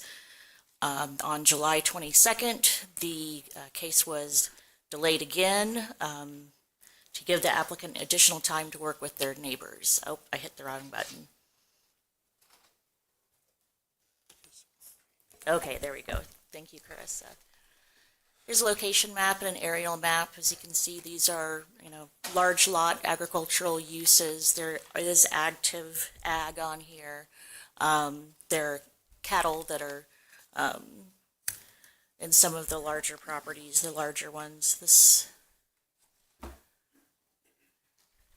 We've got the A1 zoning and the agricultural resource feature land use. I don't know how far you want me to get into this since we did talk about it on June 3rd, but it's a 195-foot tall communications tower. Our code does require that we provide, or the communications tower provides antenna space for other carriers so that we're not, every carrier has their own tower. We try to co-locate. So they do have 3 feature antennas provided, and they're looking at a fall radius of 95 feet. Mr. Chair, if I may, point of order. Yes, what's your point? Maybe in the interest of time, Yeah. if she could provide us, we heard the presentation on all the tower stuff. We sent staff back and the applicant back to figure out if there's additional radiuses or locations. Yes. If we can just stick our commentary to what's different from the last meeting, All and then right, we can perfect. go from there, if that's okay. So we did review local ordinances as well as our history. Volusia County, since 2010, has approved 13 special exceptions for communication towers. Out of those, 8 of them got waivers to single-family residence setbacks. 5 of those 8 waivers were between 500 and 550 feet. So we do see an established pattern of giving these waivers for residential setbacks. We also looked at the 16 cities. Only 3 cities have a setback that's 1,000 feet or more, which is what our code is. The majority of the cities look at the tower height for their setbacks, 1 to 3 times of the tower height. The applicant did submit some additional information. I believe it was yesterday. They are here to talk about. They looked at different places on the site and if there was a way to site it so that it wouldn't be as close to the nearest house, which is 748 feet away. So the applicant is here if you want to talk about that study that he submitted. It should be available on the supplemental information on the agenda item as well. They provided, I believe it was 3 different locations, and they were having a difficult time finding another place for it to be. I know that there was a lot of back and forth with the neighbors. I'll let the applicant follow up with that. As far as I understand, I think there's still opposition. Okay. And I'm sorry, this is a quasi-judicial hearing. I was just going to say, before you go any further, this is quasi-judicial. If anybody has any ex parte to declare, please do so now. Danny Robbins. Did have conversation with the applicant and a couple residents in the area that were concerned about the fall radius, I guess you would call it, of the tower. Did you also have a question for staff yet? Go ahead. Actually, it's for the applicant. Mr. Posey, how are you? I'm just trying to see, that way we don't have to rehash everything. Our biggest concern, or my biggest concern down there too, was the feet away from the houses. That's what I'm hearing from the residents. And it's just, I will note that it's just the residents that are close by. They just don't want this thing obviously falling on a house. Who would, you know? So were we able to remedy this or come up with a possible solution or something to defuse that? Good afternoon, Joey Posey, 420 South Nova, attorney for the applicant. We made our best attempt, to be honest with you. We looked and we gave every neighbor an opportunity to try to cite a location on their property as an alternative. The wisdom in that between whether this property or another property is a better site, I'm not here to judge, but we did make that attempt, and the 2 of the sites just didn't get past the carrier. I submitted letters on behalf of those carriers denying that coverage would be acceptable on those properties, and they weren't able to achieve the same coverage criteria that the carrier would be able to utilize at the current property. One of them didn't necessarily get the same denial, but we took it a step further and said, okay, now that we have this property, what's it going to cost? And the difficulty with this site is it has wetlands that would have to be impacted. And those wetland impacts plus a roadway to connect into the property would add an additional $250,000 to the site for just a cell tower. So from the perspective of I suspect from the carrier too, that it just isn't feasible. That, although it's the location, we ran the numbers, we tried to get there. The 3 that were offered by the neighboring property owners just were not feasible alternatives. And maybe for Councilman Dempsey's, just to add some clarity and some context, there was, as part of the original application and submittal in the presentation that you had heard the last hearing, that we went through a full appraisal of alternative sites. We went through and we had the engineers that are both the structural engineers for the tower testify as to the fall radius and also submitted that evidence. We also had an engineer from the carriers to explain why there's a gap in coverage. But again, trying to be good neighbors and seeing if there is alternatives. It's just this site just is the site. This is the one that works. I do feel for them. The one clarity I think I want to make sure is on the record for their knowledge is I think there's some confusion about this tower prohibiting them from building, and that's not how the code reads. This is simply a requirement for the tower itself. It doesn't otherwise regulate the use of their properties, so I wanted to alleviate concerns from that perspective. But from purposes of the code criteria, we're only asking about the waiver, and I do appreciate the effort staff put in to add all of that context in the staff report of, I didn't see any denials for waivers, but the most recent one in 2024 was far closer to the nearest resident than this one. And, again, I do not know the context, but we did add, we do have a fall radius study from a structural engineer. We do have at least even the additional above and beyond of trying to reach out to those neighbors and make best efforts we could. So if there's any clarity, I'm happy to run through my presentation again if you'd like me to, but to answer Councilman Robbins' question, we did make the best effort we could, and we do appreciate their cooperation because they are good people.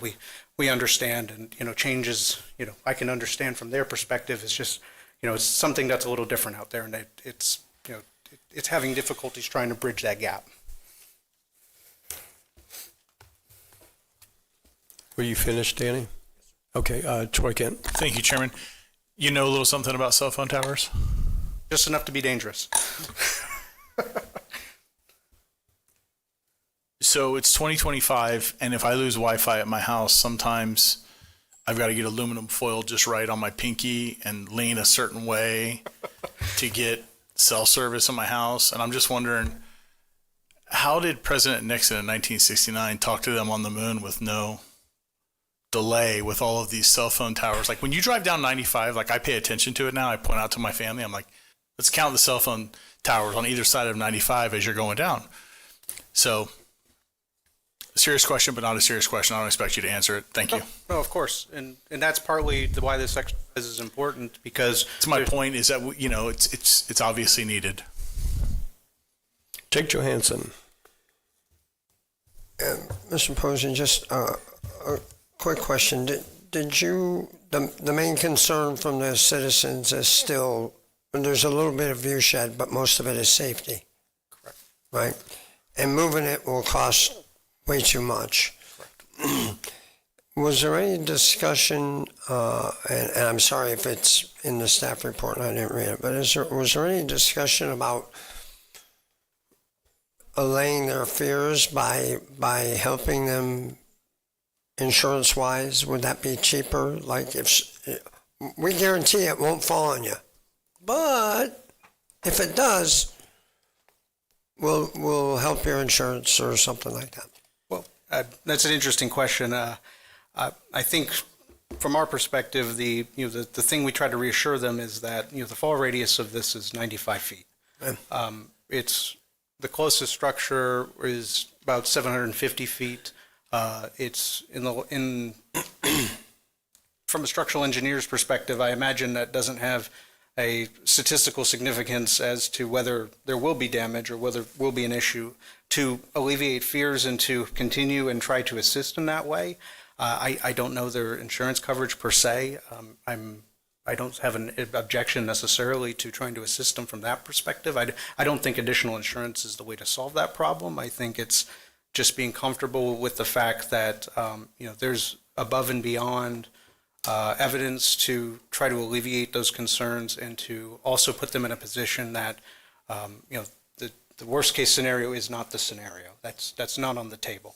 It's really just how do we find the appropriate spot, and after we have found that appropriate spot, how do we alleviate concerns in a way that addresses, I think, the bigger issue, which was just trying to just a general objection to a tower itself. And I'm happy to always be at that table, but I don't necessarily think I can solve that without. I think we're just going to agree to disagree to some respects when it comes to whether the nature of what the use of this property is. I got you. I'm looking for a win-win here. I flew around after Hurricane Katrina, and I saw things that don't belong in people's front lawns and people's front lawns. And the guy that owned that barge, I'm sure, never thought that his barge would be in a guy's front lawn 2 miles inland. I don't know. I'm just looking for some way to get the folks to go, yeah, that's worth it to me to assume a little bit of risk. Just trying to think out of the box and get you where you want to go. Thanks.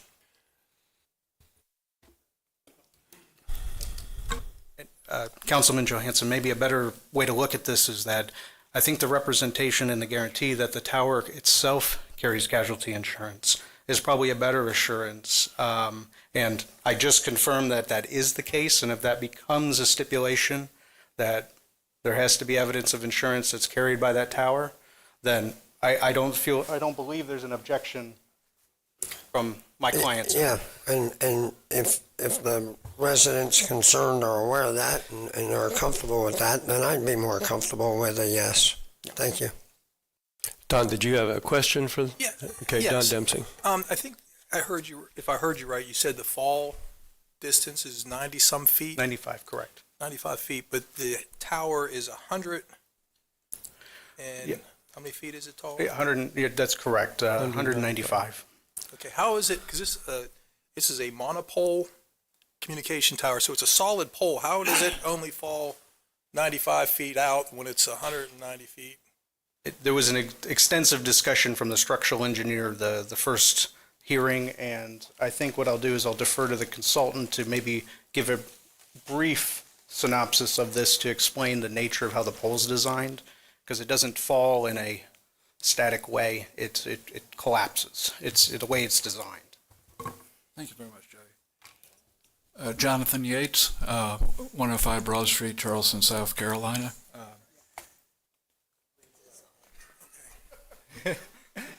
I brought with us the actual fall zone determination, Councilman Dempsey. What happens with these? This is what we call a monopole. What is a monopole? Monopole is a pylon steel structure. You see a monopole in front of a Hardee's or a Walmart, but we have our pylon is built with much thicker steel. If I can explain the way the monopole is supposed to work, and I promise I'm not going to break the equipment. I promise I won't break it. Think of a straw. What this is designed to do, this was designed by Florida professional engineer Robert E. Beacom. He first designed it to the ANSI TIA 222H standard for Volusia County of 140 mile per hour wind. I live on the coast also. I hope and pray we do not have that wind this fall. He designs to the ANSI standard, then he designs in what is called the break point. Can you speak into that other microphone? That'd be more helpful. Thank you. He designs in the break point or fall zone, so in a 500-year catastrophic event, what is it designed to do? Think of a straw. It's designed to deflect over, not really detach, but designed to deflect over, and he's certified that to within a 95-foot fall radius. The purpose of that contains it on Ms. Kim Payne's property. We want the fall zone contained on the property. In regards to the other properties, this particular facility is 748 feet away from the dwelling on the property, but we had Mr. Beacom design it, and it's a factor of steel.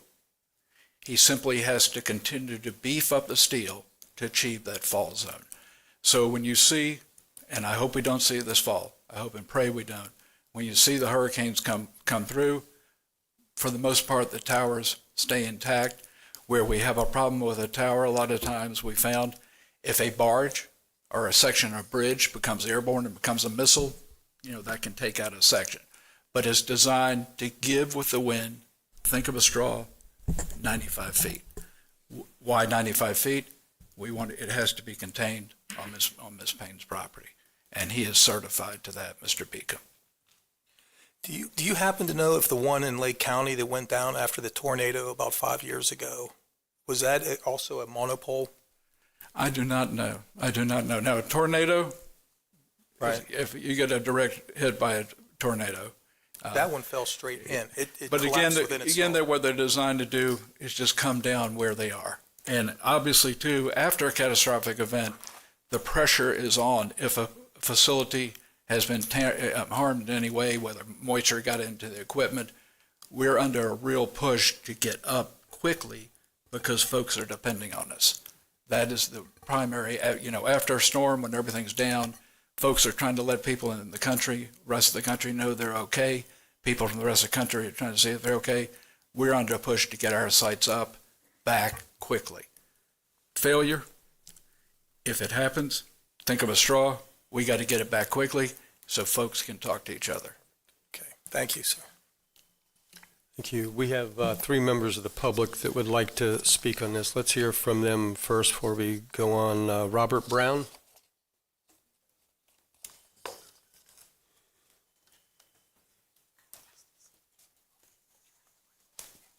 And you'll be followed by Greg Petzak and then Dr. Wendy Anderson.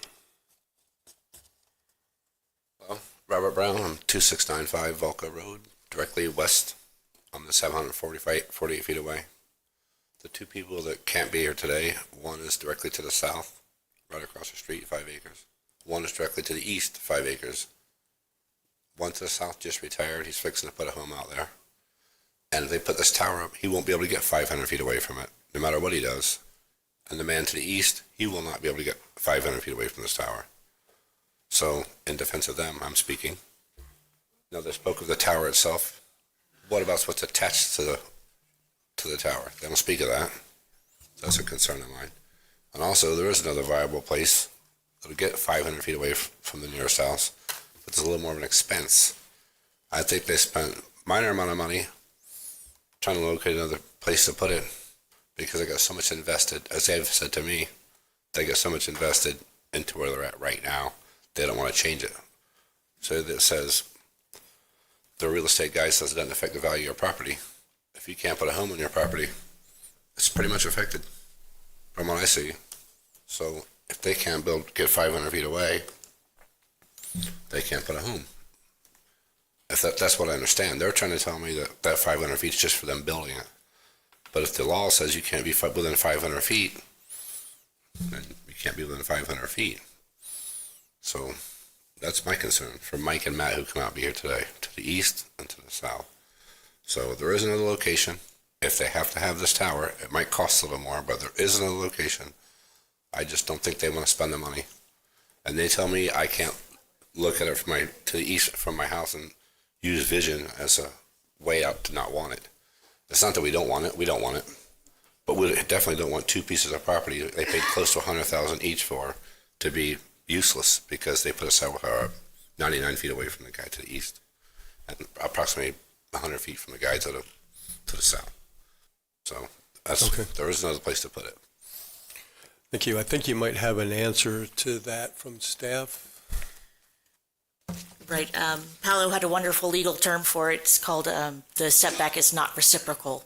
So you can build within that distance of a communications tower. It's when the communications towers first goes in, they have to try to be away from the homes. But there's absolutely no restrictions on homeowners building structures on their properties. Thank you. Greg, are you here? Yes.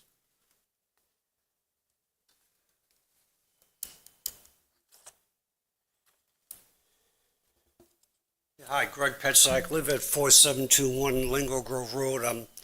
My property is just south of where the tower's going. And the one thing was when they were bringing in, cleared from Bobby's house, they never mentioned from the base of the tower, the clearance from that to my house at all. So I don't know what the distance is going to be.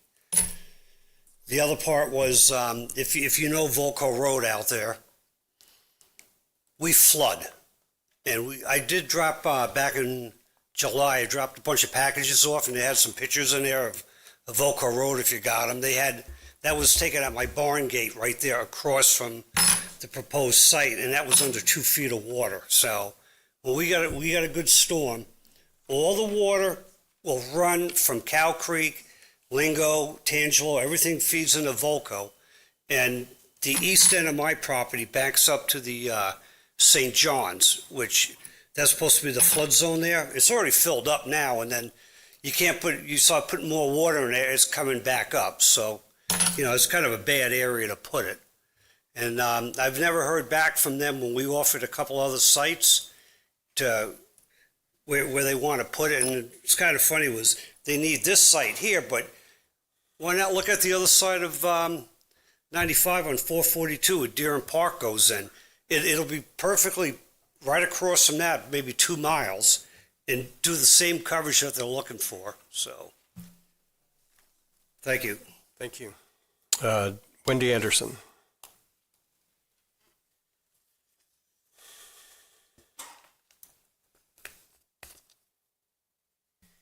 Thank you. Wendy Anderson. I live in DeLand. I was asked by the homeowners around this property to take a look at this several weeks ago, and I did. I do this for a lot of people all over the county because I've kind of gotten known for this.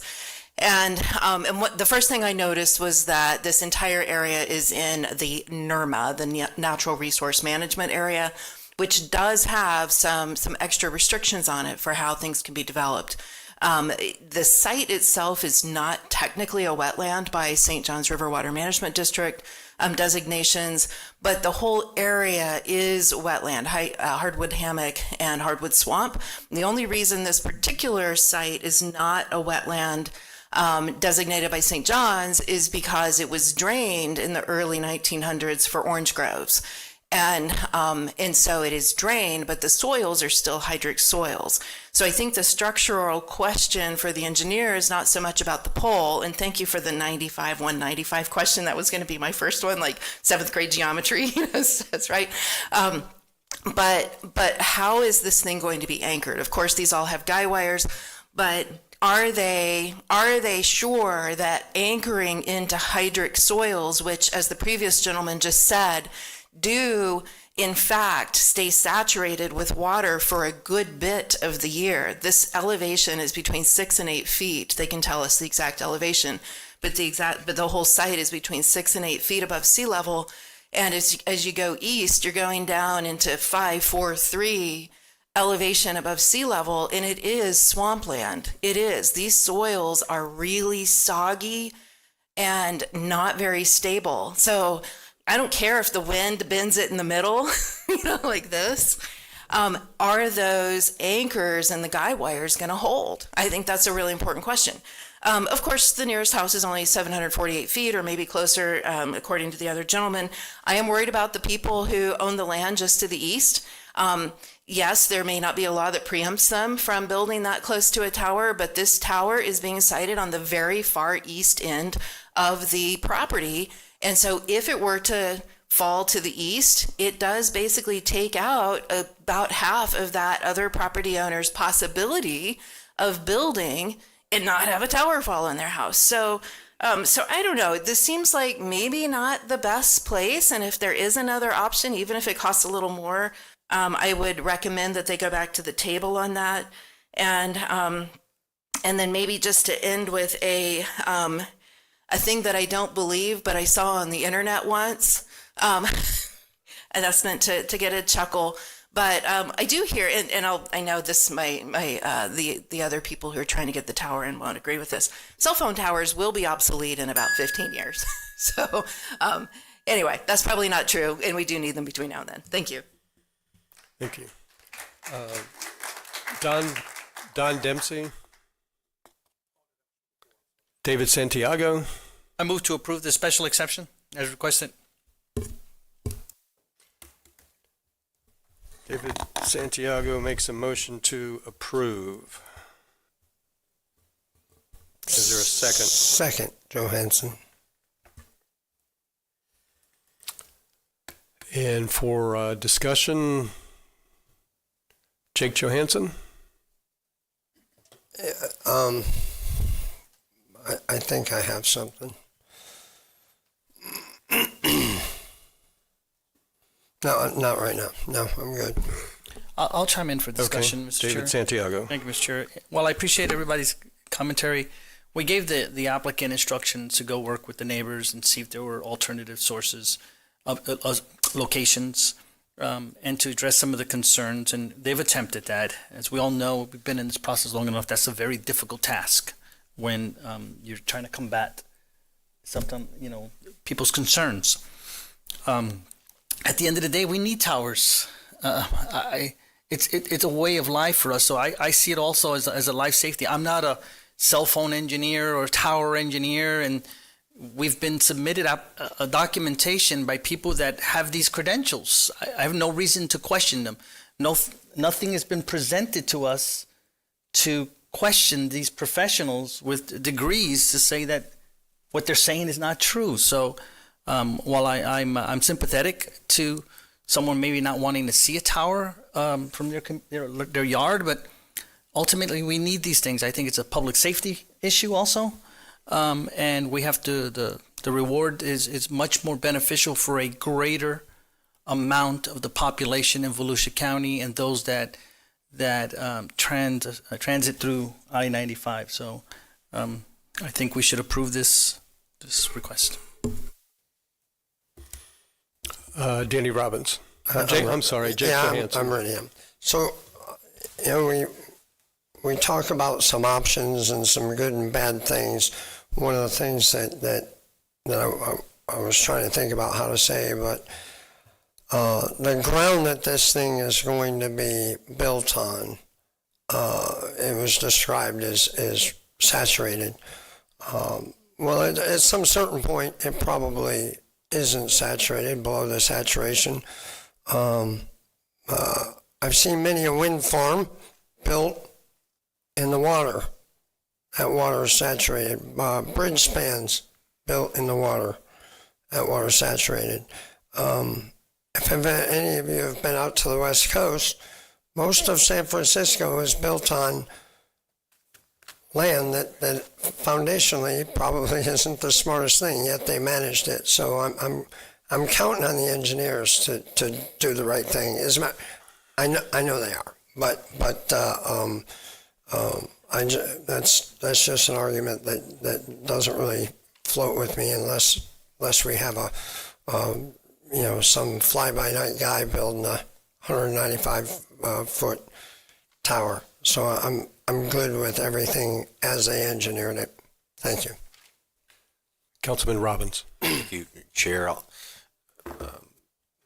Council, I still share the same concerns as we did before, and it's kind of compatibility in that area. I don't want to beat a dead horse here. I know everybody's working hard to try to get to a yes, but also too, I see some of the safety concerns of my residents there. So I don't know if I'll be able to support this one. Thanks. Can you respond to the question about the soil?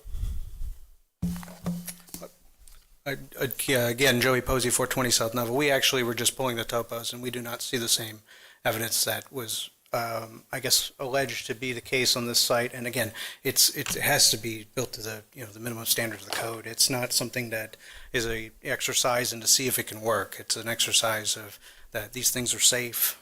It's being designed to every criteria, and the only question that we're asking today is whether or not the waiver and what's being requested is an applicable waiver for the special exception. That's the limited question today. It meets all the other criteria of the special exception. Evidence presented, and I do appreciate the neighbors. I really do. And the exercise, if there was a viable site, these folks have been open and honest about having and entertaining that, but I can't in good conscience say that go spend another $250,000 and impact a wetland as the viable alternative. That's not a fair request for these folks either. So, and then it becomes a question of, how long do we move the goalposts until we find something we like? But just wanted to briefly mention that. And again, I have not heard any evidence up to the contrary to the special exception, but I do appreciate them, and I do appreciate their candor in trying to make this work too. Well, I'll have one more question for you, but here's how I'm looking at it. As you just said, moving the goalpost. It's Verizon that's moving the goalpost. The neighbors thought they had 1,000 feet to deal with. Now we're being asked to change that to 780 feet. So they thought they had a law in place to protect them, and now we're being asked to change the law. So it's 780 feet. To the closest one, but if they build, maybe it's 500 feet. So we are restricting, if they don't want to do that, that's their choice, but we're restricting them from building then. My question that's really important to me is, I think you said there is a donut there. There's no coverage. Is that true, that there's no cell phone coverage, or is there just no Verizon cell phone coverage? There's a coverage deficiency, and the maps that were provided at the last hearing illustrate that along that area of Volco, and especially at 95, that there's a drop in coverage. Whether you can achieve... For Verizon or everybody? It's specific to... At present, there are two carriers, Dish Wireless, Boost Mobile, and Verizon. We've also heard word that T-Mobile also wants to take a look at this. It's what we call a deficit area. not a complete wasteland, but poor throughput, poor call quality. It needs to be improved. It's trying to play off of two other towers, one over 2 miles to the north, one over 2 miles to the south. We're trying to fill this hole so you can have seamless. And again, when you get back to the public safety, if someone's in a situation, you want them to be able to pull a phone off their hip and call 911. You have Alert Volusia, the emergency notification system.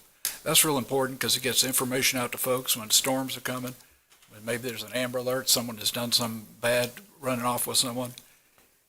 It all works if the phone works, and that's all we're trying to do. All we're trying to do here is provide adequate, essential phone service to that area and access to 911, first responders, fire, police, EMS. Thank you. Okay, yeah, it's true. We all want cell phones. We get frustrated when we don't have coverage, and then you run into this, and there's a challenge with a group of neighbors. Troy Kent. To the applicant, gentleman that was just speaking, is there documentation that people have tried to call 911 and it hasn't gone through?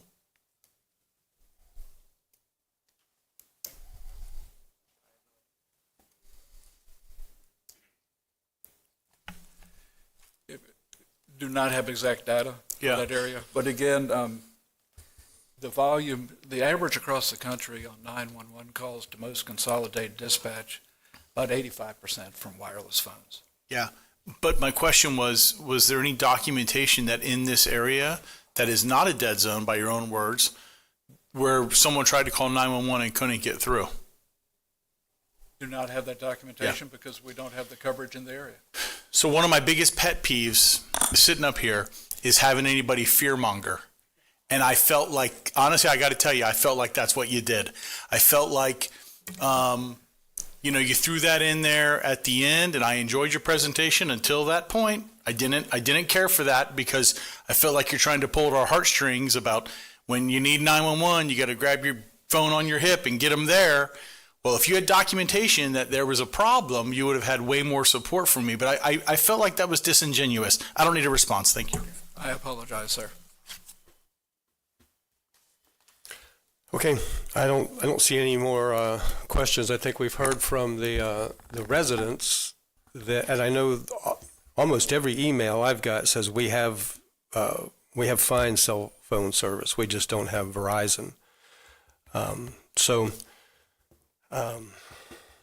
Chairman? No more questions? Yes, David Santiago. No questions. I had questions for close, but I respect everybody's data that they use for the decision making, but not Verizon or none of that stuff like that. Verizon is what they're either number one or the number two carrier in the nation, right? And if Verizon is telling us that they have a deficiency in the area, we have 500,000 residents in Volusia County. I don't know what percentage of the business they have, right?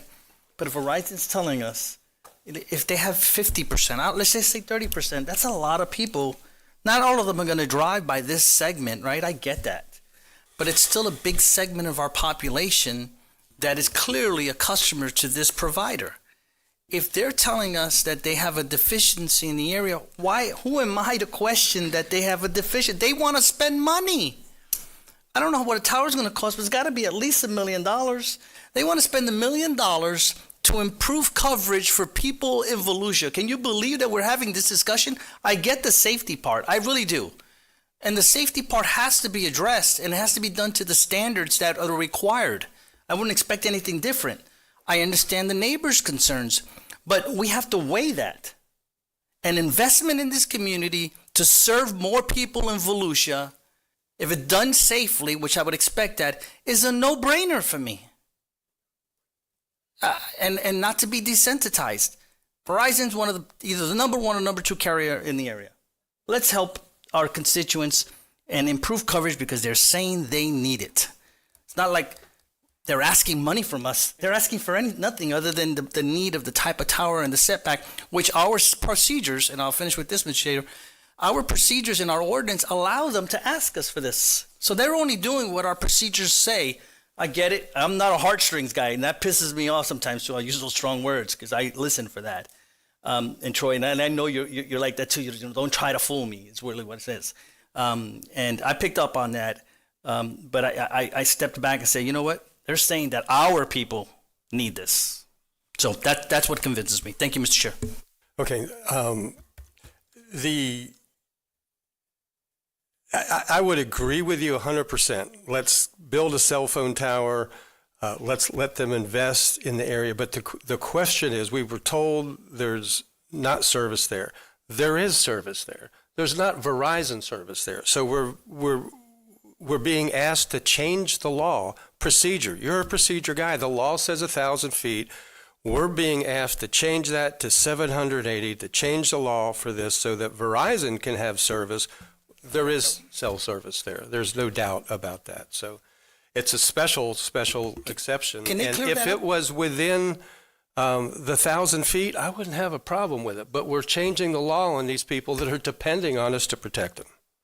Mr. Chair, with all due respect, I think your description of that may be inaccurate. And with all due respect, I don't think we're being asked to change the law. I think this is following the essence of our law, what they're following. Secondly, let's let them tell us right now, what is the situation of coverage in that area? Again, Joey Posey, 420 South Nova, and we were just discussing this. We literally had a conversation with T-Mobile yesterday about this same exact issue. It isn't just a Verizon issue. I can't speak to whether there's limited to bad coverage of other carriers. I imagine that's the case. And can you get a call out? I have no doubt under certain circumstances you can. The question is whether or not we can provide and fill a gap to make sure that all residents have the coverage they expect, that in the event of emergencies, that it's consistent. In the event that you go along 95 and you're trying to reach whoever you're trying to reach, that the coverage is there. So from Verizon's perspective, there's a deficiency. From T-Mobile's perspective, there's a deficiency. I can't necessarily speak to other carriers, but I imagine that it's going to be the same situation. And again, you can do this in other ways too, with satellite or, there's other ways to finagle this to achieve coverage, but whether that achieves public coverage, no, that can't possibly be the case. And like Councilman Santiago had mentioned that, there you have somebody that's willing to invest and move into this area to identify and capture that need. The question we're asking is regarding the special exception is the waiver of the 250 feet is that something that we're willing to allow as to make this happen, which in every circumstance that I've been able to identify in your staff report, I believe it was 14, is that correct? Waivers, 14? 13 waivers that have been granted for this specific purpose with far more impacts, far more residents, far closer. And really what we're asking for is the accommodation for the one dwelling to allow that waiver on coverage when we went above and beyond and also explored the alternatives to try to address concerns as we saw them, because if there was an alternative, we're happy to do it. But the alternative, the one viable alternative, requires wetland impacts. It requires other impervious coverages that would be a bigger environmental concern, I would imagine, for where that tower would be. So I just want to make sure those things are out there, and they were part of my presentation, but but I do understand the nature of where they're coming from too, because it is a change. Okay, thank you. Councilman Kent. Thank you. And Mr. Santiago, again, you bring a ton of good points to this topic. The thing I'm wrestling with, because I'm beyond feeling like I got fear-mongered, I'm beyond that, even though I'm still talking about it. My thing is that they're before us because it's a special exception. And I got to tell you, gentlemen, I love that we're spending the amount of time that we are on it because we want to get this right. We want to get it right for the cell phone company. We want to get it right for the residents who took time out of their day 2 different times now to come before us and express their concern.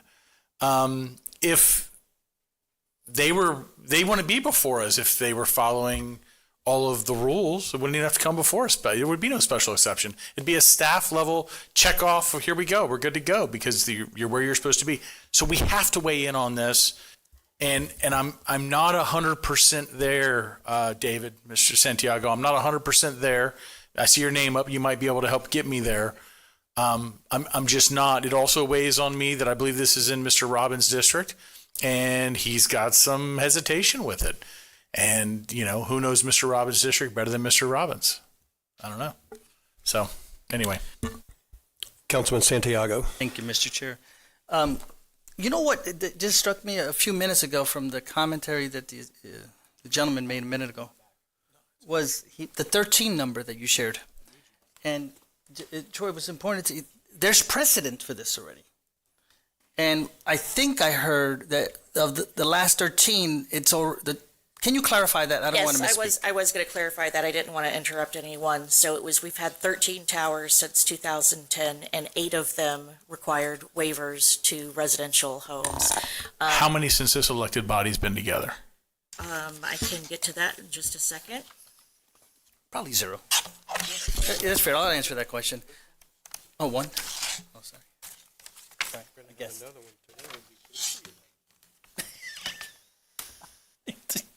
1, 2, 3. Do you mean with the waiver, or how many towers in general? You guys been here since I think with the waiver. 2020, right? 3, not 2020. 3. 2023. We've had 1, 2, 3 towers and 1 waiver, and it was at 540 feet. Give me the date and time. April 2nd, 2024, Pridgeon Nix. It was a 255-foot self-supporting community. Did I vote yes for that, or was I absent that day? I think he made the motion. And I did Not helping. I did want to clarify, Carissa, and I apologize, if you can go to page 89. Yes, 89. 8, 9. There is an all coverage map. It's very difficult to see. At least I had a hard time seeing it. I'll close that. Done? No, I'm not done. Okay. I don't know if you want to show us something related to that question.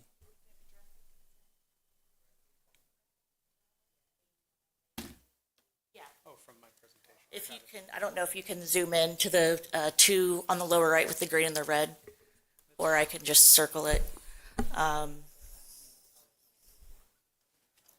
a good color here. So this is where the new service is going to be. So you see all of this red here. That is the gap. So the green represents the deficiency area. The red represents the deficiency. Oh, now the Oh, okay, trying to yeah, get I'm the- looking at it differently. Oh, yeah. So the green represents the improvement if this tower is built. yeah, the one that kind of looks like 3 circles right on top of each And other. red where the represents arrow is. not reliable service. Okay, it Correct. means you can connect, but it may not be the best connection. You can drop. Yeah. Your internet connection might be slow. All of those things possibly, right? To Verizon. If you're in a tree stand waiting for the deer, your cell phone might work if you need help, possibly. That's a Danny Robbins joke. Sorry. What I was saying, Mr. Chair, I'll close out with this. The reason I said I didn't know we had 1, but there's precedence there, right? And I think that's why the attorney, being a good attorney, pointed that out to us, that there's a practice that the council, and yes, we may be a new council, but what the government does follows us, right? I mean, yeah, we can do different things, right? But we're held accountable accordingly. And I'll just leave. It's going to be done safe, and they want to invest in our community and give better service. That carries a lot of weight from me. No testimony has been given to me to say we shouldn't do this to improve service because X. There's nothing that carries that level. Thank you, Mr. Chair. Right, except for the neighbors, and that's what I was going to say. That the precedents, we can't just look at, well, there was 8 of them improved. There's another one coming next. on our agenda today, and it's probably going to pass because nobody's opposing it. It's not adverse, it's shorter too, but it's not adversely affecting the neighborhood. And that's what I'm looking at is, does this fit into that neighborhood? And I don't believe it does. But so that's one vote. Jake Johansson. Sir, I'm inclined to approve this based on the comparative table that was provided earlier as well. I said this the last time it came to us, that I think the county needs to take a good look at our existing rule or existing ordinance and adjust it to reflect the engineering of how these things fall. The cities in the county are all over the place. Some are way far away because they don't want them, and some don't worry about it. So depending on where we are or where they are, they'd be building without a variance at all or without a special exception. So if 95% of 85% of the county right now would allow this, I'm willing to take the blame and assume that risk and allow it here, with the understand that the change is available or coming. Thank you. I don't see anybody else. Okay. Carissa, would you call the roll? The motion on the table is to approve the special exception. That motion was by David Santiago, second by Jake Johansson. Mr. Johansson? Yes. Mr. Kent? Yes. Mr. Reinhardt? Yes. Mr. Robbins? No. Mr. Santiago? Yes. Mr. Dempsey? No. Mr. Brower? No, but the motion is passed with the yes votes. So thank you all. Hey, sir, can you just indulge me for a minute, a bit of housekeeping back on item 4? It's my fault, I apologize, but if I could get a motion to actually adopt a resolution that established the charter. I know you already had the nomination. Motion to adopt. Second, Johansson.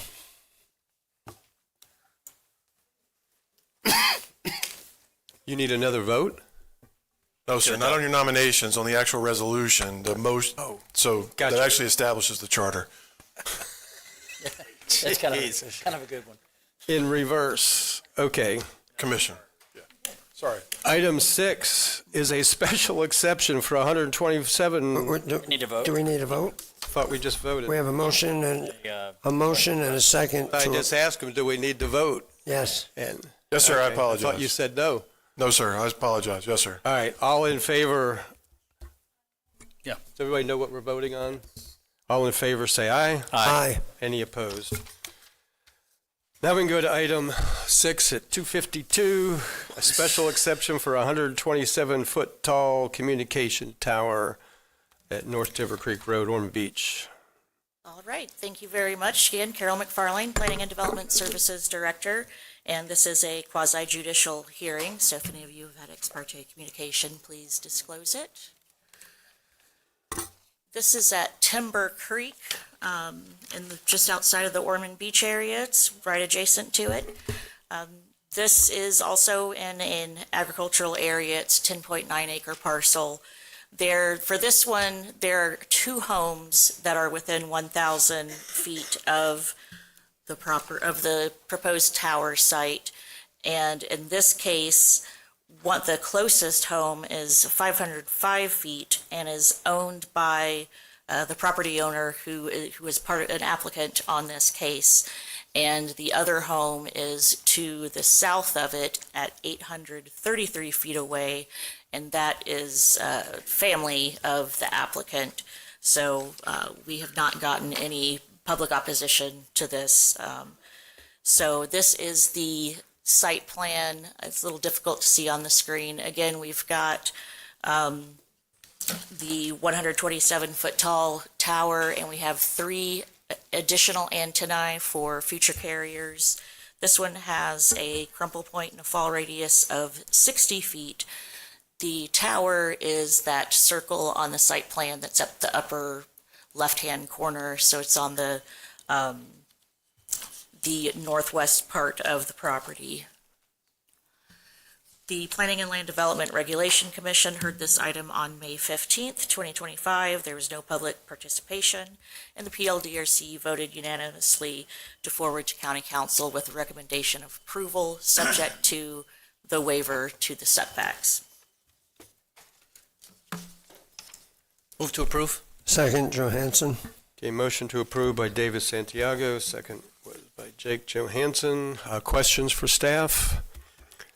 Any other comments? All in favor, say aye. Aye. Any opposed? And this tower is approved 7-0.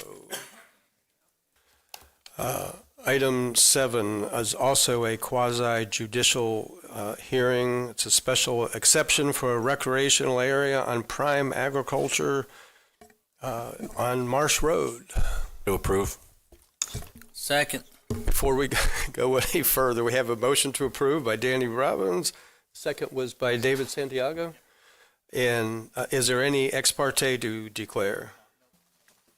Nope. Okay. All right, thank you. Special exception for a recreational area.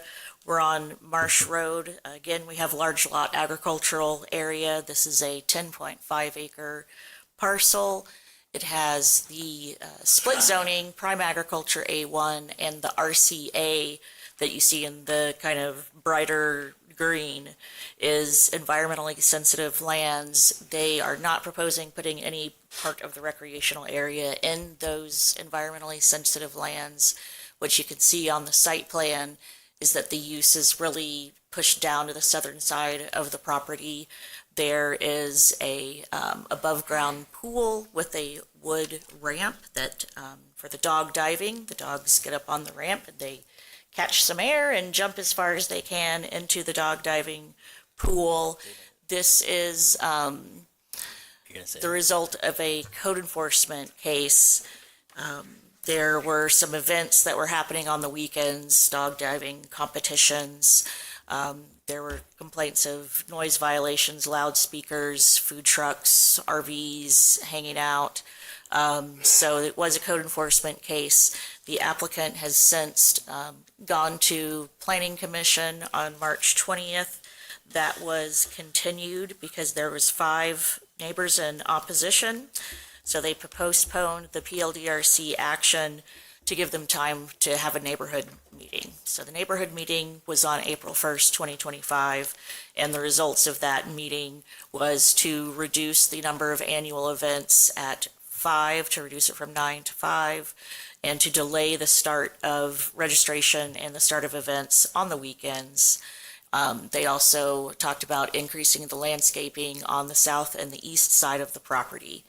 The last waiver here is that the special exception should be heard again in 1 year to give the use time to happen and for the neighbors to get on board or to have another decision made. So the third PLDRC meeting was May 15th, 2025. The commission voted unanimously to approve subject to 16 conditions outlined by staff, and they added 2 additions for additional landscaping and for the 1-year review period.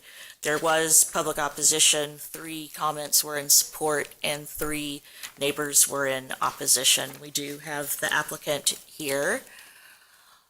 With that, staff recommends approval with the 18 conditions. It looks like they've brought most of the neighbors on board with their plan, and they do have a pretty detailed presentation made as well.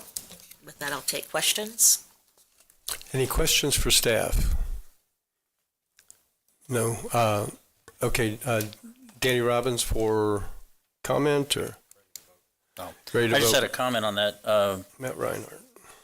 My dog was going to go ahead and challenge Bad Boy Dudley, and he's opted out. He's heard a lot of rumors about Bad Boy Dudley doesn't play fair, so I just want to let you know formally, Troy, he has backed out. So I'm sorry. I appreciate hearing that, and Dudley's fresh off of surgery, so he'll appreciate it as well. Are they going to do anything to prevent alligators from going? continue. We have one member of the public who would like to speak, Linnea Hagstrom Ford. Are you here? Who just brought me this? She's no longer here? Okay. We have a motion to approve. I haven't talked to the owners there, but I've heard from a lot of the neighbors, and they can't figure out why we would oppose this. So if there's no discussion, all in favor, Aye. say aye. Aye. Any opposed? And the dog diving pool is approved 7-0. Item 8. Yes. The applicant wanted to make a clarification that the one-on-one training that's described in the agenda item, that there may be some overlap of more than just one dog on the facility if a family has 2 dogs, or if one person gets in a little bit earlier, there may be multiple dogs on the site, very limited during their one-on-one training. Are you asking to modify the document that council's approving? Okay, he's nodding his head. So the condition is that one-on-one dog training happens on the weekdays between, I believe it's 9 a.m. to 5 p.m. The way that the condition is worded just says that it allows one-on-one training. It does not actually mention how many dogs would be in that training. That's fine. The limit to the number of dogs is for the events. It limits it to 30 dogs. One-on-one So in is- staff's opinion, that's not something One-on-one that is needs. dog to instructor ratio, not number of animals on. Okay. so that's the modification. We need to re-vote on it because it's different. I don't have an issue with that. David Santiago. Oh. Were you up for nope, this, I was or- up for the next item, sorry. Okay. The motion was made by Danny Robbins. You still good with it? The second was by David Santiago. Yes, it was. You're still good? Yeah. All in favor, say aye on Aye. the revision. Any opposed? And it passes again, 7-0. Right. We just wanted that on the record for the applicant's Okay. benefit. Thank you.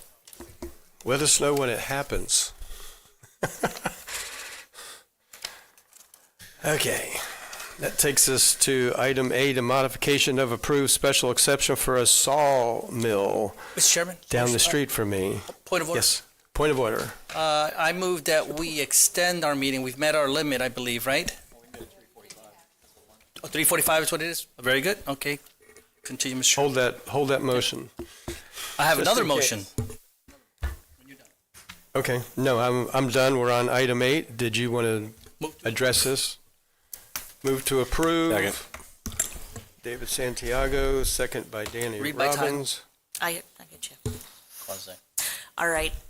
Item 8 is a modification to a previously approved special exception for a sawmill to allow pallet assembly.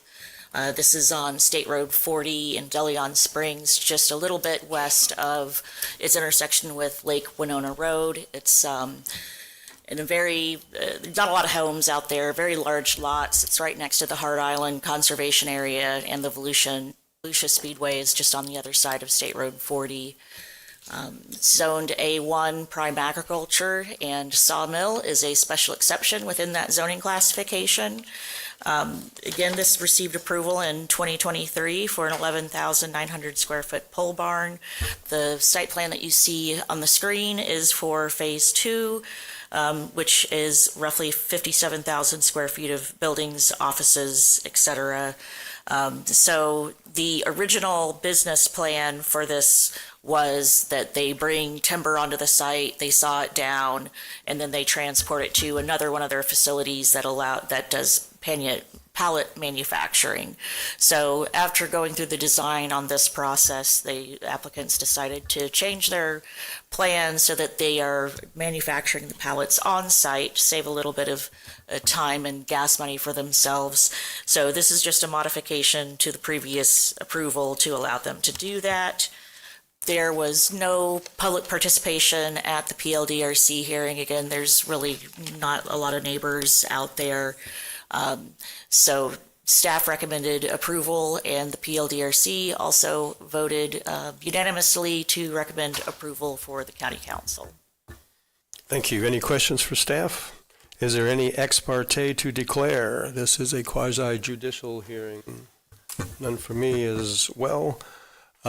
Any other comments? All in, the motion is to approve. All in favor, say aye. Aye. Any opposed? And the salt bill goes in 7-0. Item 9 goes with item 10, which is quasi-judicial. Were you going to try and do both together? Yes, Okay. I will run through the presentations for both cases because you can't vote for one without voting for the other. Right. So, but the votes themselves will need to be separate. Well, let me go ahead and ask for ex parte now, since we're going to be mingling them. I know I've talked to their attorney and the developer. Mine was very brief with the attorney. Same. I've had communications with Mr. Woods as well. Okay. Was Mike Woods?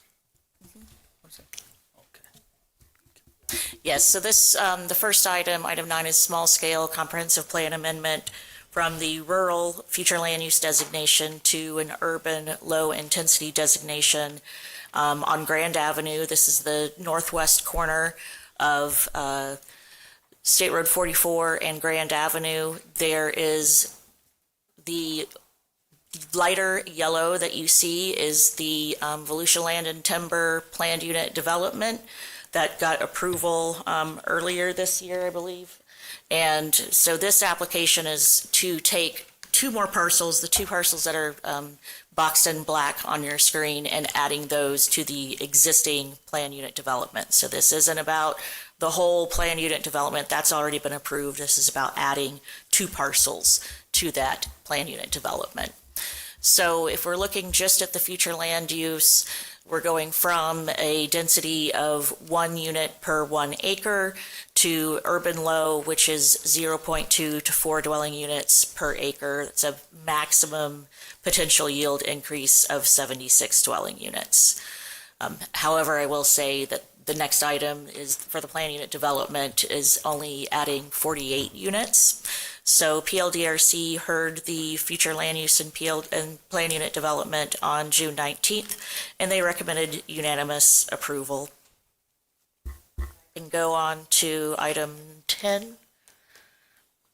Did you have a question on this part, Danny? Yes, sir. Okay. Carol, do we have a view of this, like maybe on Google Maps, but zoom it out a little bit? Yes. I just want to get a better idea. Sorry about that. Just see what's surrounding it. Yeah. Yeah, we get that information to Chris ahead of time, so it'll just take her a second to load it up. And is this consistent with like future land use, the utility boundary, Yes. and all that stuff, services? Yes, City of DeLand is providing the utilities. And it's consistent with the comp plan and that, and all those other. Yes, I mean, this is a change to the future land use map to add more urban area to that area, but it's consistent. It's immediately adjacent to it, and we have the capacity and our utilities and other infrastructure to allow for it. Are we able to zoom out just a little bit more? Okay. Are you looking for the train station? Yeah. So the train station is going to be out a little bit more. I don't think I can do it on this screen. And you want to drag it up a little bit. There you go. So I think the train station is, yep, there you go. Okay. I'm trying to figure out how to draw on it. It's a little dicey. Carol, is this also within that overlay? Is there an overlay there for? Yes, there's the transit-oriented overlay. There's in planning, there's a kind of a walkability rule of 1/2 a mile, means that people will generally walk if they can. So this development is just at 1/2 a mile away. So, and the applicant has a very nice presentation put together about how the walkability of this project and the building of the spring-to-spring trail for this missing gap area, that this project is going to supply some good walkability features. Okay, thank They're you. also doing some low-impact development as well. Thanks. Thank you. Okay? Yes, All go right. ahead. Question.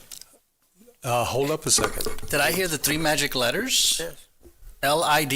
You did. They were going to do that on this project. It is a voluntary. I know. From the ordinance that was passed just a couple of months ago. Mike Woods was actually part of, he helped a lot get attention on the low-impact development ordinance. So yes, there are going to be some voluntary elements in this. So someone is using the voluntary option that we put forward. And he does have a great presentation to talk about exactly what those are. Thank you. Thank you, Mr. Chair. To item 10 presentation, thank you. So the purple is the future or the planned unit developments. You can see again the two parcels in lighter yellow are being added to it.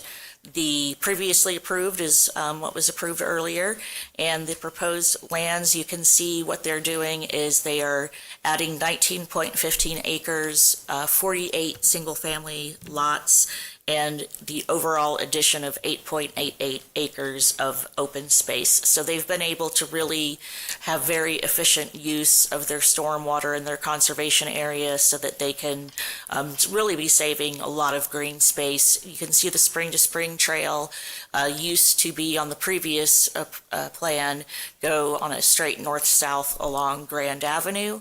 And I hope you can see it on the presentation. You can see this trail does meander a little bit as it's going north along Grand Avenue, and then it turns west and continues along the north side of the property. So there will be some good improvements that will come along with this development as well. And this actually decreases the overall density of the entire planned unit development from 3.08 to 2.9. Again, Planning Land Development Regulation Commission heard this on June 19th, along with a small-scale application amendment, and voted unanimously for approval. And we have Mike Woods and Sean Fortier here as well. Are you going to present? Yeah. I'm going to step out a minute. It's not because you're coming up. I can hear you in there. I am going to step out because I don't know where I get. Mr. Robbins, you recognize. Oh, sorry. Oh, that's Matt's job. Mr. Robbins, do you have a question? Yes. Mr. Woods, I reviewed a lot of this stuff. Can you just clarify too? Sure. You said that there was a net decrease once everything was put together in the number of units. Yep. So from a land use perspective, we are increasing from the land use from what it currently is to the ULI. So there is an overall increase there.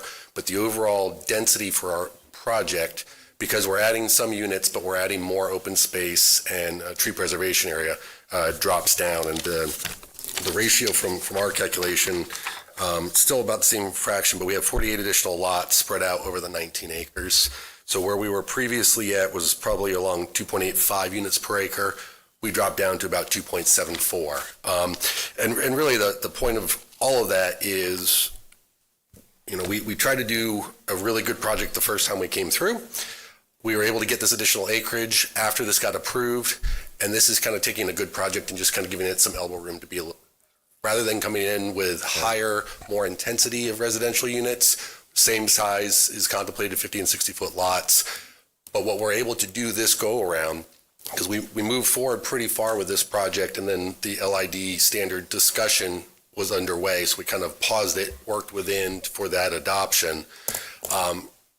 What you're going to see from this project is the benefit of de-siloing the tree preservation, the open space, and being able to utilize those areas kind of in conjunction to activate the tree preservation area, to activate the stormwater ponds, to have an overall better project. So What LID practices are you going to be I implementing? can have Sean come up here on that. Some of it is word for word from the guidebook. Some of it, we deviate from it, but we're still going to follow through the guidelines when we go to site plan for the. Thank you. Absolutely. And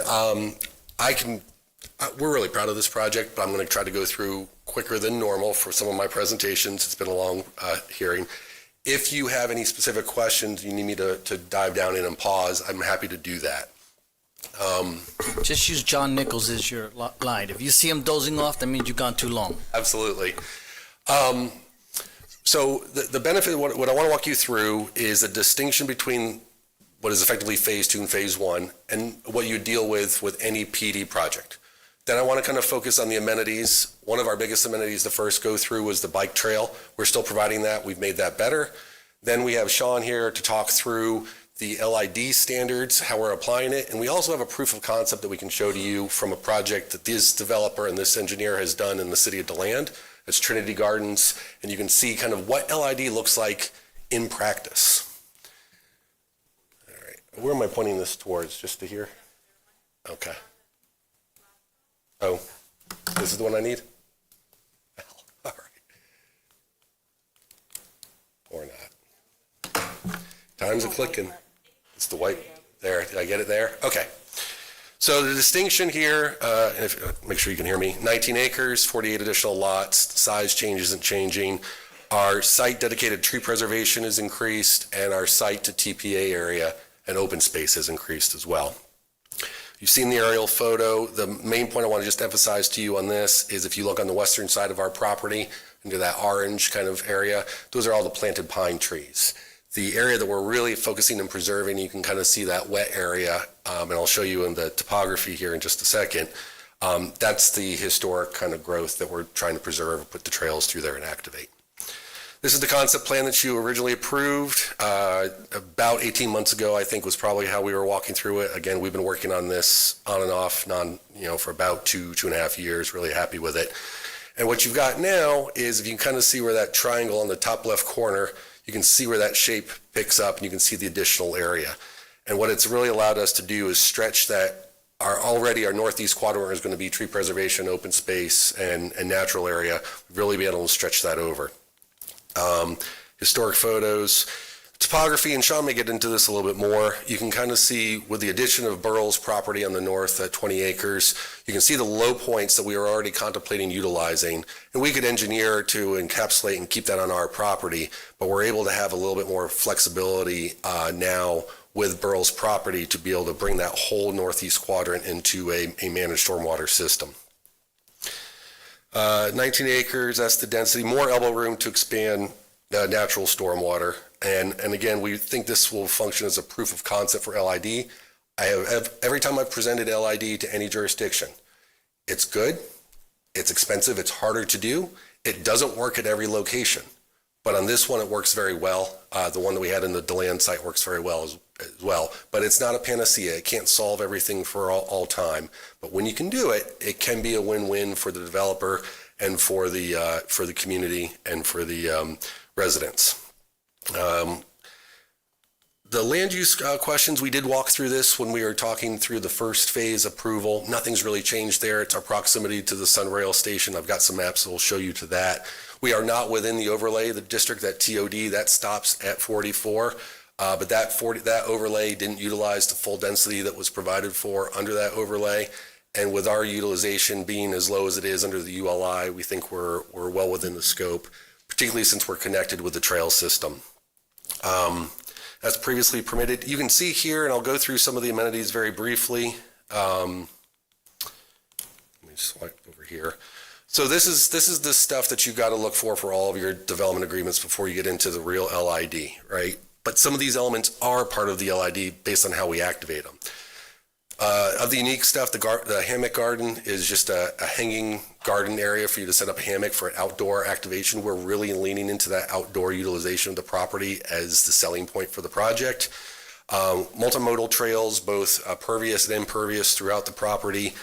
Where there is green space at ends of curbs, either rain gardens or bioswales. We'll show some examples of that.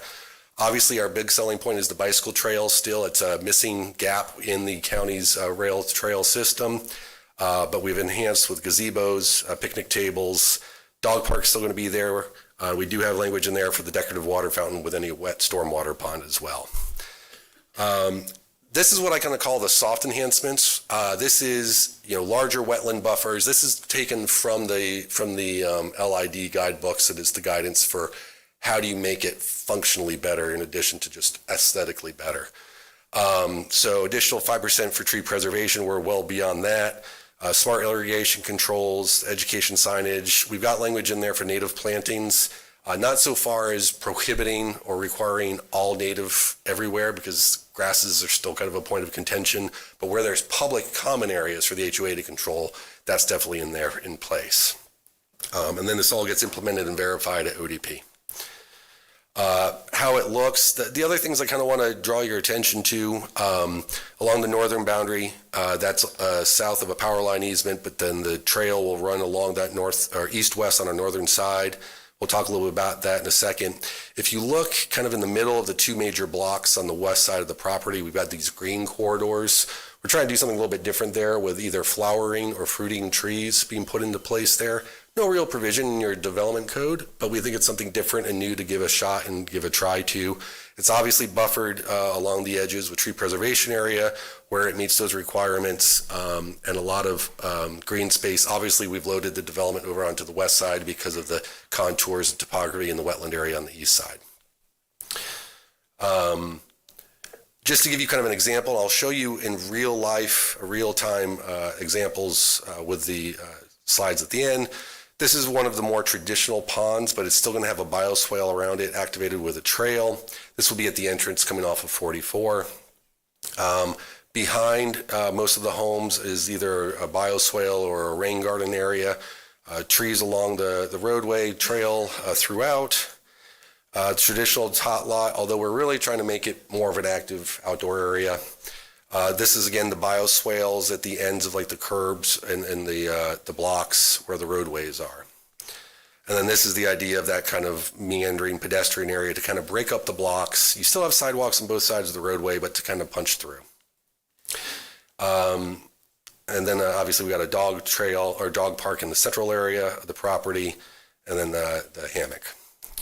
So the multimodal trail, we're providing a bicycle station for our residents open to the general public with shade. So if you're out on your bike, you're not going to die of heat. We're going to have a water fountain out there and a repair station. This is the idea of the network of whether it's sidewalk, trails, or mulch to get through the property. The big red line on the right-hand side is the main alignment for the bike trail along Grand. You see that blue line there, that meanders into our property. We've worded it to allow for staff to kind of make the final alignment, subject to avoidance of hitting any big trees in there. Ideally, we think it's going to be better to meander through there, but we're giving the staff flexibility with that. We've seen that with the trail features. Just from a gap perspective and see how this kind of lines up. This is the project that Rick Wolfhart got approved on the south side of 44, under construction right now with Grand Avenue, with the trail connecting to it. We pick that up and carry it through, and then that's just a frame of reference. The benefit, and we talked a little bit about this the first go around, these are the 26 homes along the east side of Grand Avenue and then along the north side of Minnesota. By putting the trail into our property and cutting to the left, you avoid impact of all these homes, particularly on Minnesota Avenue, because those lots 1 through 7, that roadway is prescriptive. There is no additional right of way, so it would be some type of taking if you wanted to bring the trail down that way. Instead, we bring it through here along the roadway. It meanders into our property. That's not shown here. We just wanted to show the distance. Along the power line easement, there's a gap of 0.19 miles. It's Martin Marietta. And then you go to the north in that orange area, same developer under contract to build a bike path there. Walkability, to give you the frame of reference, we're trying to make sure that everyone can get to the property within 5 minutes. Traffic, I'm happy to hit on that, but it's all the conversations we had initially with Mr. Dempsey at the first conversation. The additional units don't change that analysis. We're still in work with DOT, the access and safety access along 44. We had talked about view court, all still the same and still in good conditions. I guess we can bring Sean, if you can come just kind of briefly kind of walk them through the LID, and then we'll show you kind of what the pictures look, unless, do you think pictures first? No. Okay, good. Can you go back to the slide with the LiDAR, that one? There you go. Hello, Sean Fortier with KCG Engineering. I'm going to give a brief but hopefully thorough overview of the drainage of the system. I wanted to start on this LiDAR slide because it gives you the big picture. Pull one of those microphones closer to your mouth. Yep, is that better? So the county LiDAR is good for giving a big picture of what's going on in the existing condition. So on the west end side of our property flows to the west, and you can see the contours fall off in that direction. There's a small industrial facility up on the southern end of our western boundary, and then you have the existing railroad tracks, a few culverts under the tracks, and then west of that's more undeveloped land and ultimately the St. Johns River. So we're not too far from the St. Johns River here. On the north of the green line is the existing landfill, which slopes inward towards themselves. They have swales, and most of their property would discharge if it does to the west, so they don't come onto our property. To the south, you have State Road 44. South of that is the Pelham Square project, which there is, in the existing condition, a portion of their basin that goes through a culvert onto our property, which we're accounting for, which I'll talk about more in a second.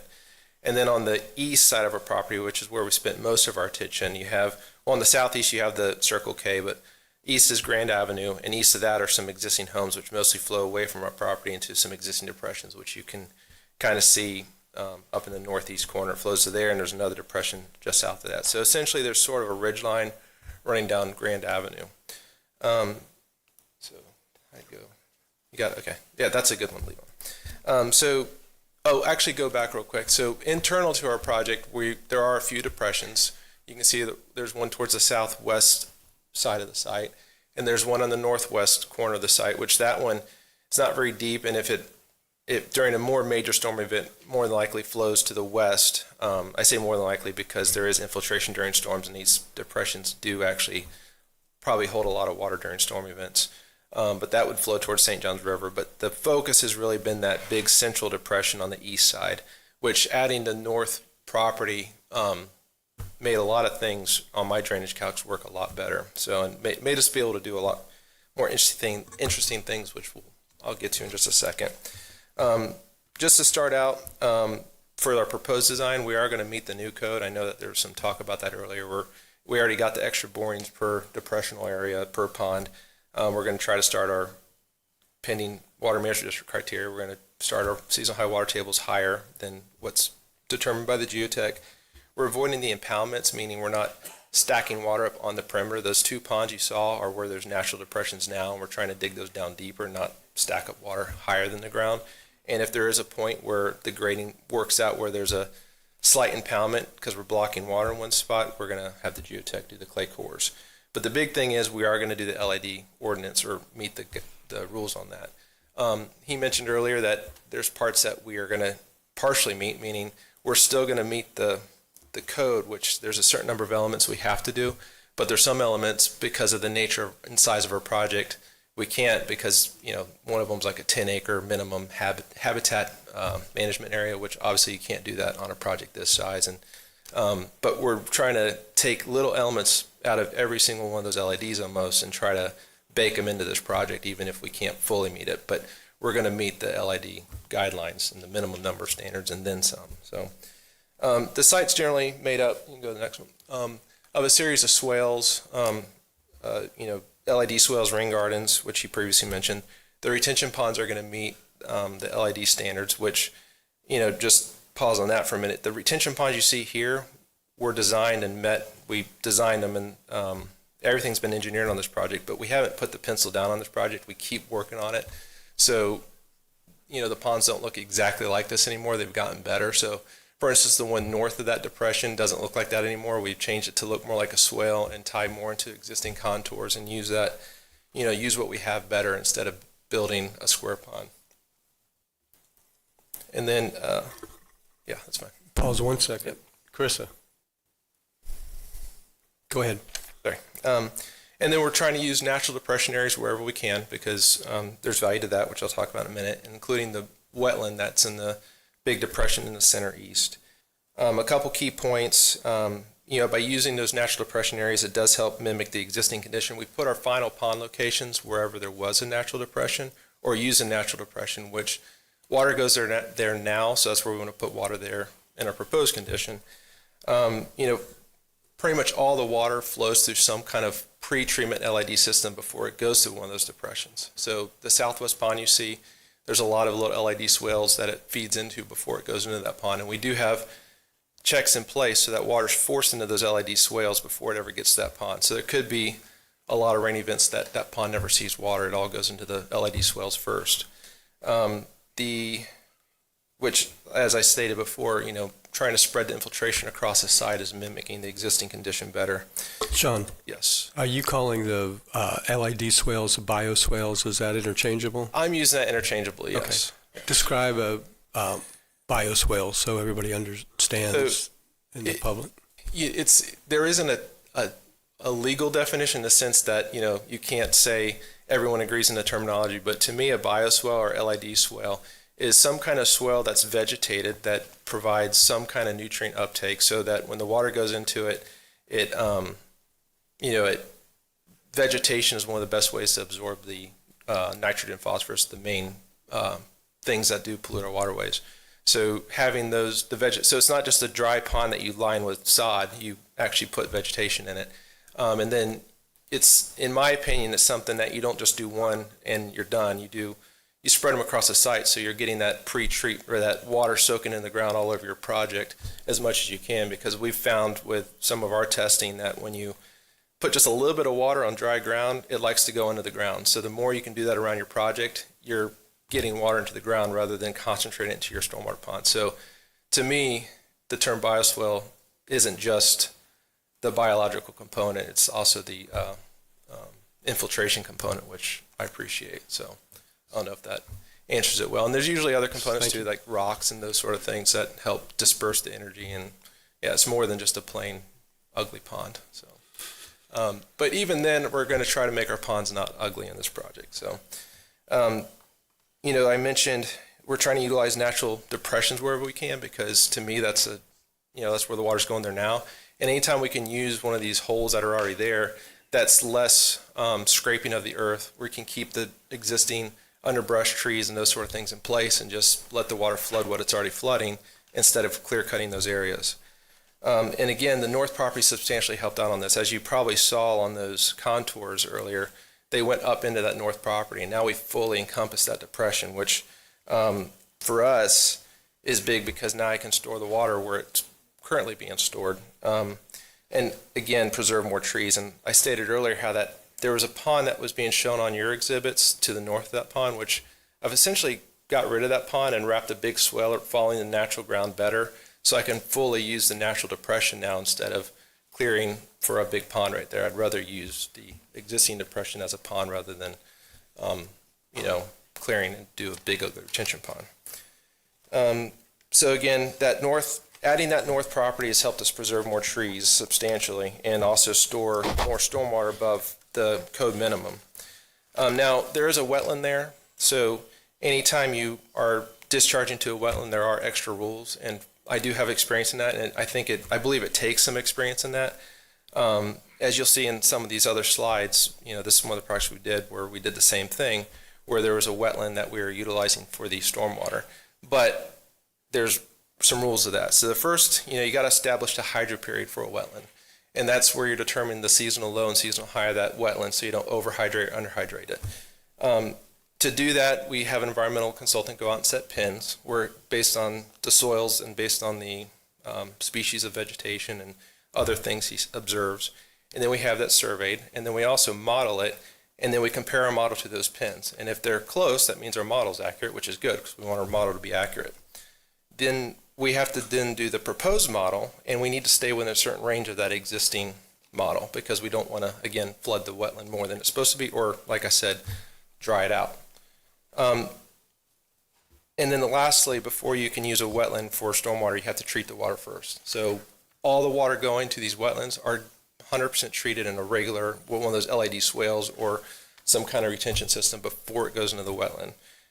So with all that, I got elevations for you because I figured that might be important. So on Grand Avenue, the lowest point of the right-of-way that touches our property is around elevation 35. The crown's a little bit higher, 36, 37, but we'll just stick with that 35. The wetland that we're sending most of our water to after it goes to the LID system is currently at elevation 20.2. We modeled that wetland in the existing condition and to get the seasonal high basically, and it came out to 22.5. I mentioned earlier, and again, this is about 13 to 15 feet lower than Grand. I mentioned earlier we set hydro period pins, and those came out to 22.3. Again, our model is 22.5, so that gave me confidence in our model. Our model is matching the hydro period pins. We then did a proposed model with all of our LID swales. As it currently stands right now, the mean annual storm in that wetland came up to 23.2. And that's a conservative number, which I'll explain in a second. 23.2 is within 7/10 of the existing, which is within the range. In fact, makes the wetland in many ways more functional because it's hydrated. And do I have permission to go just a few more minutes? Okay. We're getting into the weeds. I'll tell you about my position. It is in the weeds. Yeah, but we don't need the weeds for this hearing. Yeah. I think we had enough. Well, I figured the elevations were important because I know flooding is important in that spot. So. You lost John about 12 minutes ago. I wanted you to know that. All to say to conclude, and I'll sit down. We've looked at this project for many years now. He's on board, making sure that any of your concerns are there. I won't show you all the pictures, but if you have a chance, go out to Beresford, the new extension in MLK, and you can see what this looks like in real life. So that a project comes in, this shows your engineered wetlands, your natural wetlands, your building sites, your paths and pedestrians, and it all works together. And it works out pretty well so that when you move into a neighborhood, you're looking at this on day one. We're really proud about this project. I know we got a little wonky on here, but it's all we've been talking about. I thought I was at a science fair. Yeah, well, if you want to give me a blue ribbon, that's fine. Yeah, we're excited to show that this can work for you. That was his short version. This is my short version too. Happy to answer any questions you have or if there's any speakers to respond to. Thank you for giving us this opportunity. We're excited for this project. Okay, questions, Jake Johansson? Okay, Matt, you have a question or comment? I did have a comment or a question. Okay. Thank you, Chair. For the engineer, actually. I don't want to get you going again. I know. I was trying to be David upset. And correct me if I'm wrong, because I heard you make a comment about the ponds. I think you were talking about the ponds deeper. Is that accurate? No. To capture more water? Because I'd always heard digging deeper is not necessarily. No, I was saying we're digging the ponds lower than existing ground. That's what I should have said. All right. So we don't want to impound water. When I heard the word deeper, I just thought, okay, I'd always heard differently. No, sorry. And then also, and the other is a comment. Thank you very much. The thought of the LID swales capturing the majority of the water and the fact that you're consistent throughout the property with those, actually aesthetically it looks good too. So I have to admit, the pictures I know were not of the project, but of another project. So I thought it's, to go along those lines, it looks good because anytime you have those, plants and foliage and whatnot is going to do better than dirt or even grass. So I commend you on that. But the other was a question. Thank you for clarifying. Don, did you have questions? A question for, I guess, Mike. Mike, I know you commented on this, but I just wanted to make sure that. So we are standing well with DOT as far as the left-in decel turn lane and the right-in decel turn lane. Yes, we were in conversation with FDOT right after this got approved. We're working in conjunction to coordinate with all the work that's being done for south of Grand Avenue as well, right? Because they've got some commercial projects there as well. But from a turn lane perspective, we're in a good place. Nothing with what the additional units do. That doesn't take away our ability for that. In fact, it makes it higher demand, but very slightly. As you know, we've had another loss of the skydive owner, just because of that east-west sunlight coming through that area near Shell Road. And that's really kind of important to me to make sure that we give decel. 100%. And then just a comment. I'll wait for comments for the rest, unless you want to know. Okay. No, let's wait. Keep questions. Mike, or either one of you. You're using a lot of LID principles. Mm-hmm. Which of the incentives are you claiming? Because your Mainly, density, your density went down. Yeah, so, I know that the LID standards really got kind of pushed as a density enhancement. We're not really using that. It's more on the de-siloing of the open space tree preservation area and activating that. And that was the conversation we had at the adoption of the first time forward, was that we didn't feel like there was a methodology even with the PD to get away from that. That was what we jumped on to from the very get-go. Just to, again, you can kind of see, it's very similar to the original project. It's just the enhancements. And a lot of the stuff that we probably would have tried to do that first go-around, we just physically couldn't because X number had to be open space and only open space, and it couldn't be stormwater. And you start losing up. So to me, that's the biggest benefit. Now, there will be other projects where that density bonus can come in handy. But there's also kind of a flip of that. If you have any lots of a certain size, you're not going to really yield much more density. So anyway, but that's the main benefit. Thank you. I just was curious. David, did you have questions for them? Just comment. Danny Robbins, questions? Yes, Mr. Woods. I just want to make sure there's that we can put things to bed ahead of time. When it comes to, we're not filling in or paving over any wetlands. We get accused of that. Every project, doesn't matter what it is. No, we basically are building around them to kind of incorporate them to do their jobs. And I think the best picture that we've got is kind of showing, again, this is that Trinity Gardens site. But if you come off of MLK, you can see an engineered pond that's kind of like the reverse D. There's a smaller pond that's engineered, and then it gets into the wetlands. And so it stages in, and all of that works in conjunction. He's designing it to the standards that the state requires for a volume standpoint, but it overall works into a feasible, practical element. And I'm just diffusing the bomb before it goes off. Sure. So. Yeah. This is very sensitive to the wetland preservation. Thank you. Yep. Jake Johansson, you have questions? No stirs, so waiting for a comment. Okay. I didn't have a comment, but I'll make one based on the bomb comment there. I know you. We've met numerous times. I think you're a really good engineer. I know you care about what you're doing. So there was no bomb coming because you actually got it. And you went out and designed a project. I think you have been chomping at the bit to do an LID project for as long as I've known you. So it was interesting that most of the incentives you didn't need. You already reduced the density. The one question that I've always had, and you answered, was can we use retention areas or bioswales to qualify as the open area? I think you should be able to.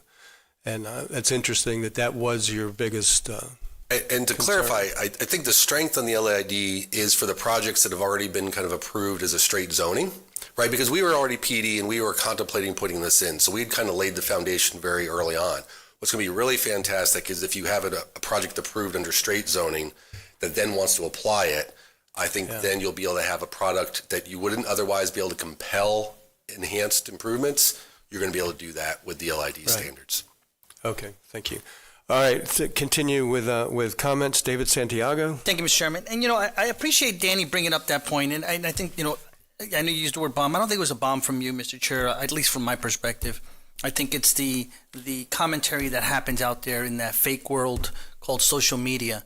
And because, we could approve a project in the Sahara Desert and we'd still be accused of filling in wetlands. So the clarity is certainly very important to put out there in today's environment, especially coming into political season. That being said, two things happened for me here today. You sold me when you mentioned LID and you went into voluntarily. I want to thank you and your client, right?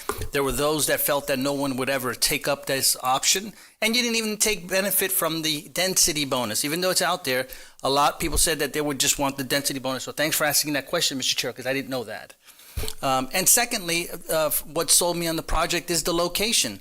We have invested millions of dollars in that sunrail right down the road, and it's right in that same geographical area, and we got to do what we can, we've said, in this area to support that sunrail, because otherwise it's that continued white elephant that's going to cost Volusia County residents money, so we have to make it viable. So those two things sold me. Thank you very much. I appreciate the science lesson, too. Councilman Johansson. Yes, sir. I would like to echo that. Thank you very much for doing the voluntary. I know you started this process when you knew what our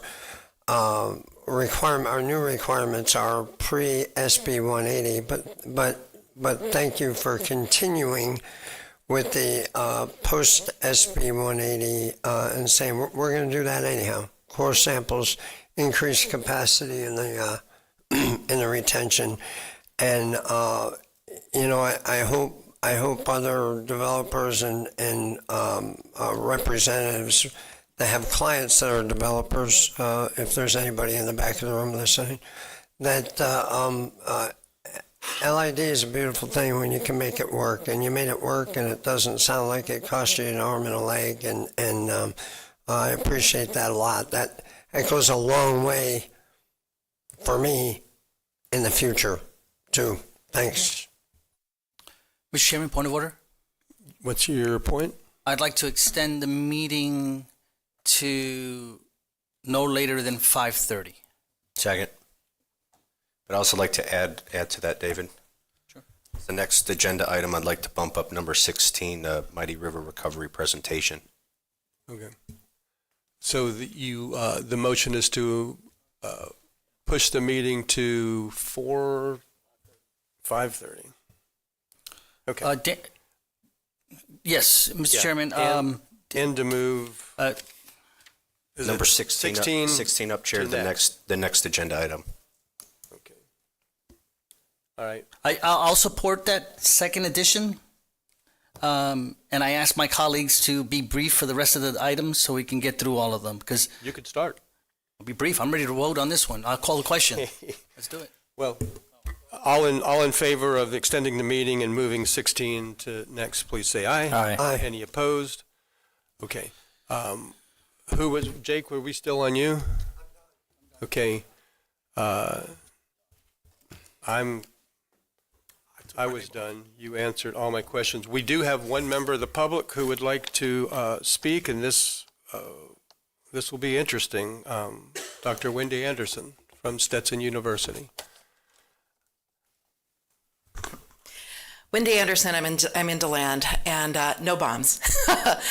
In the 5 years that I've been standing at podiums across this county and the cities and the county, there have been 3 times that I have enthusiastically supported a project. Today is the 3rd. And every single one of those projects has been designed by Sean Fortier. Yeah. He is the most amazing engineer. I wish he could engineer every single project. And I wish he could explain every single one to the elected bodies that are reviewing them, because it might have gotten a little wonky for you guys, but I was just sitting over there going, yeah, that's what we've been trying to say. So, my only sadness is that this is not mandatory. I'm just going to say it again. I know that SB 180, that the only way LID survives right now is because it's voluntary. So, okay. But these are such good practices, and they really do, in fact, manage stormwater in really natural and effective ways. If we could do more, I'm going to turn around and look at staff right now. If we could do more to encourage our other developers to buy into this, because it actually does save money and it is the right way to do things, it would be really great. I'm really excited to hear about this project today, and I know you all are going to approve it because you approve most of them. But anyway, they've done a really good job on this one. So thank you. I'll be brief. Sean, your rates just went up. Okay. No other comments, no other questions. Let's vote the motion. Did somebody make a motion? Motion to approve. Motion to approve by David Santiago, second by Vice Chair Reinhardt. The Wendy almost talked me out of it. All in favor of item 9, say aye. Aye. Any opposed? And that carries 7-0, so we've got to go immediately to 10. Move to approve.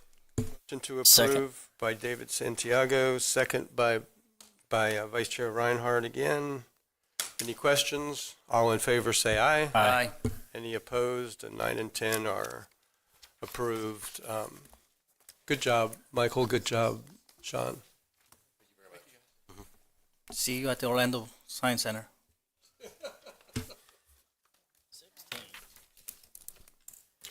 Okay, is your presenters here? Are your presenters here? Yes. Okay. We're going to move to item 16, the Mighty River Recovery presentation. And does David Santiago have a time limit on it? When John Nichols signals to me, I'll keep an eye on him. You just gotta wake them up. Yeah, that's when the sign is up. Council, may I, or Chair? Please. Council, thank you for supporting this idea of getting Mr. Blog and the Mighty River Recovery on this agenda. You'll see here in not just this presentation, but if you follow him on social media, if you talk to a lot of the business on the west side, he is a worker. He does exactly what he says he's going to do. And he puts his money where his mouth is, and he's a no-nonsense kind of guy when it comes to this stuff, and very passionate about it. So I know these environmental issues, especially water quality, regionally and statewide, is a huge idea, and these guys, in my opinion, as you'll see, are knocking it out of the park. And I look forward to this presentation and seeing how we can help out Mighty River Recovery in Volusia County. Thank Danny, you. quick question. Is there going to be an ask? Is there an ask along with this, or just a presentation? I may make an ask. Okay. Cool, thank you. Well, thank you so much for having me. I am Joe Baylog, the Executive Director of Mighty River Recovery. We really appreciate having us in, and especially for moving us up. That's a big plus. We've had a lot of people here that have been here since the beginning of the meeting and are here to support us. As Mr. Robbins has stated, we are a relatively new 501c3 in the area that is working on the St. Johns River. I'll just go ahead and if I make sure my clicker works. We are really a response to the continued decline in the St. Johns River. And for those of you that aren't familiar with that, we have seen water quality declines, and I'm sure most of you actually are familiar with it because you deal with things just like the last gentleman that was up here presenting about some development and things, and you talked about the value of how to treat water and stormwater.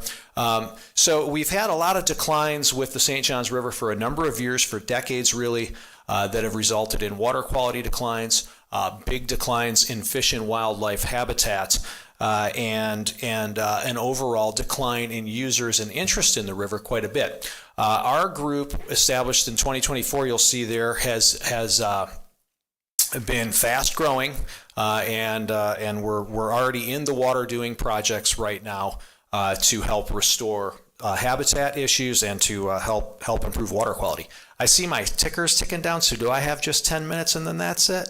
Pretty much? Yes, sir. Okay, then I'm going to move pretty quick.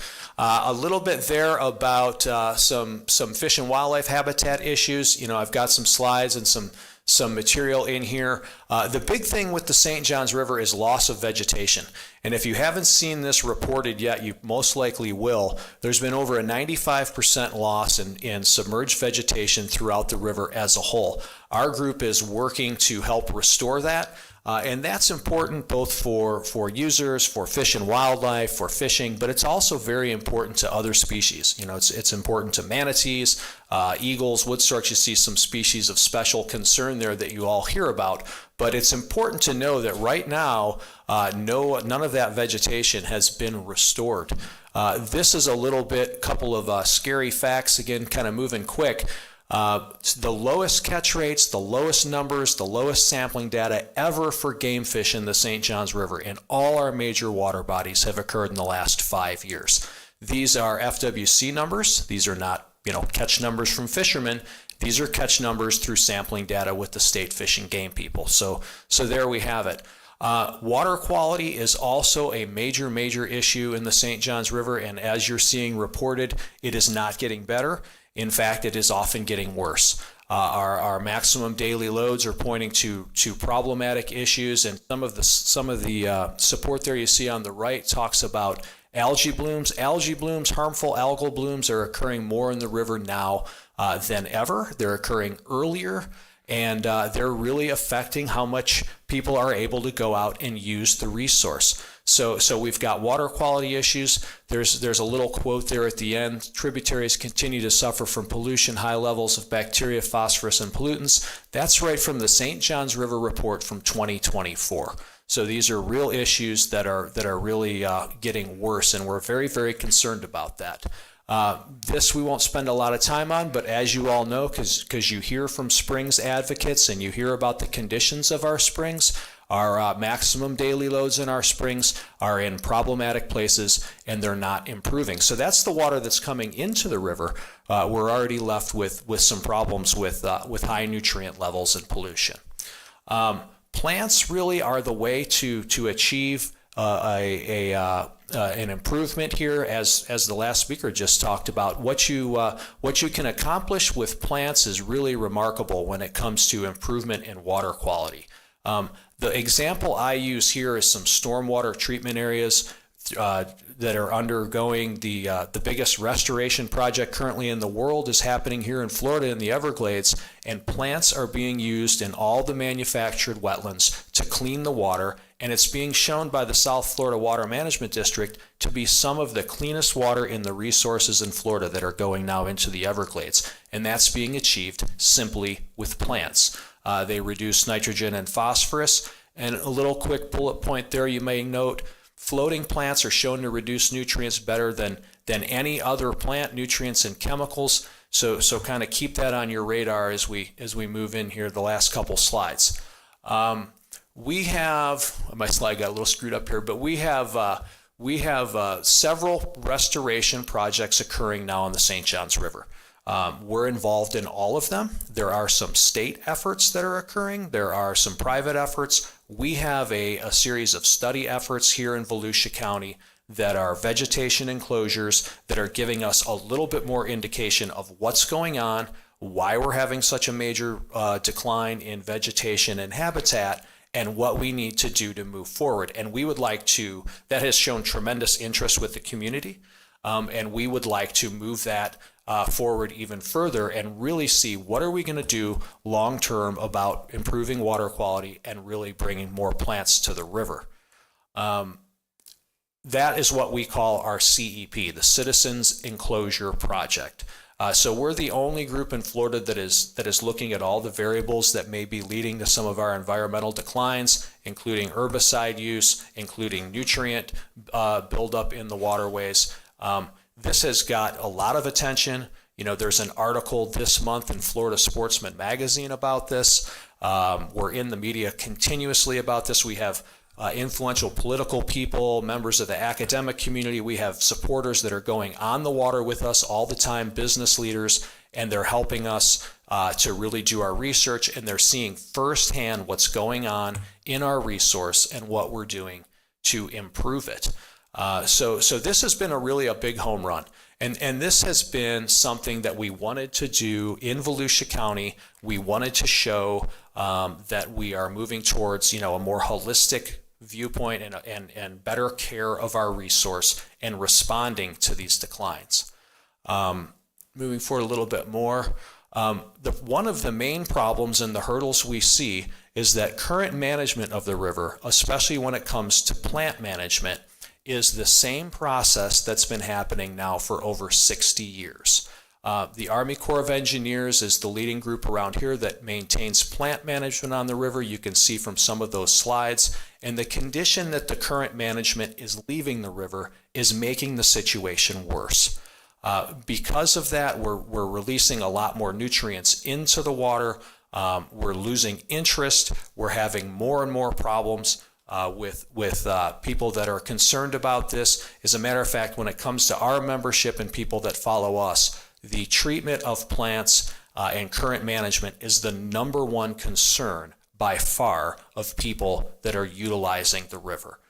So what we would like to see is more dialogue in this regard. We would like to see more study and more utilization of plants to help get us out of some of our nutrient concerns and to really start to work in a more positive direction than what we have in the past. I constantly am presenting about this, and people bring this subject up all the time. And when we look at our resources and we understand the population increase that we've seen since, 1965, we've seen a 5-fold population increase in Florida and Volusia County. We have seen major stressors, as you all talk about and see all the time here in the council, stressors to the river, urbanization, nutrient concerns, stormwater concerns, and we have all these factors, and we're trying to do so much better environmentally in so many different areas. But the one thing that keeps plugging away the same is the current management practice. So when you look at a resource and you look at problems and you look at all those stressors and what we have to take into account, to keep plugging away in the same way is really goes against the grain of trying to do better.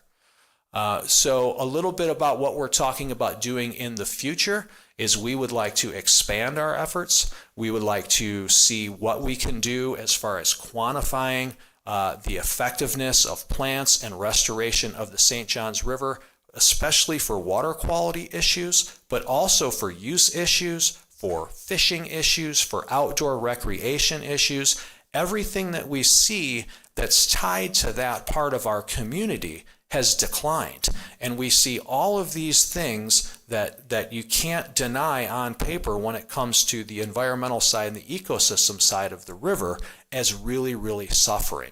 But yet we really have not put a lot of attention into that. We have specifically made this group to take on this issue. We said Florida freshwater is not in a positive direction. Everywhere we look, we see declines. We specifically put together a full-time 501c3 to address what's happened to the St. Johns River over the last 25 or 30 years.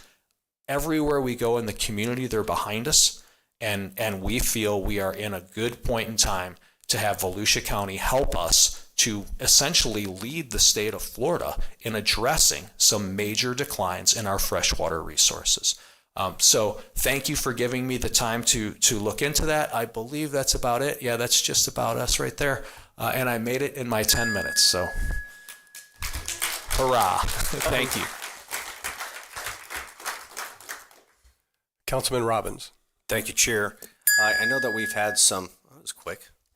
I know we've had some preliminary talks with staff, and I think that, and Ginger, correct me if I'm wrong, are we at a point where we need kind of council direction to move forward if we choose to do so, whether it's exploring grants, ECHO applications or funding, possibly through ECHO if he chooses to do that.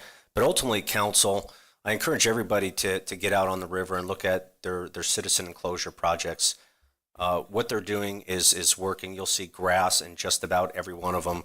That has been wiped out, in my opinion, over the spring, over the last number of years, especially Mr. Kent, up there towards Lake George. But these guys, every one of those pole enclosures, that's these guys, and they want to move it further down.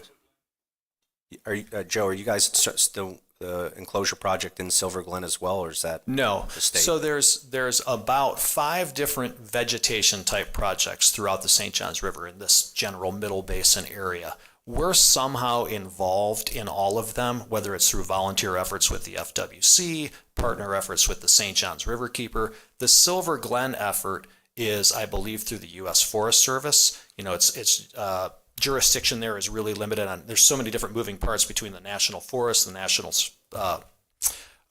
Park Service, everything.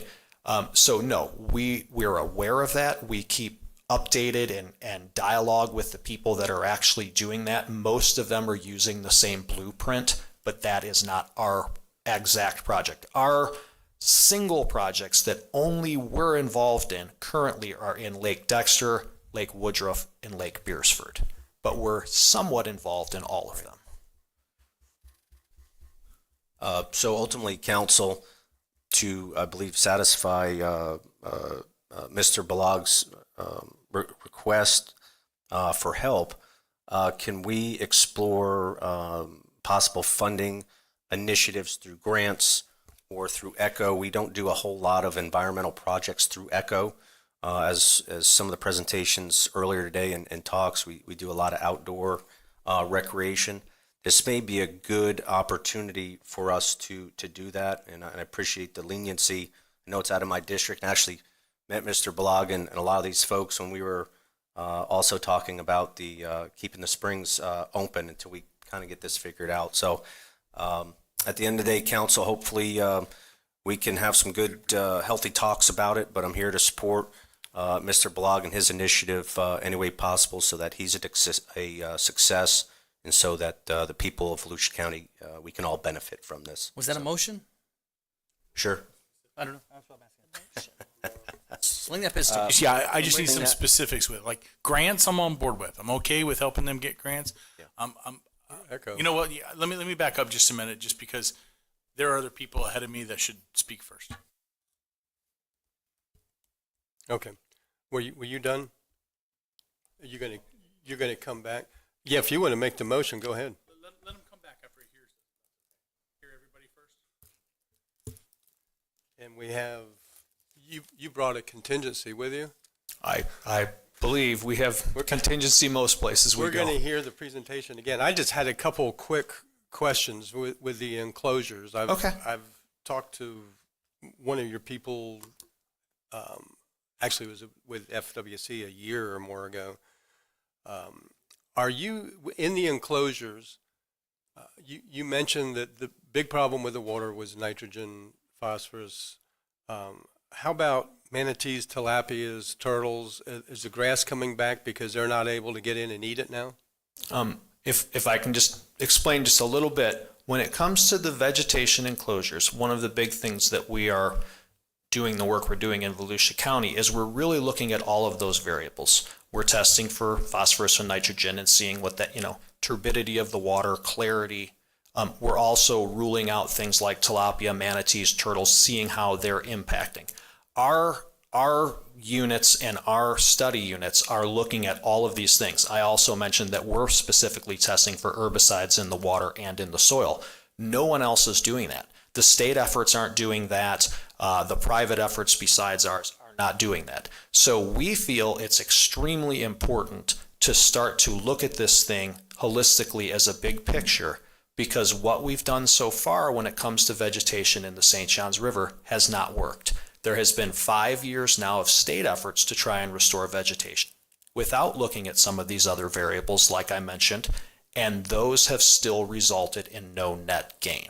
So we specifically took on this project, again doing it here in Volusia County, to be a more in-depth, larger, broader view of what it's going to take for restoration. Restoration may not look like what we think it might look like. The river may not look in 2025 what it looked like in 1985. So we're really looking at all these variables. Long-winded answer, yes, we're looking at tilapia, manatees, turtles in what we're doing.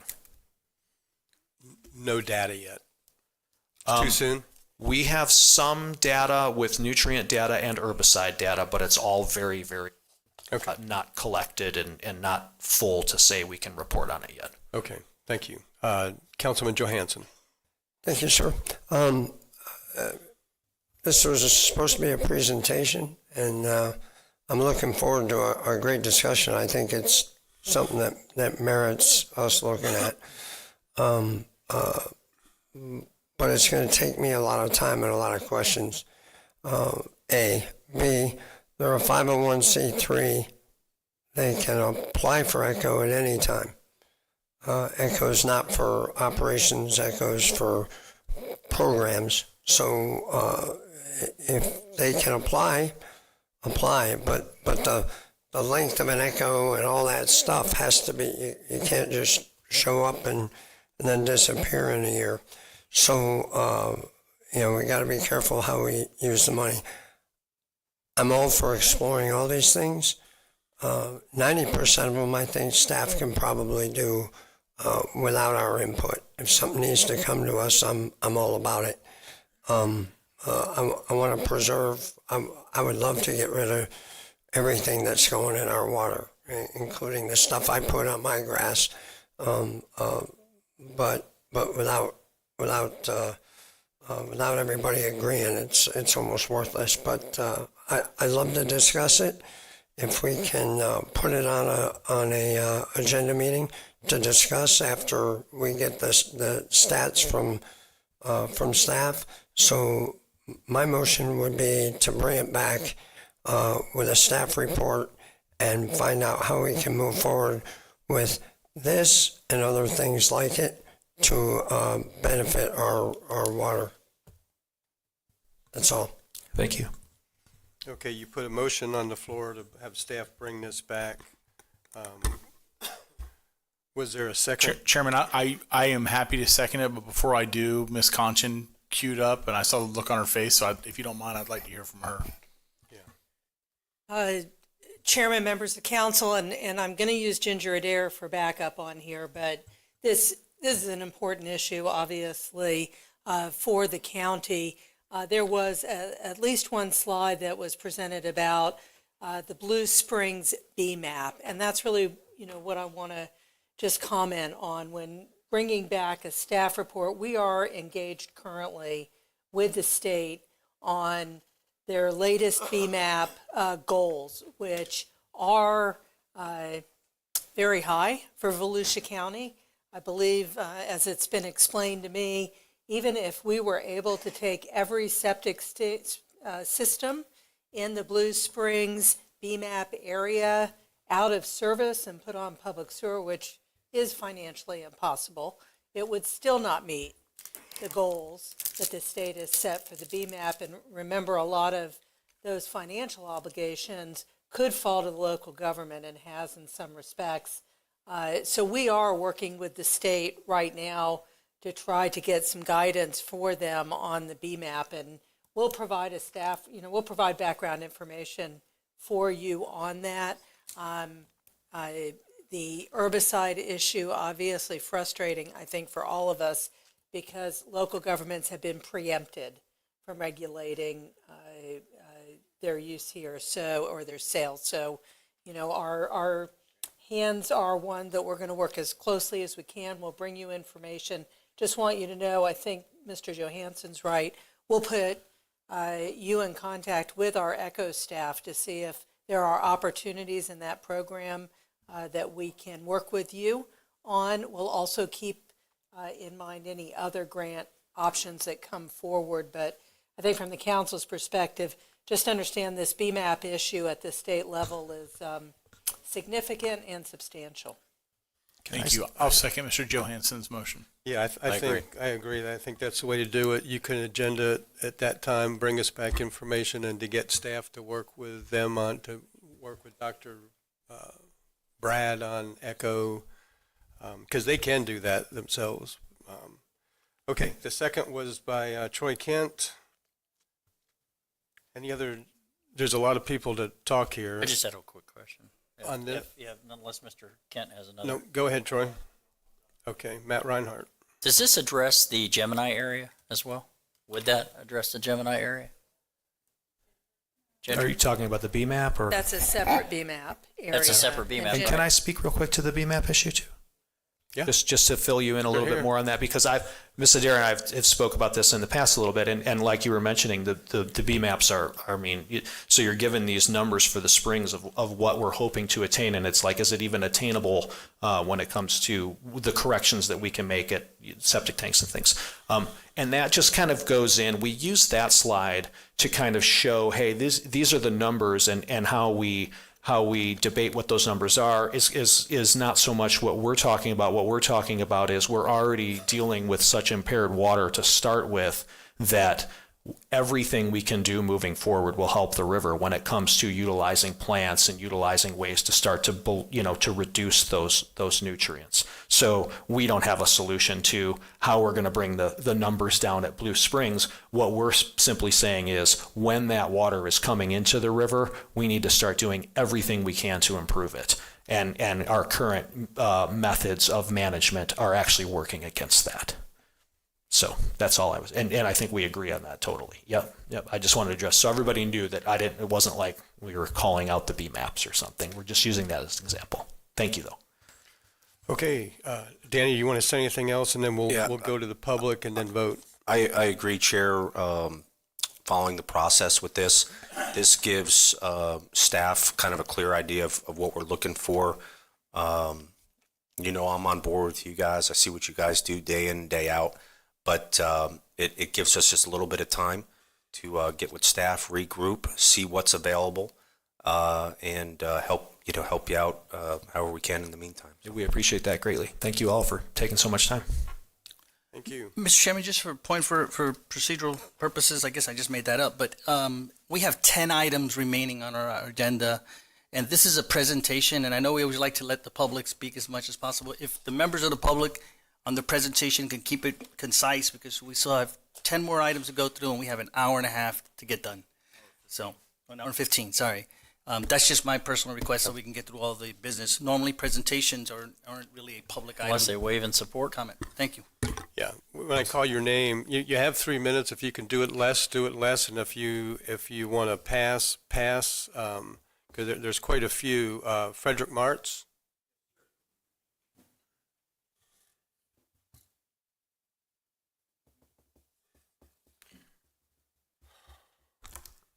First of all, I'd like to thank you all for the opportunity to even come and talk to you today and have us here. It's a big deal. Myself personally, 25 years ago this week, I moved to Florida from Western Pennsylvania. I came here for 2 main reasons: financial future for my family, and because of the fishing opportunities that St. Johns River had. Both worked out for quite a while. 2008, there was a crash. Everybody knows that. Company I worked for, we sold our branding rights to another company. And I didn't want to go to Virginia, so I stayed here. I went to work for Walmart for a couple of years. I can tell you something you probably don't think about when you think about this river. It's the financial impact that this river has in the land area, Volusia County area. I sold license every day to people from out of state coming here to fish. This was 2010, 2011, 2012. I mean, I'm talking 4, 5, 6 hours a day doing nothing but sell license, selling fishing tackle, selling worms, giving advice. And listening to those people talk, they were staying at the fish camp from Palatka to Sanford. It's not just a small thing, it's everywhere. In Lake Woodruff itself, when I first started fishing up there, which is a national preserve, by the way, it was ringed with hydrilla around the outside. Bass pros, every time the elites had a fishing tournament, they came here from Palatka all the way to Lake Woodruff to fish. That's a long run from them guys. Well, the FWC, who was in control, working with the Army Corps of Engineers, they dropped poison pellets from the air and it killed the hydrilla. The lake responded with what we call floating dollar pads. And they killed it too. That has killed the economy. We've got to do something to stop the way the river's being treated. You just can't continue to spray and kill everything in the river. We've got to look at other ways. There's mechanical options. There's other options. We've got to look at a different way. We can do it on our own, but your help would sure be appreciated. Thank you. Thank you. David Williamson.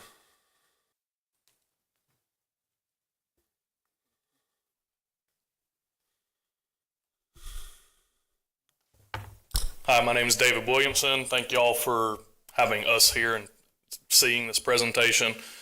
I come in here as a Coast Guard certified fishing captain, a Florida commercial fisherman, and also a bait and tackle store owner in Astor, Florida, right on the St. Johns River.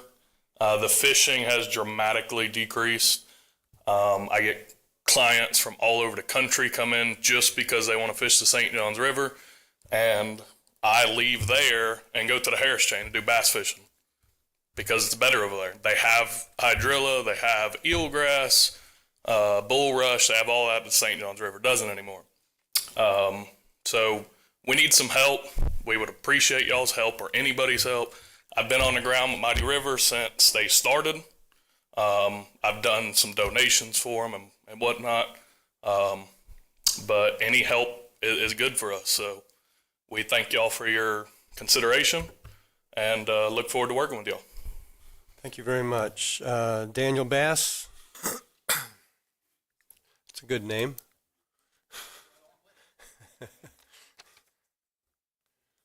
Thank you again. Once again, my name is Daniel Bass, and I am a Volusia County native, actually West Volusia. I was born and raised in DeBerry and have made it all the way to DeLand.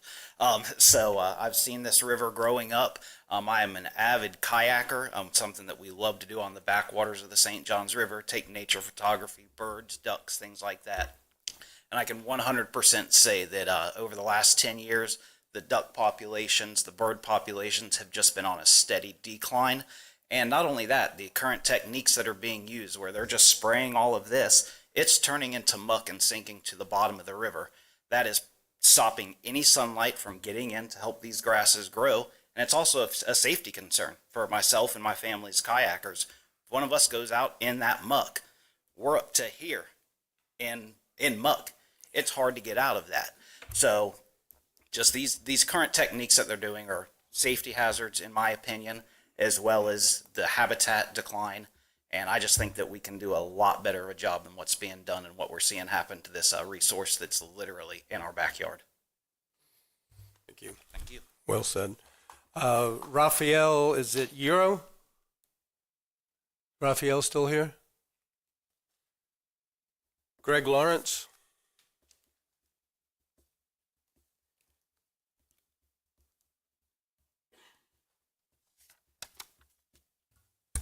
Thank you. My name's Greg Lawrence. I was very fortunate to grow up on the St. Johns River. And sometimes I tell people I was one of the last to live a Norman Rockwell childhood. Because when I grew up, my summertime job was catching crabs and selling them in the local newspaper. Don't ask me if I had the appropriate licenses. It was a different time. And the river had waist-deep grass from the shore all the way out, all the way to Jacksonville, all the way to the Buckman Bridge. It's all gone.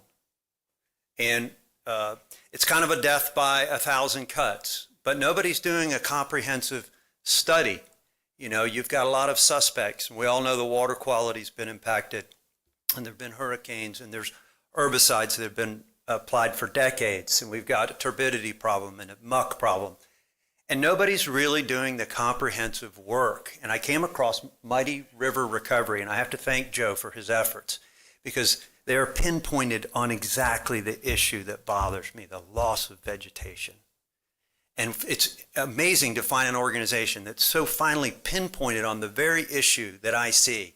It's one thing to be a national environmental organization of some sort and try to fight 1,000 different battles. They're focused on exactly the one. And one of the things they're using is science, right? They're taking this anecdotal evidence of people like me and the others who've seen the fishing just get worse and worse to the point where people aren't coming. And applying the science and finding out what is in the sediment, what is in the dirt, what are the herbicides doing, it takes funding. As county commissioners, you have applications come across your desk every day that are going to add more people to the county. And invariably, that hurts the river a little bit. It does. We do. We can't help it. But when you get an opportunity to help the river, you want to talk about leadership, you want to have an opportunity to help, not just hurt it a little bit, but help the river, take it. Consider taking it. Because that's what real stewards do, right? They take that opportunity because we're going to have the growth. We're going to continue to have runoff into the river no matter what we do. So if we can do it scientifically, if we can fund some organizations that are pinpointed directly to the problem, we should take the opportunity to support those organizations. Whether you're on the political spectrum, staunchly liberal or staunchly conservative, a benefit to the river benefits everybody, whether it's nature for the sake of nature or nature for the sake of hotels, fish camps, and property value. It's all benefited. So thank you for hearing us, and if you get an opportunity to help this river, please do so. When you were a kid, what was the price of 12 blue crab you were selling? $2.50. Thank you, Greg. And next we have the amazing Georgia Turner.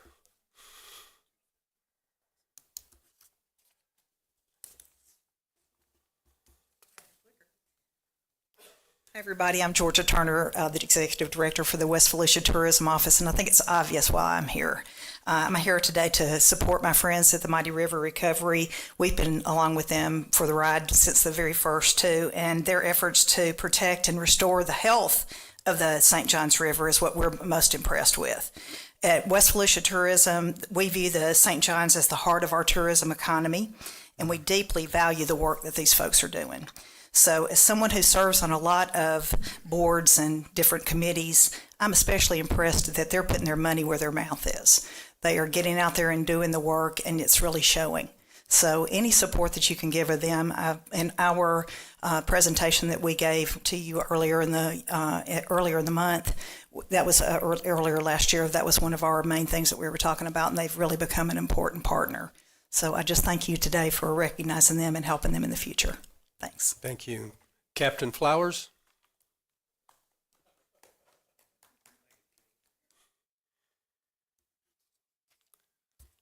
Ladies and gentlemen of the council, thank you for having us and thanks for the consideration. I'm Captain Red Flowers, born and raised in DeLand 65 years ago, and I'm a second generation guide charter captain.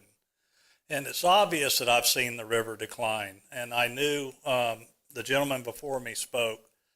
When I saw these local guides start leaving the area, we lure them to the St. Johns, and then we shuttle them over to another area to take them fishing. I knew then that we had a big problem. And I'm going to give up a lot of time right here, but I thank you for your consideration. We certainly appreciate it. And not only am I an advocate of the Mighty River Recovery, I'm on the board of directors since day one, and gladly appreciate you guys. Thank you. Thank you very much. Catherine Pante is our last speaker.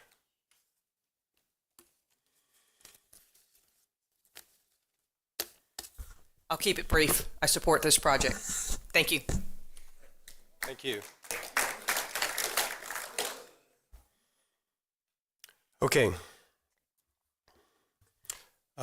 The motion on the floor, Danny, is for staff to put this on the agenda, bring it back, and we have to keep pushing forward. And also, if you would let us know, not right now, but somebody can leave a card or something.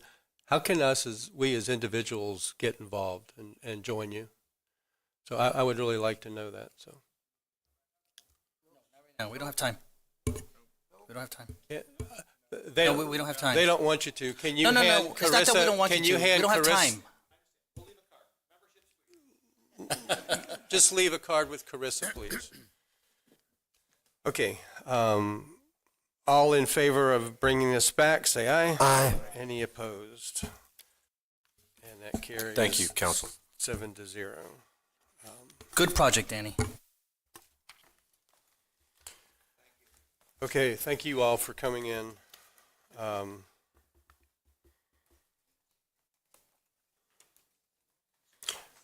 10, 11, we'll do 11 and 12 together, small-scale comprehensive plan amendment for Osteen Urban Residential.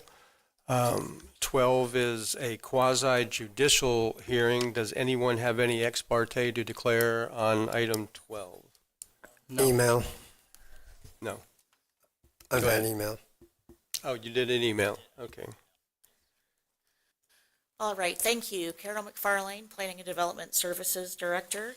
I think this one will go fairly fast. We'll do item 11 and 12 together. This is a small-scale comprehensive plan amendment and a rezoning from Osteen Urban Residential to Osteen Transitional Residential at 305 Carpenter in Osteen. So this is a 3.8 acre parcel. It's surrounded by parcels of similar size and to the southwest, southwest, a little bit smaller sizes. And its future land use is the same, Osteen Urban Residential, and they're going to the Osteen Transitional Residential. The OUR has a density range of 4 to 8 dwelling units per acre, so the 4 is the minimum density, and at that minimum density requires central utilities because the health department will not allow septic systems on parcels that are less than half an acre. So because of the minimum density here, this parcel is essentially not eligible for subdivision. So the rezoning and the future land use change will result in no minimum density, and they would be able to get up to a maximum of 4 dwelling units per acre. However, again, that Department of Health limitation will restrict them to just half-acre lots. So PLDRC heard this on the June 19th, 2025 meeting. There was no public participation. This is, in essence, a downzoning. So the community did not have any opposition to this, and the Planning and Land Development Regulation Commission voted unanimously to find it consistent and forward to Growth and Resource Volusia County Growth Management Commission. Motion to approve. Second. Okay, we have a motion to approve by Danny Robbins, and the second was by David Santiago. Any questions for staff? Comment? All in favor say aye. Aye. Any opposed? And 11 is approved unanimously. 12, is there a motion on 12? Second. Motion to approve by Santiago, second by Danny Robbins. Questions for Paulo, for staff, for anybody? Okay, all in favor say aye. Aye. Any opposed? And that also, we like downzonings. Okay, next item, I'll be quick. Paulo Soria, Senior Assistant County Attorney. This is an ordinance that establishes the Dean River Community Development District. So here's approximately where it is. It's located on Old New York Avenue, 1,520 feet west of the intersection with the Road, City of DeLand Utility Service Area. It serves the Dean River Conservation Subdivision. That is a subdivision that has already been approved. It's approximately 230 units, probably less, over 217 acres. 122 acres is conservation area. Because it's a conservation subdivision, it requires a conservation management plan. The approval or denial of the CDD does not affect the conservation subdivision. In fact, it's already under construction. So, this is just as... It is while it's technically a special purpose government entity, think of it like a financing mechanism. So a CDD has all these things that they can do if you choose to create it. There's 15 CDDs already existing in Volusia County. All of them are in the cities. As a government, they're subject to sunshine law, public records, code of ethics. Eventually, they're going to be subject to election. So what you're being asked in the petition is essentially 4 things: create the CDD, name the CDD, define the legal boundary of the CDD, identify the 5 initial board members, and they are asking for 2 special powers: recreation to, for parks, and security in case they want security guards to gate something like that. It is not a development order, and the statute specifically says no debt or obligation to the county. These are their proposed facilities and services with the estimated costs and the proposed operation and maintenance entity. They're proposing to take the roads, the stormwater ponds, the conservation area, and fund the utilities. This is kind of their proposal. It's not binding. Here's the statutory factors you are supposed to take into account. Staff has reviewed them. It's consistent. It seems to meet all the criteria. So recommendation is for approval. Thank you very much, Councilman Santiago. Oh, thank you, Mr. Chair. CDDs are a great option. It offers the county a lot more tools. It offers the community a lot more tools, and it also allows for a lower entry point for people to purchase homes. I move that we approve. Second, Johansson. Motion to approve by David Santiago, second by Jake Johansson. Looks to me like it also saves the county some money. They're going to do their roads and... Yes. The proposal is for that to be CDD roads. Yeah. For an already approved subdivision, we're not approving the subdivision today. That's been done in the past. Any questions for staff? Any other comments? The motion is to approve creating it. All in favor, say aye. Aye. Any opposed? So it's 6 until Danny gets back. All right, we need to, are you covered for naming it, and do you need to go through all of those other things? No, Okay. approval of the ordinance approves everything. Okay. Well, item 14, proposed vacation of a portion of section number 6. Tell us about the vacation. Danny, we just voted on the CDD. Are you yes or no? Yes, and motion to approve on 14. So 13 was 7-0. Item 14 is a quasi judicial hearing. Mr. Chairman? And there's already a motion to approve. Yes, sir. I have a conflict on this one, so I'll be abstaining from the vote. And I know you said this last time. What's the nature of your conflict? In my daughter's property. Thank you. Okay. Does anyone, he's already recused, does anyone else have ex parte to declare? None, okay. Yes, sir. Good afternoon. Tad Kaysbeer, County Engineer. This is a request to vacate approximately 18,000 square feet out of two 35-foot rights-of-way in the subdivision. The county has no issues with that. We have had no problems with the utilities, and we recommend approval. And second. Okay, motion to approve was by Danny Robbins. The second was by Vice Chair Reinhardt. Any questions for staff? Any comments? All in favor, say aye. Aye. Any opposed? And that's approved 7-0. Say so. Who's out now?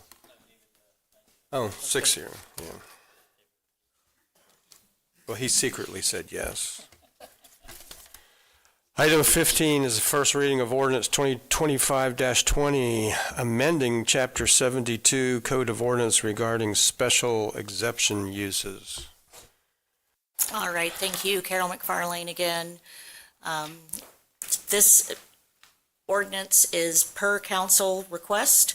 This is a wide-scale change to the zoning ordinance. The zoning ordinance every zoning classification has listed permitted uses and listed special exceptions.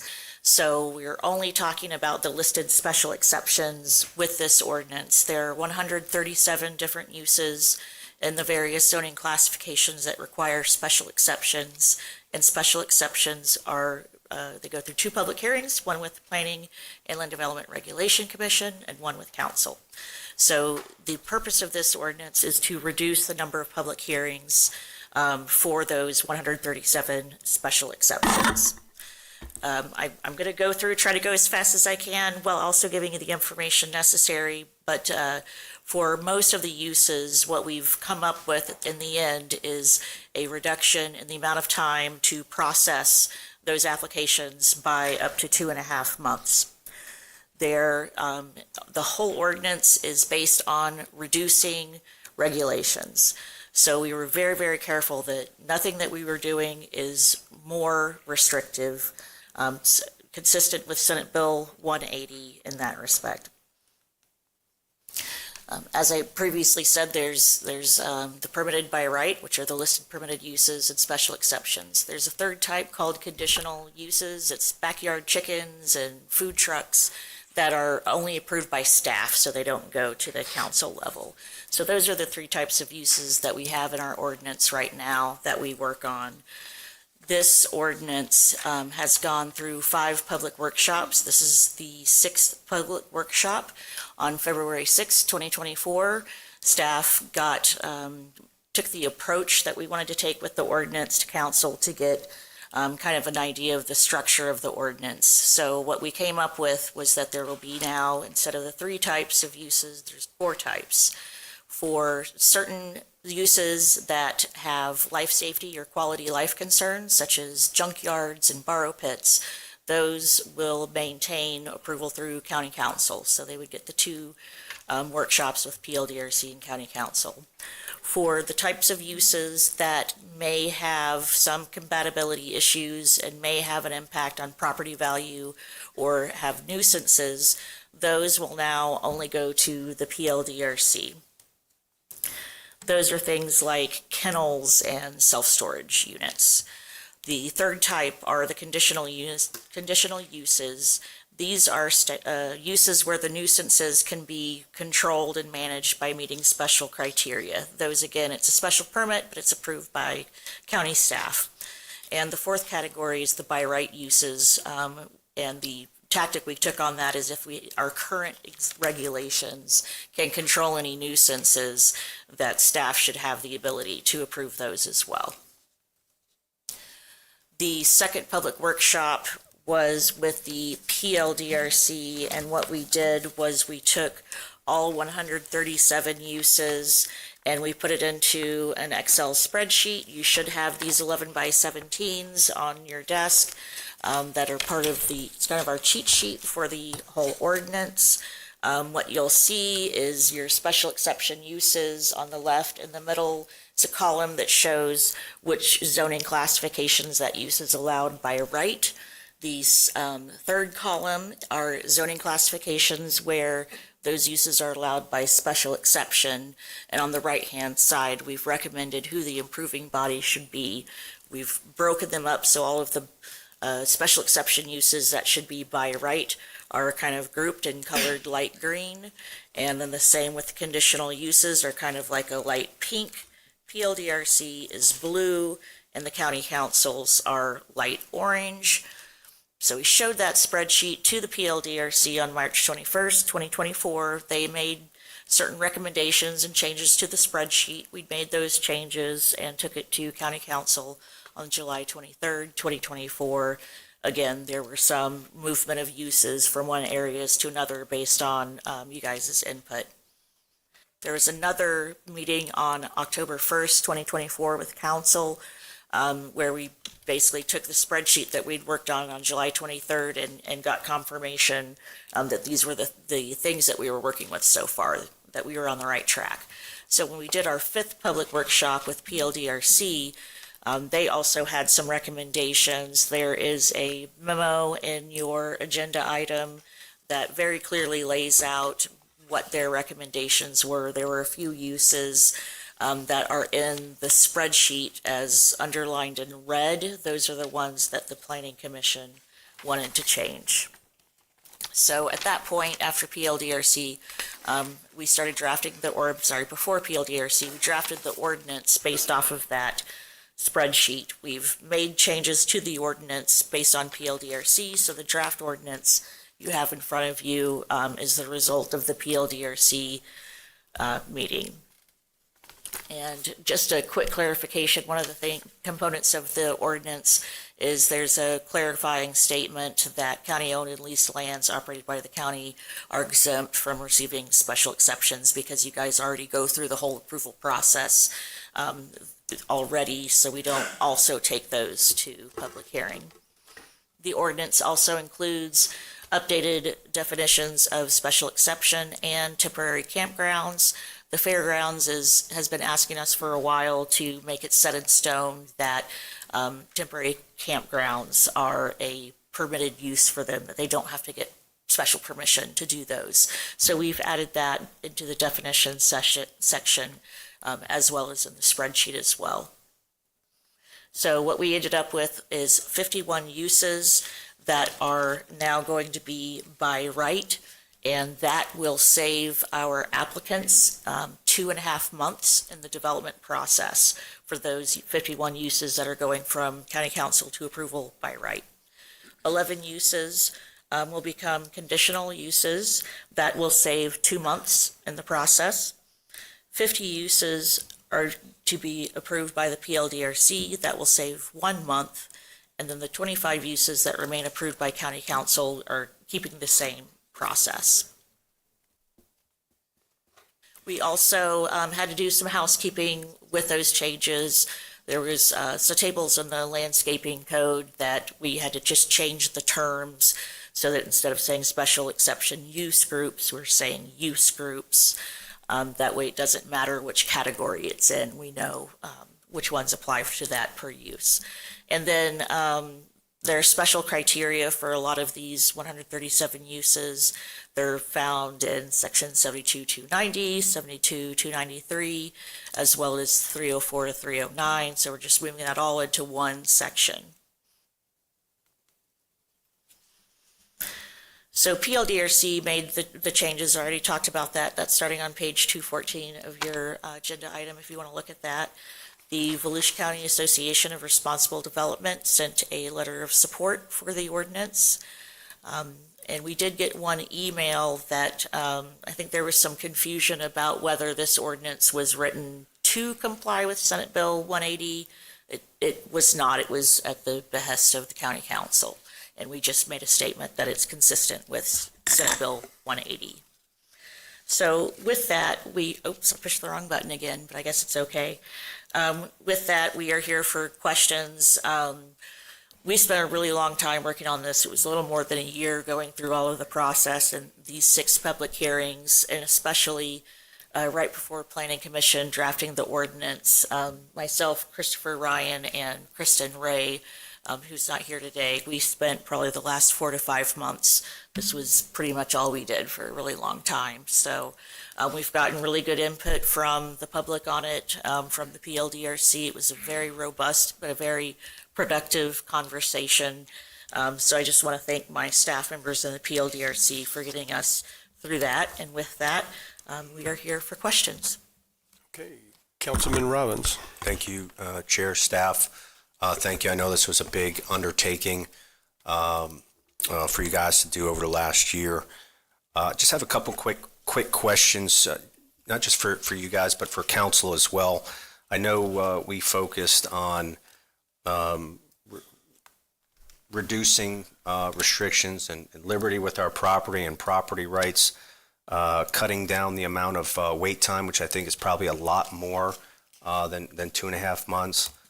For some of this stuff, spending money with getting attorneys, the list goes on. So looking at this at a perspective of where we can ultimately save more money, and I like the proposal where it's going, but I still think we can do better, because if you look at some of the zoning classifications, council, like industrial stuff, which this whole council has said, hey, we need more industrial to offset our or diversify our tax base.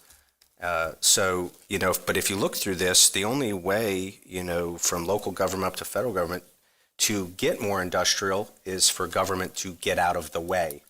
So here we have business and commercial sites that are zoned for this, that communities were built around for the last however many years. There's these areas where it's acceptable. They're few and far between, but we're still making them jump through, go to this board, go to this board, go to this 6 hearing, go back to council, go back to the year. No. We can't have our cake and eat it too. And David, if we want to sling that pistol, and if we truly want to reduce the size of government and all this bureaucracy that we see, if it's zoned for it, and our comp plans or in our communities or unincorporated was built on this all the way back from how we grow in the 70s, when this whole thing started. Why for all these additional things? Because this stuff costs money, and it's a deterrence. It's a economy killer. This will improve property values. This will help create some jobs. This will reduce costs across the boards. I'm ready to get better on this if council's willing to. I'll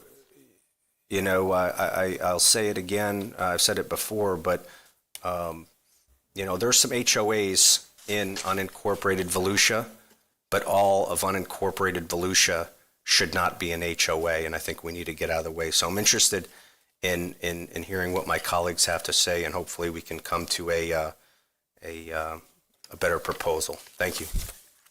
Councilman Santiago. I just had a question for Danny, and then if we have public comments, Mr. Chair? We do. We have 3. Okay, and then I'll speak maybe after that. But Okay. Danny, could you can you be a little more direct on what you're suggesting, what you want to do? See how if I can support it. Well, it's going to be pretty complex. I would have council look at we know what the hot topics are, right, guys? For instance, dog kennels, right? We've had 1 or 2 calls. That was a major case for us. Listen, There's some areas where cell phone towers are going to be an issue. Some of that stuff, we can have staff go over it, right? Staff approval. Some of the major stuff, like your, what was it, excavations and, where else was it? Like livestock feedlots, why do we have that going back to the PLRDC if they get it ag, you know, all this stuff is waived. So there's certain things where we'd have to go down as a unit Gotcha. on a PL, like the stuff that goes back to the PLDRC and see if we're willing to, it's too complex for right now. Yeah, I get it. So maybe, I mean, after we hear the public comments, maybe this is more worthy of just a dedicated workshop to go down the list. Absolutely. And every single one, and then we tell staff, bring it back to us to vote on. So Right? you making a motion to do a workshop Because on this? Go to each item. Real quick, you know, I don't want to make, listen, I'm all for making all this stuff by right, but that also wouldn't be right, okay? So there's some things on here that deserve attention, and all of our areas are very unique, and that would be selfish of us to do that. But I think if we look at the stuff that is maybe a conditional use or the PLDRC, if we can cut this process in half, anything is better than how we're doing it now, because we're so anemic, it's unbelievable. I like where you're going. I think it's worthy of workshop. We go line by line and say yay, nay, whatever we wanted to do, and then bring it back to vote on. So I move that we schedule a workshop to go line by item on this, dedicated to this item, so that we can give staff direction. Second. Schedule a workshop. The motion is to take this to a workshop. The second was by Danny Robbins. It'll take too much time to do it today. I if that's- completely right? agree, because I had a lot of questions on this, and I don't want to have to hurry through it. It's too important. It's good work. Thank you for everybody who participated in it for the last year. We asked you for it. You've produced. It's very good, but you had questions, I'm sure, along the way, and we will too. Suzanne Conchin. Thank you, Chairman. Just as a reminder to council, we presented this list to you before we ever started down the road of taking this to PLDRC. So this would have not been the first time. We're happy to set this again for you to spend more time on it. So late in the day, I understand it's not appropriate today. I don't think a workshop is appropriate. I think we put it on as an agenda item. If you want to look at this again, line by line, we'll happily go through that with you. But I think at this point, because we're noticed, having it in the public hearing format is probably most appropriate, and we'll keep working on it. Yeah. And that will allow you to make a decision. At a workshop, you wouldn't be able to make a final decision. You want to change your motion? Yeah, I think so. I Just think do Danny wanted agenda to it. make a comment. Let's see. David, I think, staff did spend a lot of time on this. I think I'd be open to support your motion to adopt this stuff as presented. They made some great headway here. Gotcha. But what I can do is or what we can do, we can get this adopted, but also too, now cut this pie down and say, okay, now the stuff from the PLDRC, can we do better? And I think that would narrow this down. All right, Mr. Chair, I'd like to withdraw my motion and then let someone make a motion accordingly. Motion to approve Volusia County Special Exemptions Ordinance 2025-20 as written. Second. First reading. Okay, the motion from Councilman Johansson is to approve as presented here today. The second was by Danny Robbins.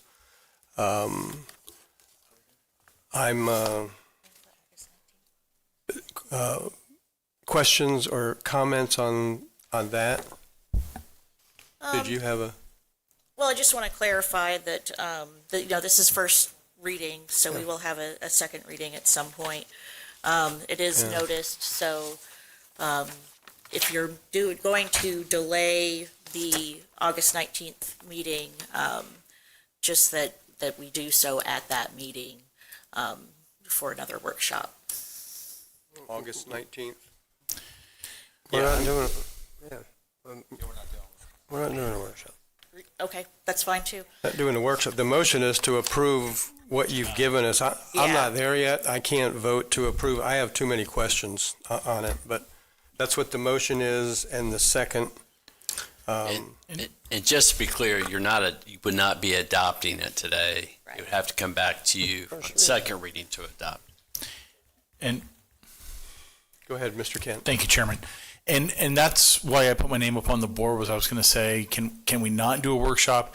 Can George put this on a future agenda where we have some time? We've had presentations today, multiple, that were hours. So this way we have this, we can do the homework, and when we come back to that meeting, we can go line by line and get this thing knocked out. And it's a public hearing where we can vote on it, not a workshop. That's all I was going to say.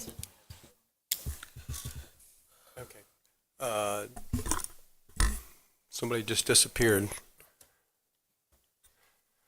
Okay, so your motion, Jake, is to approve this, allow it to go to the second reading. Okay, where changes can be made. Okay.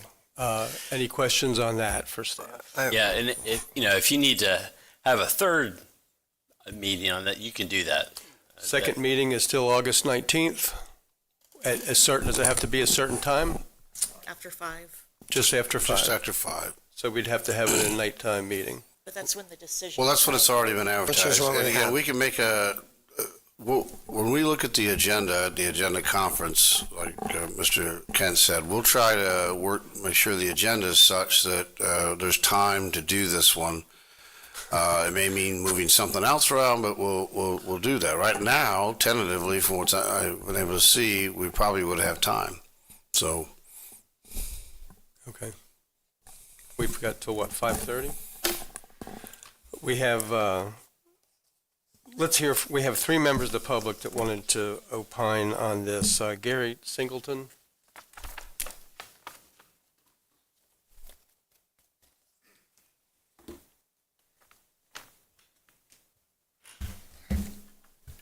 Yes, my name's Gary Singleton.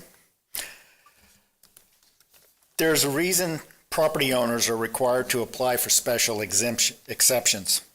There's a reason the process affords neighbors, an opportunity to voice their concerns about any adverse consequences to be suffered by their community. By right abolishes this process. By right ends citizen input. You, our elected officials, are directly accountable to the Volusia County citizens. Allowing special exceptions to be approved by right or the PLDRC abolishes the right of Volusia County citizens to voice their concerns before this elected body. It is wrong to silence Volusia County citizens in the name of efficiency. It's wrong to shirk your responsibilities as elected officials because you find citizen input time-consuming and annoying. An example, my personal example. Someone buys a house, a residential house, in the Tomoka Farms Village. They transform this home into a church. Then they decide to do a K-12 school, which is contrary to the local plan covering this residence. Can they get this by special exemption? Currently, we have a voice. We can bring our concerns, and we can insist that you obey the letter and the intent of the local plan. By right would remove this means. You would silence an entire community in favor of making it easier for an individual to fully exploit their property with no consideration for the consequences to be suffered by others. I'm going to mention what happened here today over the cell tower and a dog pool. Someone wanted a dog pool, and look at the discussion. There was a community, had concerns. They brought it to the owners. There were public meetings. It was resolved equitably, but in public and with citizen input. Instead of just giving the owners the by right.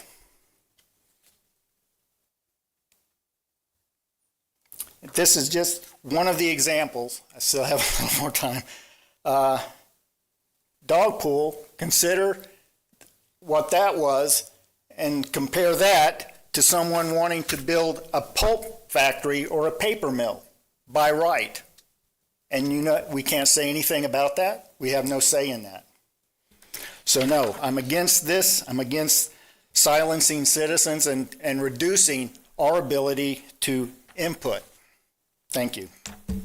Thank you. Catherine Pante.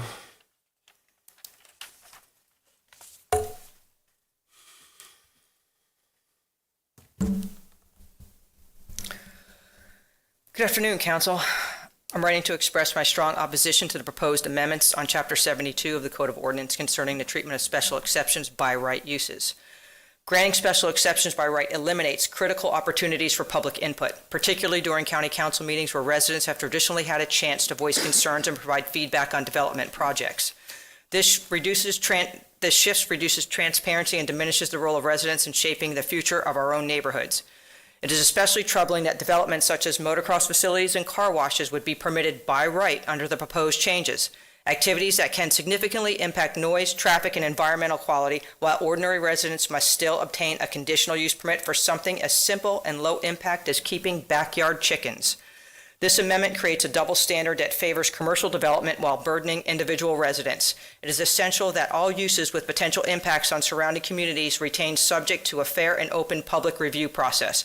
The last thing we should be doing is creating fewer permitting restrictions for developers. I respectfully urge you to reject the proposed changes to Chapter 72 and preserve the community's right to participate in decisions that directly affect our quality of life. Thank you.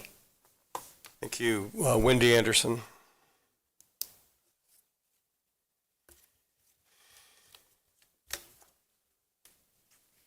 Wendy Anderson, I live in DeLand. I do want to thank staff for the incredible amount of time that they put into creating this and the 6 public meetings that they have hosted to fine tune it. Although I do appreciate all the time they've put into it and the fact that you all have already seen it at least once. I do agree with Mr. Singleton and Ms. Pante that I think the public input process is really important. I'm all about efficiency and certainly streamlining government processes. I don't like, too much regulation. I don't. But I do think it's important to hear from the public, particularly when, it's in somebody else's backyard. I think that is critical. And I would like to see us be a little bit more thoughtful. I'm glad we're going to bring it back and line item it one more time. Sorry, staff. And really consider the impact of all of these things. So I'm worried about certain things stopping at PLDRC. If it needs to go all the way to PLDRC, I think it probably needs to come all the way to council, because the council are the elected officials. They're the ones that the people actually choose to represent them. PLDRC is not chosen by the people. They're chosen by the council. So, there's less accountability of the PLDRC members to the public than there is for the council members. So I'd like us to, I will look forward to the continuing discussion. Thank you. Thank you. And that ends the public participation. Councilman Robbins. Thank you, Chairman. I just had a couple clarifying things. I'll make it quick. Does the PLDRC do public comment? Yes, sir. Okay, so we do have a means for the public to speak. It doesn't silence them. They are publicly noticed as well. And during the staff review process, is there an appeal process in with the staff review as well? That way, if there is special circumstances or curveballs in the mix, it can come to council in the event it can't get settled. Right. Every decision in development has an appeal period, a 30-day appeal period. The difference with the by right and the conditional uses is that there would be no public noticing that a decision had even been made. So the PLDRC and obviously the council meetings, there's that public notice, right, so that people can come and voice their concerns. But with the by right uses and the conditional uses, we don't have that. So they would have to have been talking to the neighbor talking to them and letting them know that it was happening. And Carol, real quick, and thank you for that. Say if a developer comes in, you can't build a multi-stage subdivision or a commercial like a PUD under a special exception. You and I know that because we do that every day, but that's not going to be the message that's unfortunately going to be portrayed out to our community. Does this favor a developer per se? Because what I see in this whole thing, guys, and public and Carol, is the individual landowner that has this 30 and 40, 50-year-old wet blanket policy that just continues to smother them. So, I'm glad you're able to answer this stuff and clarify it, because it's going to help us out, I believe, in the future. So I think we're going in the right direction. Thank you for everything and your hard work, everybody's hard work. Thank you. Councilman Kent. Thank you, Chairman. Staff, thank you for your Herculean effort and the years-long work you put in to this list of special exception uses you've given us, many of them by right. I will not try to speak for the other members on this council. I've heard a couple say it, but I know that I have questions on some of these that will have to be answered. I'm going to approve it today, and then at our second hearing that we have on this, that'll be an opportunity for us to go line by line and make the changes if we can get others to agree with us. So I want the public to know. I also have some questions, and I'm sure I'll get all those answered from now until then, and then I'll share those answers at that time, at that second reading. Thank you. Councilman Santiago. Thank you, Mr. Chairman. And thank you, Danny, for asking clarifying questions on whether this is a developer-friendly initiative, because it isn't. I know commentary might have led that way by others, but it's further from the truth. I see this as the lack of a better term, the layman's that really don't understand the process, or maybe even a small business owner that wants to do something in their property. But more importantly, what I like about it is that it is, and correct me if I'm wrong, these things that are permitted by special exception. So there's already a capability of having that in there. Why add additional government bureaucracies to go through it, right? So at least all of the special exceptions that I can recall, staff typically comes with a checkbox for the type of use for that special exception. And those boxes are normally, I think, for what I recall also, are all checked before it comes to us. And eliminating the additional steps in the cost for a homeowner, I'd be okay with that, right? So if we don't like something that shouldn't be on a specific area or a parcel as a special exception under a certain zoning category, then let's remove it, right? But if we can put it in there as a special exception, why have these additional bureaucracy steps? So and then let the property owner do it. That way, all of the neighbors, anybody that's going to buy a property, if they do their due diligence, they know what the zoning is, they know what the neighbor zoning is if they want to look it up, and they'll see what are permitted uses in the area. So I am for eliminating bureaucracy, and let's discuss the individual exceptions, see if we like them or not, and maybe create a different process for those more sensitive things that we think we should have this governing body discuss. So I'm okay with it and look forward to the next discussion. Councilman Dempsey. Yeah, I just want to make sure nip this in the bud before there's any misinformation going out. The motocross by right in this proposal is for bicycle motocross, which is BMX, correct? Yes, and thank you for bringing that up. So the by right is in the, go straight to it, is in a business zoning classification, and it's bicycle only. It's like Strickland.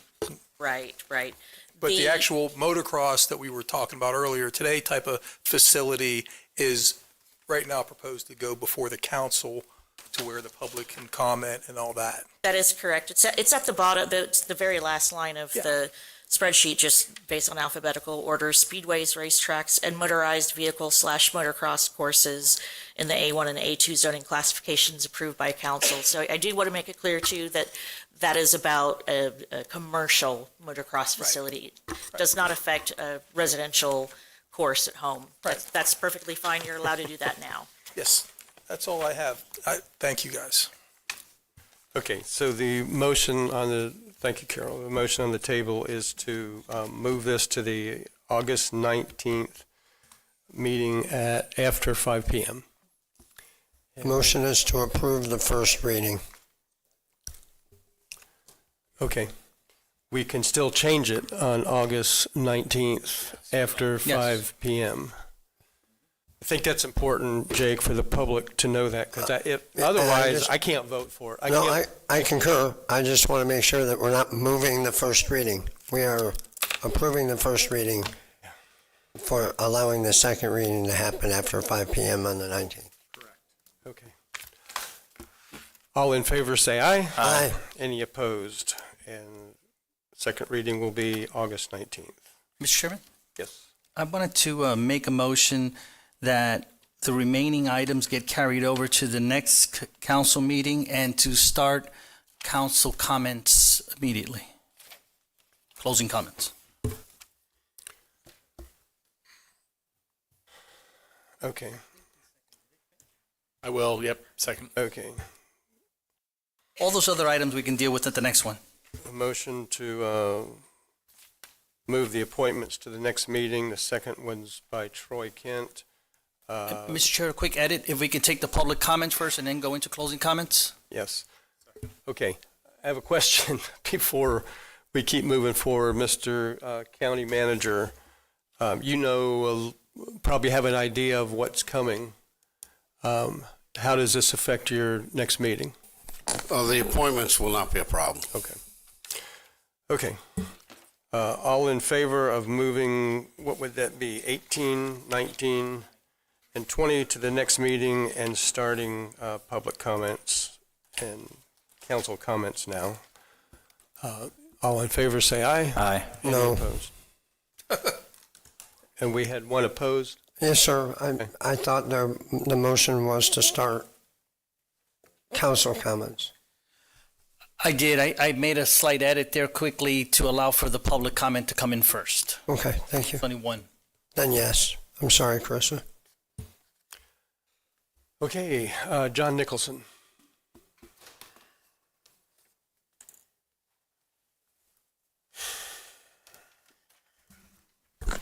John Nicholson, Daytona Beach side, thank you. Two things on motocross. One for the staff. Our lease with NASCAR, how do we handle the liability? Because that keeps popping up. Secondly, with regard to Don, on the property that we're considering, a motocross that would go there is in the small, the medium, or the large size of the norm. So you go to these events, you see their size of motocross, the properties. Is this a very tiny thing? Is it on average? Is it large? Or is it something that we could have an international size event? Large? Okay. Then also, I've remarked several times on the size and the value of Daytona Beach in terms of the economic engine for not only the city of Daytona Beach, but the county. I still believe the county should get involved because every dime that the city loses, the county loses. All right? We've got a CRA. 9 times they've rejected buildings that produce $1 million a year in taxes, and they turned them down. All right? The mayor, on his re-election campaign, put out a flyer. During his tenure, he spent $60 million in Midtown, $50 million in downtown, $750,000 on Beachside. Your economic engine got less than $1 million. All right? They're going to rezone. I'm asking you to pay attention. The zones that they have now were created in 1970, 55 years ago. All right? They are 5 years late in doing the rezoning. This is the 2020 zoning that they're just now doing. All right? The zones were changed or modified a little bit in the year 2000. It was all race-based. It took them 3 hours to move blacks around to create a race-based zoning. Those are now illegal, but they're going to keep those zones because they want to, all right? Every time they vote and the beach side loses, you all lose, all right? So I'm asking you to pay attention because it's money in your pocket. Not only money for those of us who live on the beach side, but it's money out of your pocket when the beach side and downtown doesn't prosper. Because when they prosper, the money comes into the coffer of the county. Thank you. Thank you. We'll now start with council comments. Jake Johansson, you're first. None. Troy Kent, Have a great evening for me. Matt Reinhardt, None, sir. Danny Robbins, David Santiago. I'm not going to let it go by. Sorry, guys. I just, colleagues, the West Volusia Hospital Authority, I think we directed our attorney last time to get some information for us on status of that and see if we give him guidance on if we want to take any next steps. Yes, so since the last meeting, the time to appeal to Florida Supreme Court was after your last meeting. We have no record that an appeal was filed. So if you would like us to have an agenda item coming up where we can discuss that with you, happy to do that. I move to bring that agenda item as offered by the county attorney. Is there a second? Any questions? All in favor, say aye. Aye. Please agenda it. Any opposed? Please agenda that item. I have another thing, Mr. Chairman. I just wanted to throw out there, Mr. Chair, this is... Bless you. Oh, God bless you. This is to all of us. I think we are all guilty of this today. I think we ought to have another discussion, not right now, probably, but I think we're all guilty of being all over the place. Today was an example of our hearings. We did questions, we did debate, we did discussion, we did crosstalk. We all did it. I'm pointing to myself too. I think that's why this meeting got to this late point that we did today.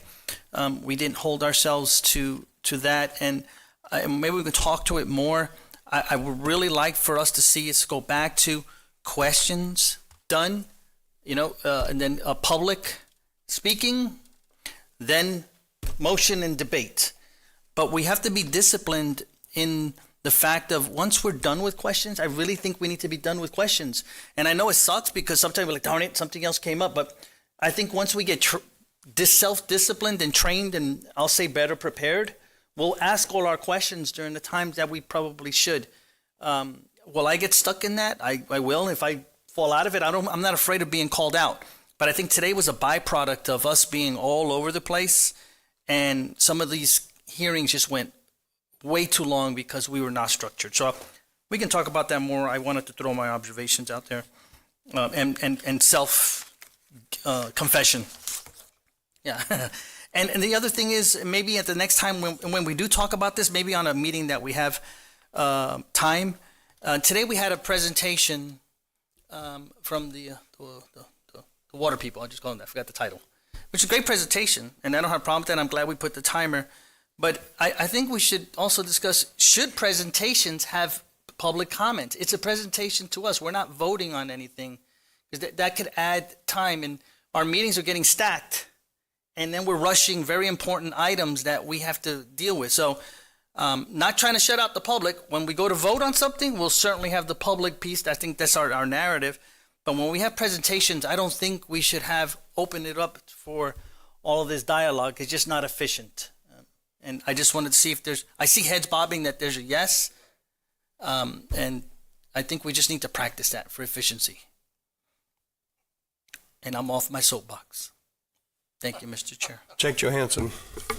Yes, sir. I was going to talk about the presentation piece, but also I would ask the county manager and the chairman who developed the agenda to some extent to try to speculate what the tough items are going to be and throw them up front, so we're not. I know that you all voted on a little bit on the fire thing, and then we heard from fire and we've heard from EMS. That probably would have been more time would have been spent on that during this time if we had time to address some of the public comments. So if we can stack the contentious stuff up front where we can give it the time it needs. I think that's important too. Some of it you can't plan for. I understand that. So, thank you. Thank you. Don Dempsey. Nothing.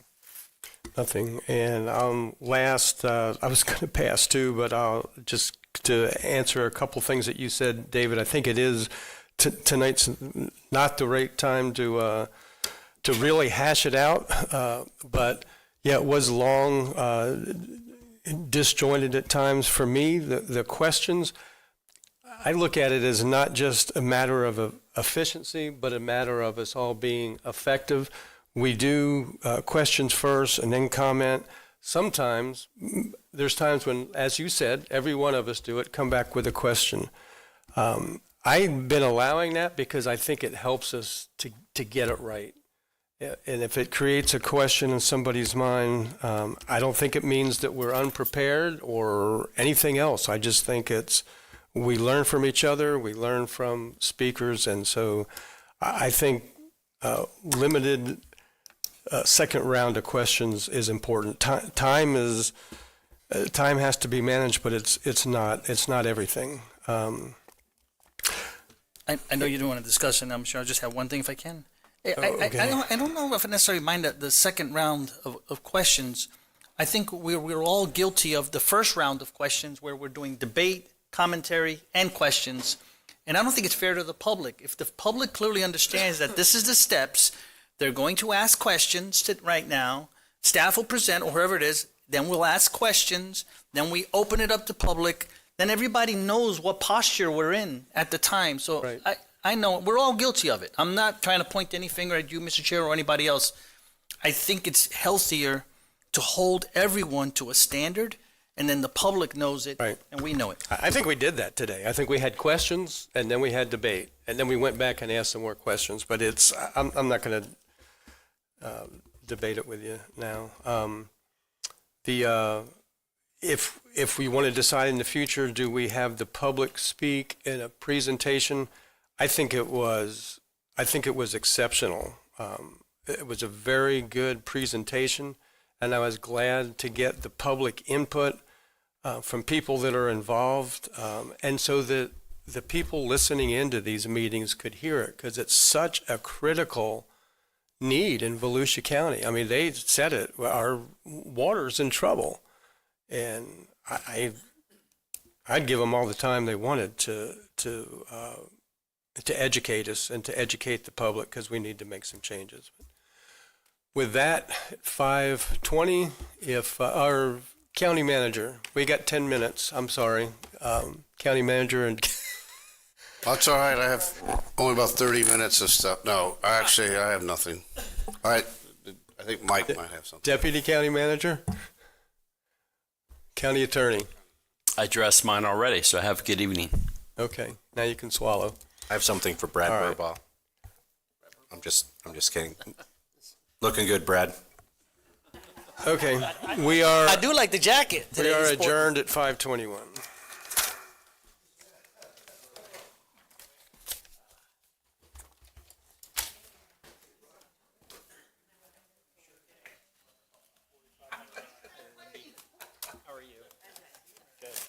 Thank you, Wendy. Thank you for all your input. Yeah, me too. Thank you very much. Hey, was it that obvious that I had? Well, I just happened to catch you shoving it in your mouth. I hope the camera didn't.